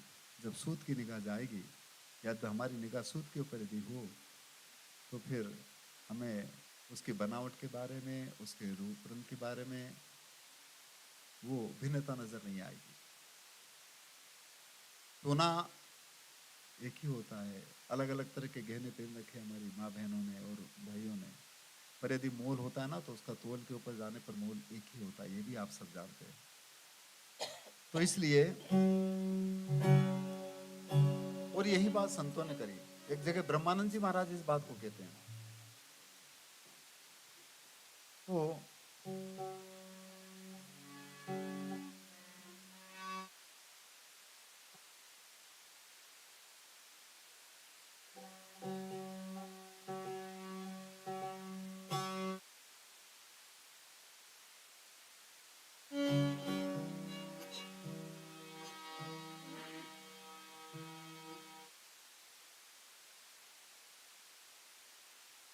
ये तब होता है जब हमारी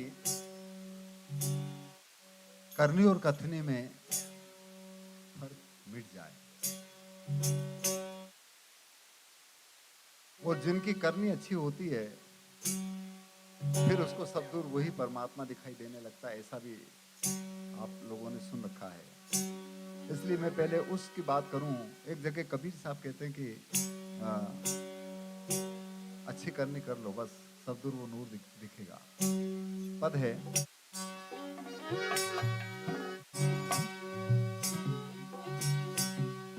जी साहिब तुम्हारी साहेबी, साहिब तुम्हारी साहेबीन सब घट रही समाय। अरे जो मेहंदी के पात में और लाली लखी नहीं जाए। लाली मेरे लाल की रे, लाल की न जित देखूं उतलाल। अरे लाली देखन में गई तो मैं भी हो गई। जब लाल हो जाओ तो माला माल हो जाते हैं, और वो लाल सबके पास में है, पर कोई ऐसा भेद या उस लाल को खोल करके हाथ में रख दे तो माला माल, अन्यथा लाल ने कभी खोला ही नहीं हमारी गांठ को, तो फिर कैसे लाल का एहसास होगा। इसलिए कहा है, ए जी लाल लाल तो सब कहे सबके पल्ले लाल।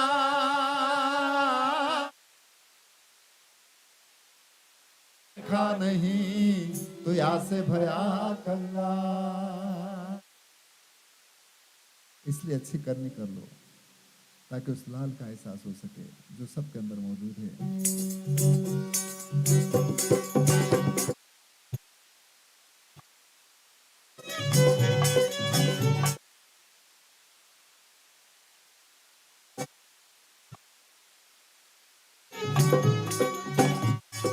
इनका भेद अच्छी करनी कर ले तू, डाली फूल जगत के माही जाने तू मातू का तू।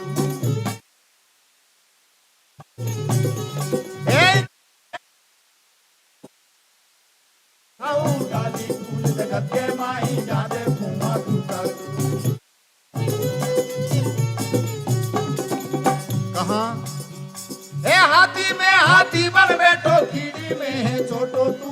होए महावती ऊपर बैठे हाकड़ वाला तू का तू। ए हाथी में हाथी बन बैठो, कीड़ी में है छोटो तू। होए महावती ऊपर बैठे हाकड़ वाला तू का तू।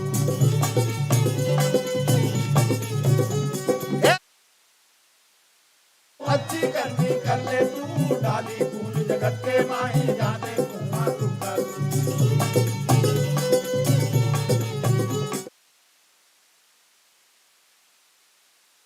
करता बदमाशों में भेड़ो तू, चोरी करके तू भग जावे पकड़ने वाला तू का तू।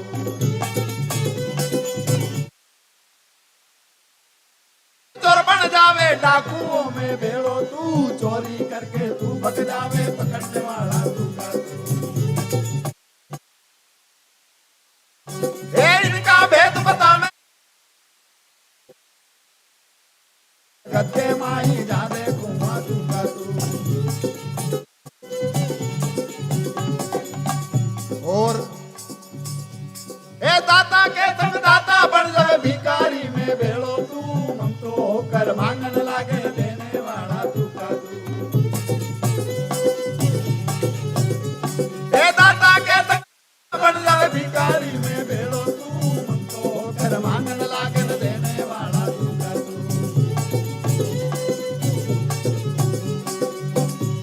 ए इनका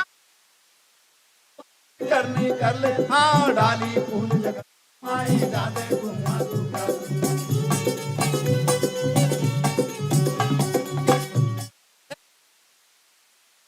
तो दुनिया में दिसे क्यों बालक होकर रोवण लागे राखने वाला तू का तू।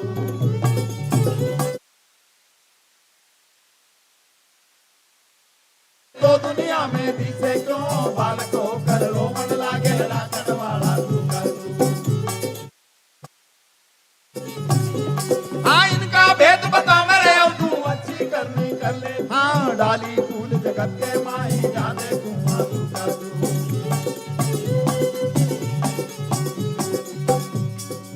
और इसीलिए आखिरी में सदगुरु कबीर कहते हैं कि वो तो पत्ते पत्ते और जर्रे जर्रे सब में है, जल में थल में सब में वो मौजूद है, परंतु फिर भी हमने कितना जाना। हे जल थल जीव में तू ही विराजे, जाते कुआं तू का तू, कहे कबीर सुनो भाई साधो, गुरु मिला है तू का तू।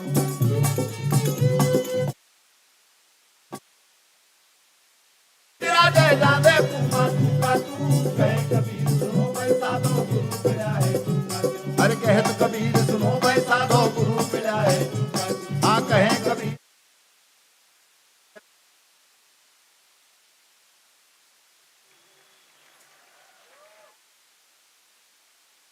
इस तरह से सब दूर वही वही है, पर फिर भी जिसको जैसा गुरु मिला, बस एक जगह पर कहा कि जैसा जिनका नदी नाला वैसा उनका कड़खा, और जैसा जिनका माता पिता ऐसा उनका लड़का। गुरु जैसा जिनका गुरु मिला, बस। पर फिर भी हम उसकी समझ और परख को जब तक खुद एहसास न करें तब तक हम प्रत्यक्षानुभूति नहीं कर पाएंगे। आप सब जानते हैं, गुरु विचारे क्या करे ने, जो सिस्मा ही चूक, और भावे ही प्रमोद, ये जैसे बांस बजाई फूंक। तो इस वजह से हम करके देखना चाहिए किसी भी चीज को। ये जितने भी संतों की वाणी है खाली गाने की नहीं है, ये गाना तो खाली लोगों को रिझाना है, परंतु इसको हम जब तक खुद एहसास करके ना देखें तब तक खाली खाली झोली हिलाना है या खाली पढ़ने को हिलाना, उसमें बच्चे बच्चे का पता ही नहीं, ऐसा है। इस वजह से ऐसी कोई शब्द की चोट लग जाए और हमारे सबके जीवन में बदलाव आ जाए, तब कहीं बात बने। और जिनको ऐसे शब्द की चोट लगी उनके जीवन में बदलाव हुआ, आप सब जानते हैं। वाल्मीकि को देख लें कि उनको उनके ऐसे शब्द की चोट लगी कि वो ऐसे साधु बन गए। तुलसीदास जी के बारे में भी ऐसी एक किस्सा हमने सुन रखा था कि उनको भी उनकी पत्नी रत्नावली से बहुत प्रेम था, और वो एक सांप को पकड़ करके चढ़ गए न फलाना, और उन्होंने कहा कि देखो तुम्हारा इतना लगाव इस शरीर से। वो वापस उधर से उतर के चले गए, और फिर उन्होंने मानस की रचना कर दी। तो ये शब्द की चोट किससे कैसे और कब लगे, ये आप और हम सबके जीवन में है। और यदि शिक्षा है तो वृक्ष से भी शिक्षा ली जा सकती है, जो हमेशा सबको छाया देता है, फल देता है। नहीं, कभी किसी को ये नहीं कहता कि हमारी छाया में मत बैठो। और हम क्या हैं, कैसे हैं, ये सबको पता है। इसलिए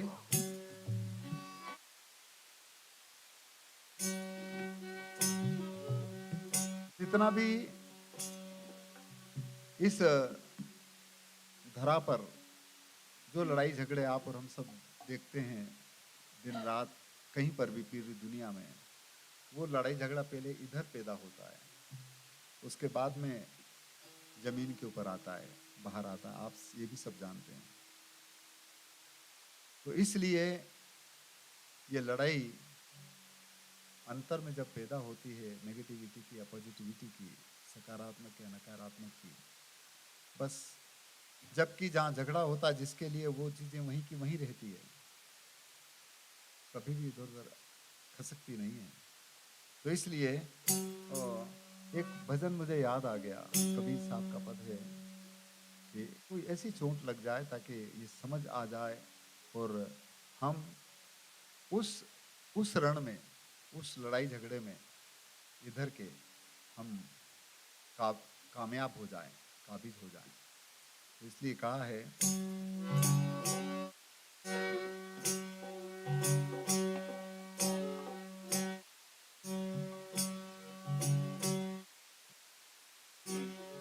कि जी कबीर का घर शिखर पे,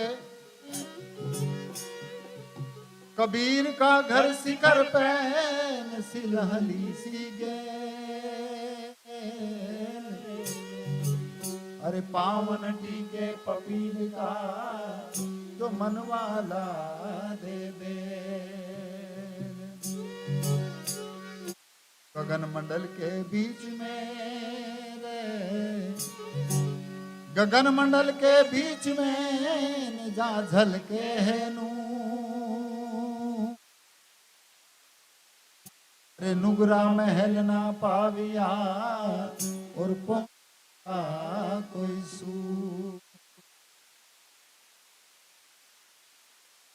सूरवीर सूर्य कम रहते हैं, ज्यादा नहीं है।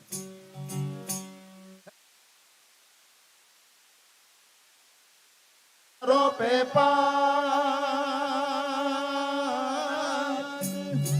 अरे घना मिला कहीं काम का सावणिया सब, और जो कैसे से लड़ने चले भी गए मैदान में, और यदि वो कायर है तो वो मन में सोचता है कि कहाँ आ गया, फंस गया मैं। आगे जाओ तो आगे वाले मार दे, और वापस पलटो तो पीछे वाले मार दें। नहीं तो सूरा के मैदान में और कायर फंदियाया,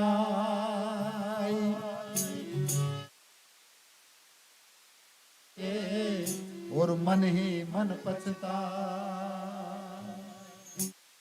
इसलिए कहा है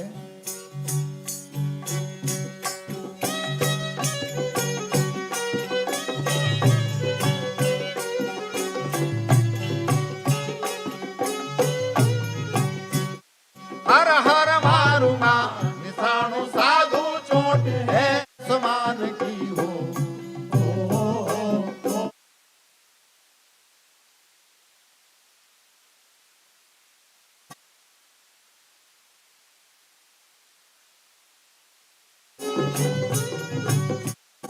यदि भाई चोट है समान की,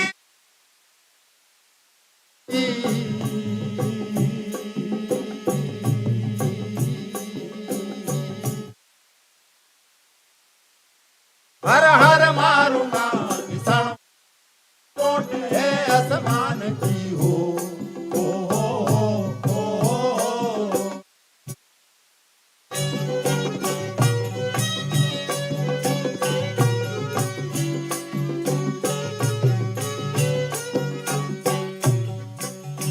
कहां पर झगड़ा है? आया कायागढ़ में फौज लागी न सूरा धोई आथड़ा,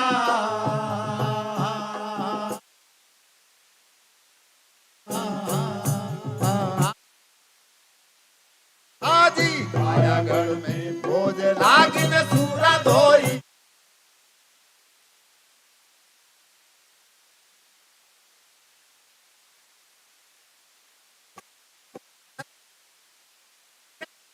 जा सूरा तोरण के कायर भाग्या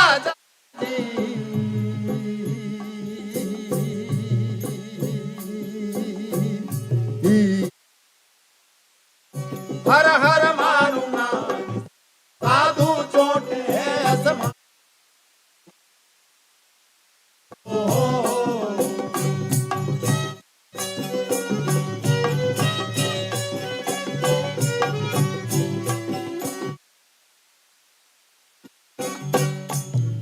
और इस कायागढ़ में लड़ाई हो रही है तो उसके पास शस्त्र कैसे हैं? नहीं, काय के भाई तत्व की तलवार कर लो न मान की कटार जी।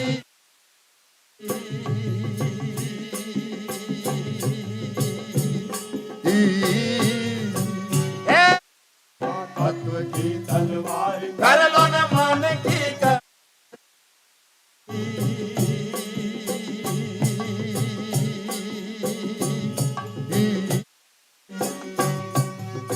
बचेंगे कैसे? अरे भाई सब दारी ढाल कर लो, हाँ गोली गुरु का नाम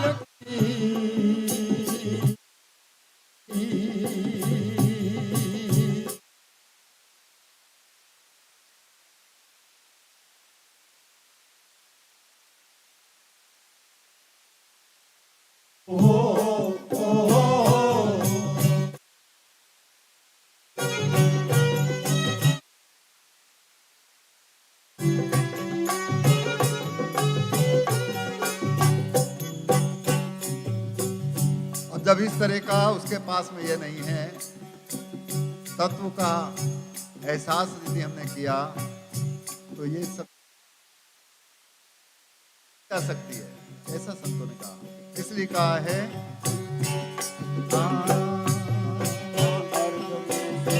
धनिक बंदूक जी,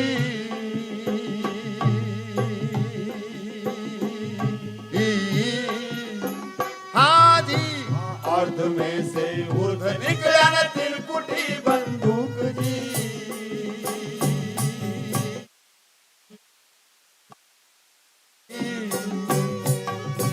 क्या करें? अरे भाई प्रेम का पाली का पालीता करना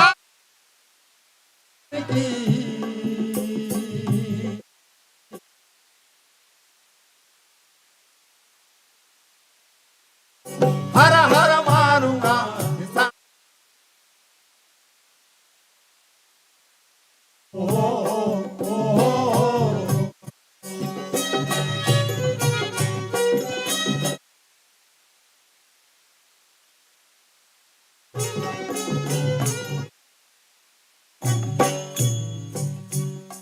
इन चीजों का एहसास हर इंसान अपने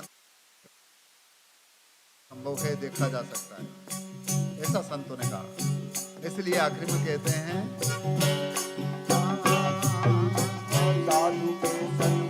रेणन पापी से पग दूर जी,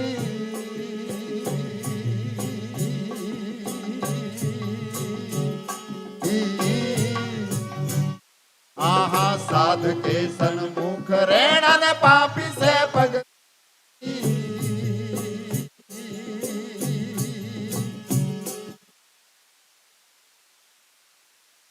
साधु मिल जा सुगढ़ वाला,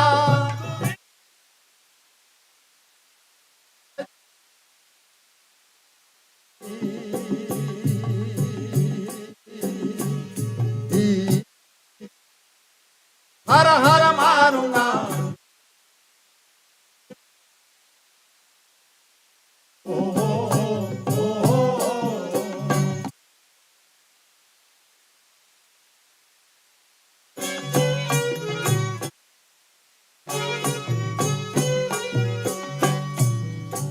जो इंसान जिस साधना के साथ जुड़ा है वही उसकी साधुता है, और उस साधना के साथ में यदि हम रहें, ऐसा वो कहते हैं। इसीलिए कहते हैं कि साधु के सन्मुख रहना, जो सबको खुद पी करके सबको पिला सके, खुद भी पिए और दूसरे को भी पिलाए, खुद भी एहसास करे दूसरे को भी करवाए, तब कहीं बात बने। आखिरी में कबीर कहते हैं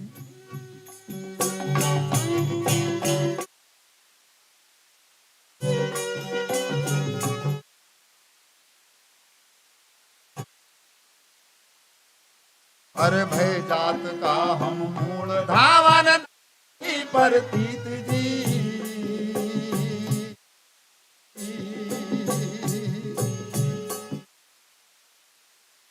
हे जी जात का हम मूल धावन ना,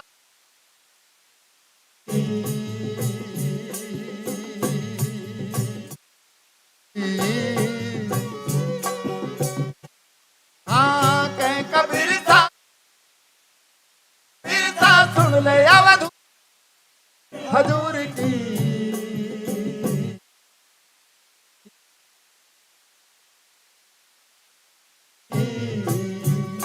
हर हर मान।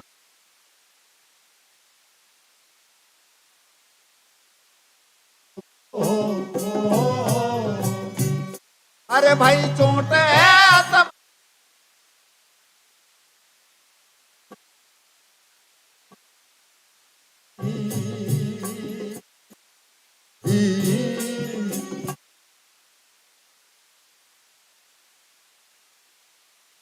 समान की हो,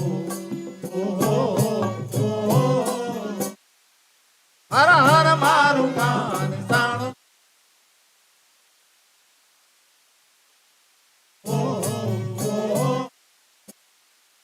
हर हर मारूंगा निशान हो सा।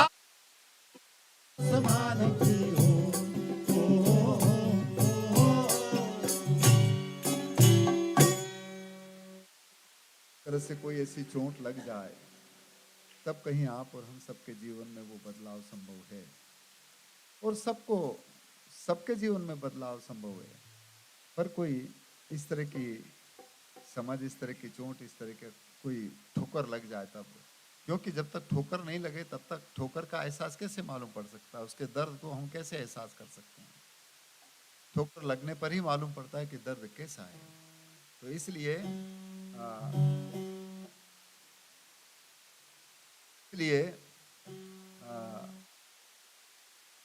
वैसे तो कई अलग अलग तरह के जनों के मार्फत संतों ने अपनी बात रखी, परंतु सबका लक्ष्य जो था वो अंतिम स्थिति में किसी न किसी एक ही चीज के ऊपर आकर के टिकता है, क्योंकि सबको चलाने वाला एक जो परम तत्व है जिसको लोगों ने अलग अलग लफ्जों से पुकारा है, वो तो एक ही है, चाहे कोई भी हो। तो इसलिए जगाने की बात करी तो जागृत जो हो गया तब कहीं बात बने, और जागृत होने के बाद ही हम अपने खुद की भी सुरक्षा, दूसरे की भी सुरक्षा और रक्षा कर सकते हैं। इसलिए इस पिंड में वो उसको लूटने वाला आए उसके पहले थोड़ा समझ जाएं, जागृत हो जाएं तो ठीक है।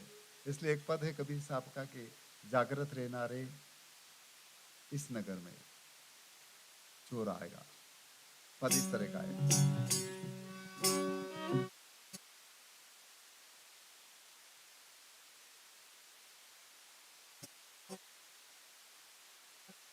जी यह तन काचा कुंभ है, यह तन काचा कुंभ है, न लिए फिरे थे साथ। अरे ठनका लागा फूट गया और कछु न आया। तो काल खड़ा सिर यूप रे, काल खड़ा सिर यूप प्राणे जी। अरे जाका घर है गेल में तो सोवे है नची।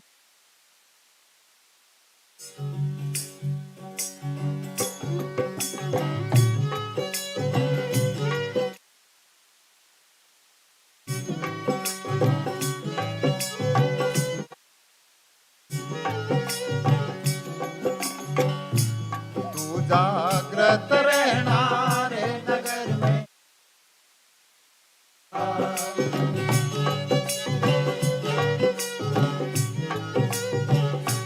ओ होशियार रहना रे नगर में, चोर आवेगा।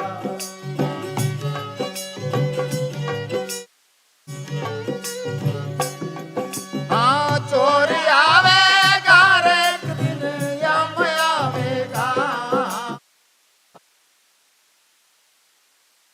चोर आवेगा, आवेगा।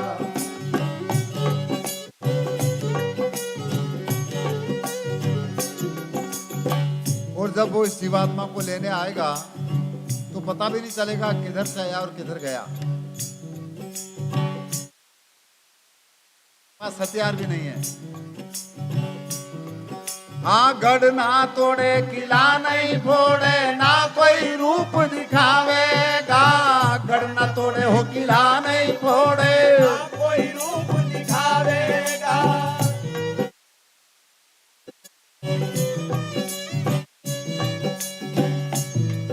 ए आवत जात नजर नहीं आवे, आवत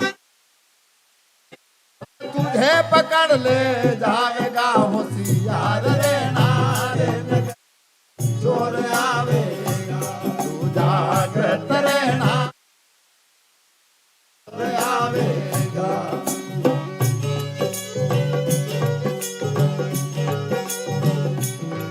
हाँ चोर आवेगा रे एक दिन, यम आवेगा। अरे रहना रे नगर में, चोर आवेगा।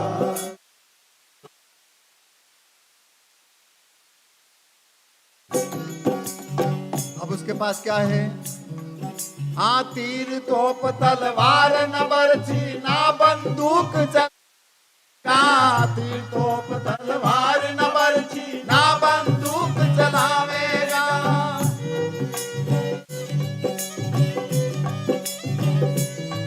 हे सारी न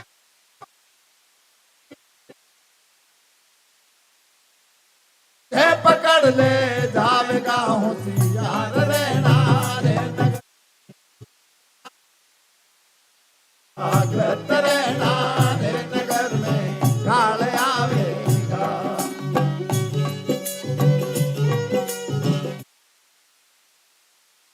हाँ, चोरी आवेगा रे कम आवेगा, होशियार रहना रे नगर में चोर आवेगा।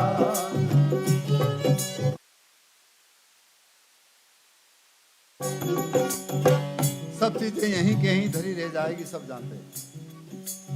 इसलिए अरे भाई बंधु और कुटुंब किला खड़े देख रह जाएगा, थारा भाई बंधु और किला खड़े देख रह जाएगा।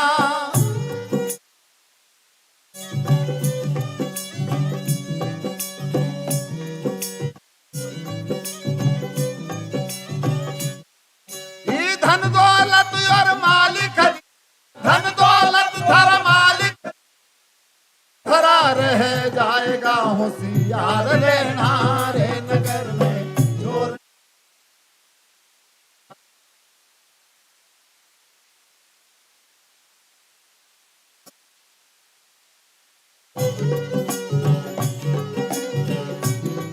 हाँ, चोर आवेगा,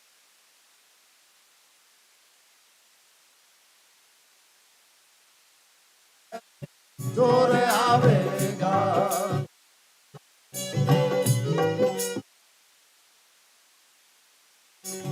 इसीलिए आखिर में कबीर कहते हैं कि क्या हम लेकर आए हैं और क्या ले जाएंगे। और सबको पता है, जिनकी स्मृति में आज आप हम सब यहाँ पर हैं, कह रहे हैं के पास में ऐसा कुछ नहीं था, पर वो हमेशा सबके ये स्थायी रहेगा।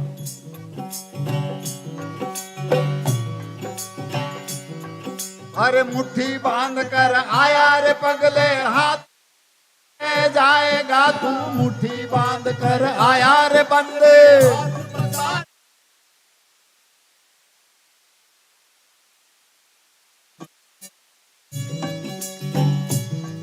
हे कहे कबीर सुनो भाई, तो कहत कबीर सुनो,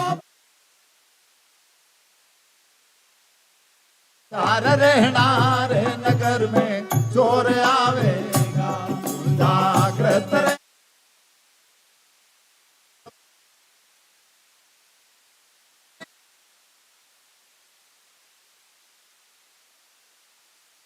चार रहना रे नगर में चोर आवेगा, नगर में काले आवेगा, नगर में चोर आवेगा।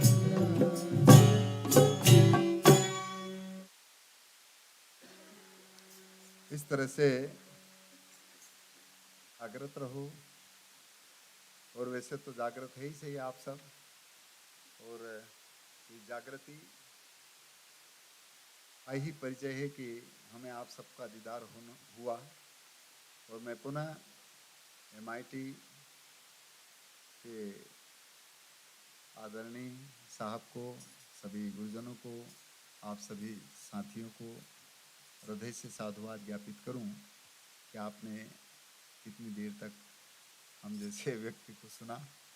आपका बहुत बहुत धन्यवाद। और हम भी अपनी गाड़ी को यहाँ से रवाना करें, और आप भी अपनी गाड़ी को रवाना करें।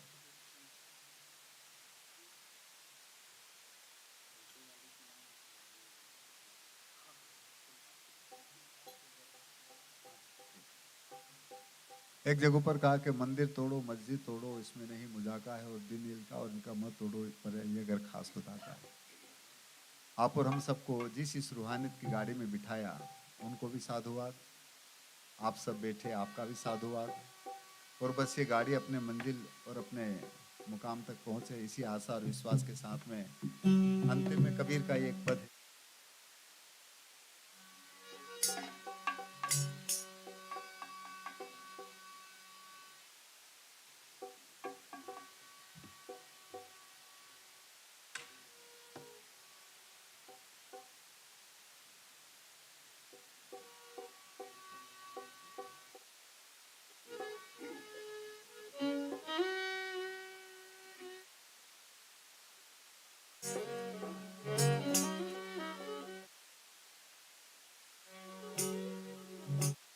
अज धीरे धीरे रे मना,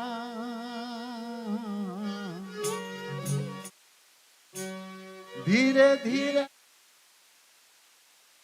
सब कुछ हो।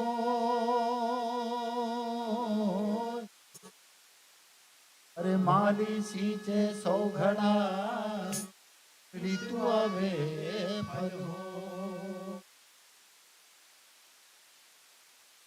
पर कब होगा? जब एक को साध लें तब। और वो एक वो है जिसको आप सब जानते हैं, जो आप और हम सब कुछ चलाता है उसको।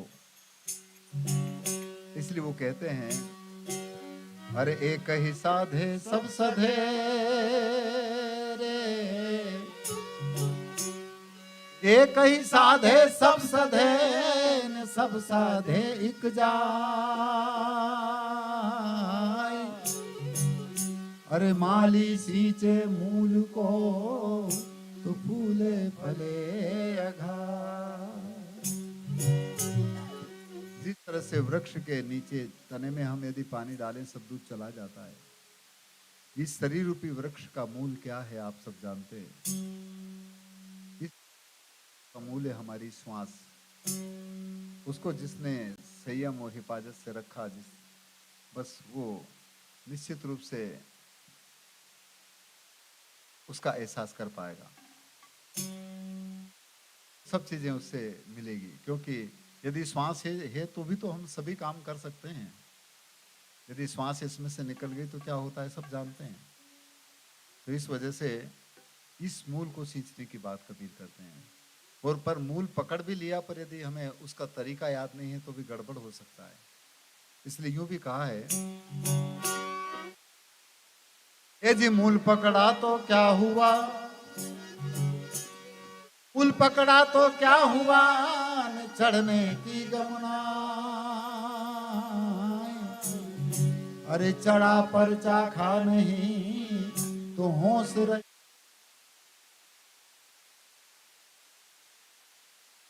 तो मन में होसन राखिए रे, मन में होसन राखिए प्रगट दे। अरे तन सहित मन ले चलो और करो गुरु की सेवा।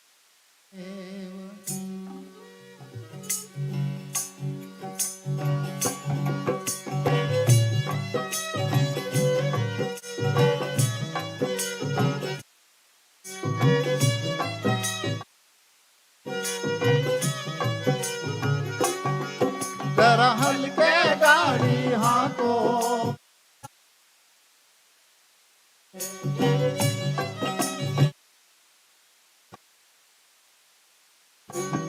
वो जरा धीरे धीरे गाड़ी हाथों में।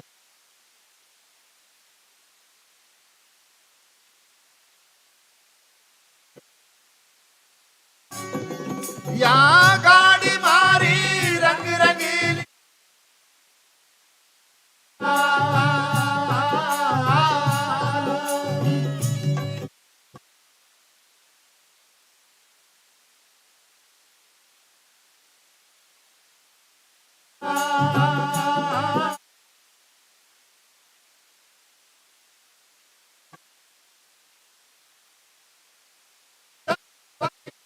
वाला राम भैया हल्के गाड़ी हाथों मेरे राम गाड़ी वाले। वो जरा धीरे धीरे गाड़ी हाथों राम गाड़ी वाले।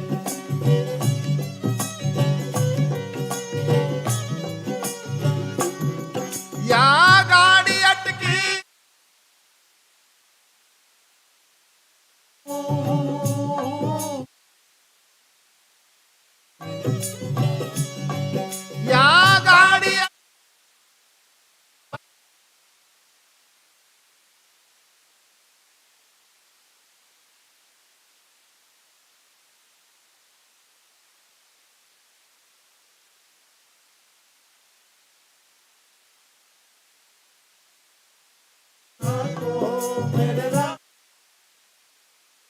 वो जरा धीरे धीरे गाड़ी हाँको मेरे राम।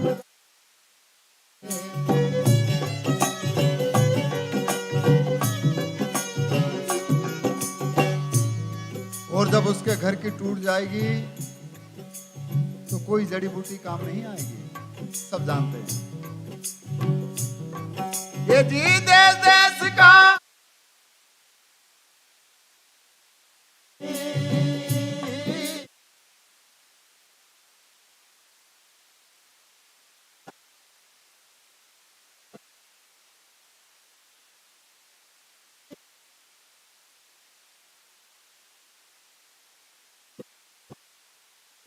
वादड़ी बूटी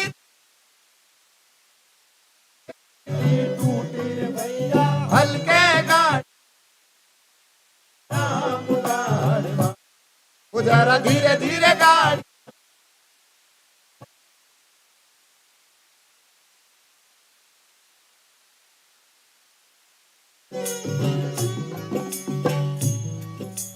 शरीर को कितना सजाते हैं, संवारते हैं, हिफाजत रखते हैं, रखना चाहिए, परंतु इसमें से एक चीज निकलती है, उसके बाद तुरंत कहते हैं, चलो चलो चलो जल्दी करो।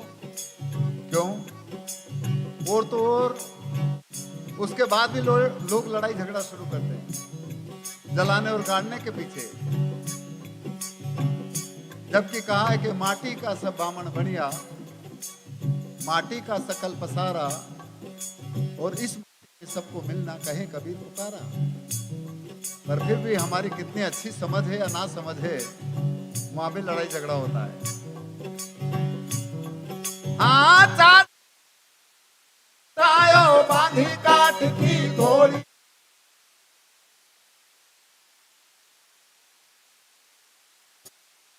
हाँ चार जना मिल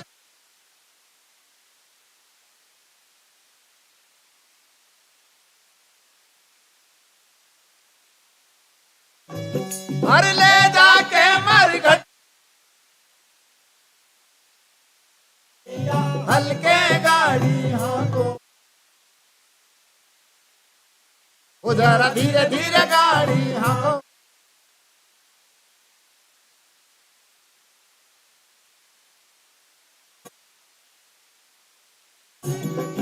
ए बिलक बिलक करती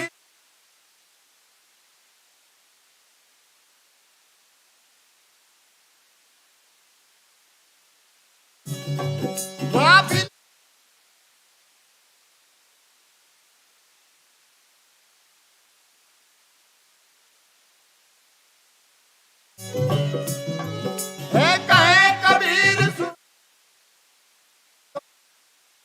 भैया हल्के गा, वो जरा धीरे धीरे गाड़ी हाँको।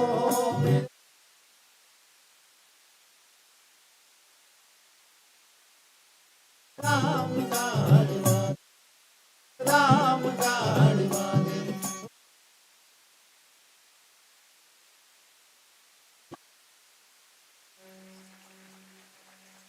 बहुत बहुत धन्यवाद, आपने इतनी लगन से, इतनी श्रद्धा से, इतनी आस्था से सुना। आप सभी साधुओं का मैं साधुवाद ज्ञापित करूं। मैं पुनः MIT को साधुवाद ज्ञापित करूं, यहाँ के तमाम गुरुजनों को, तमाम विद्यार्थियों को बहुत बहुत साधुवाद। साहिब बंदी।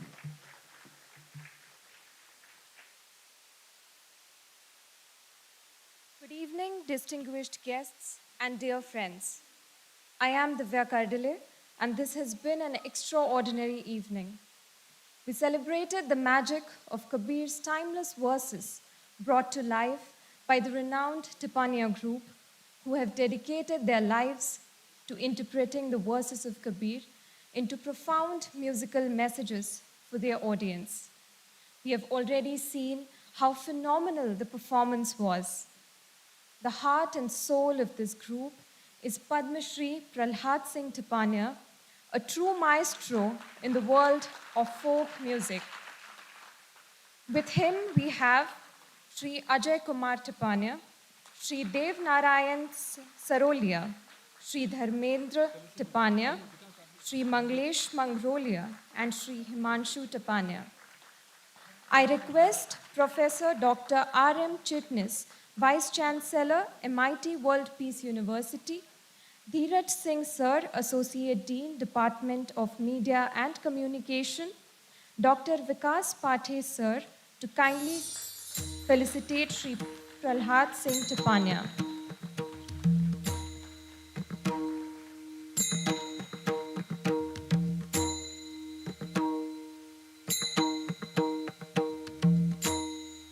Next, we would like to felicitate Sri Ajay Kumar Tipania.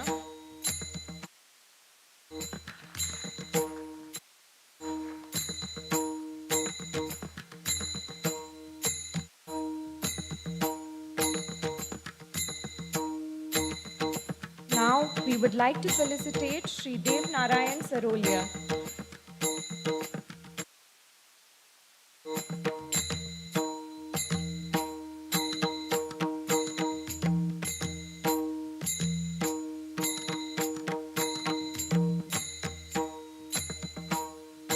Next, we felicitate Dharmendra Tipania.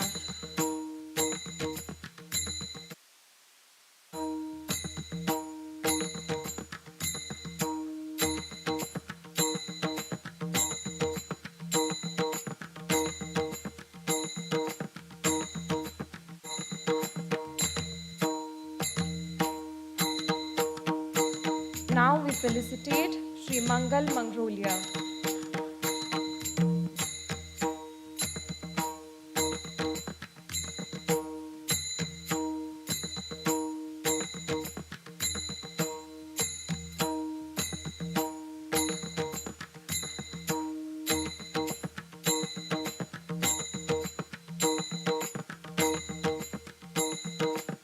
And now we felicitate Sri Himanshu Tipania.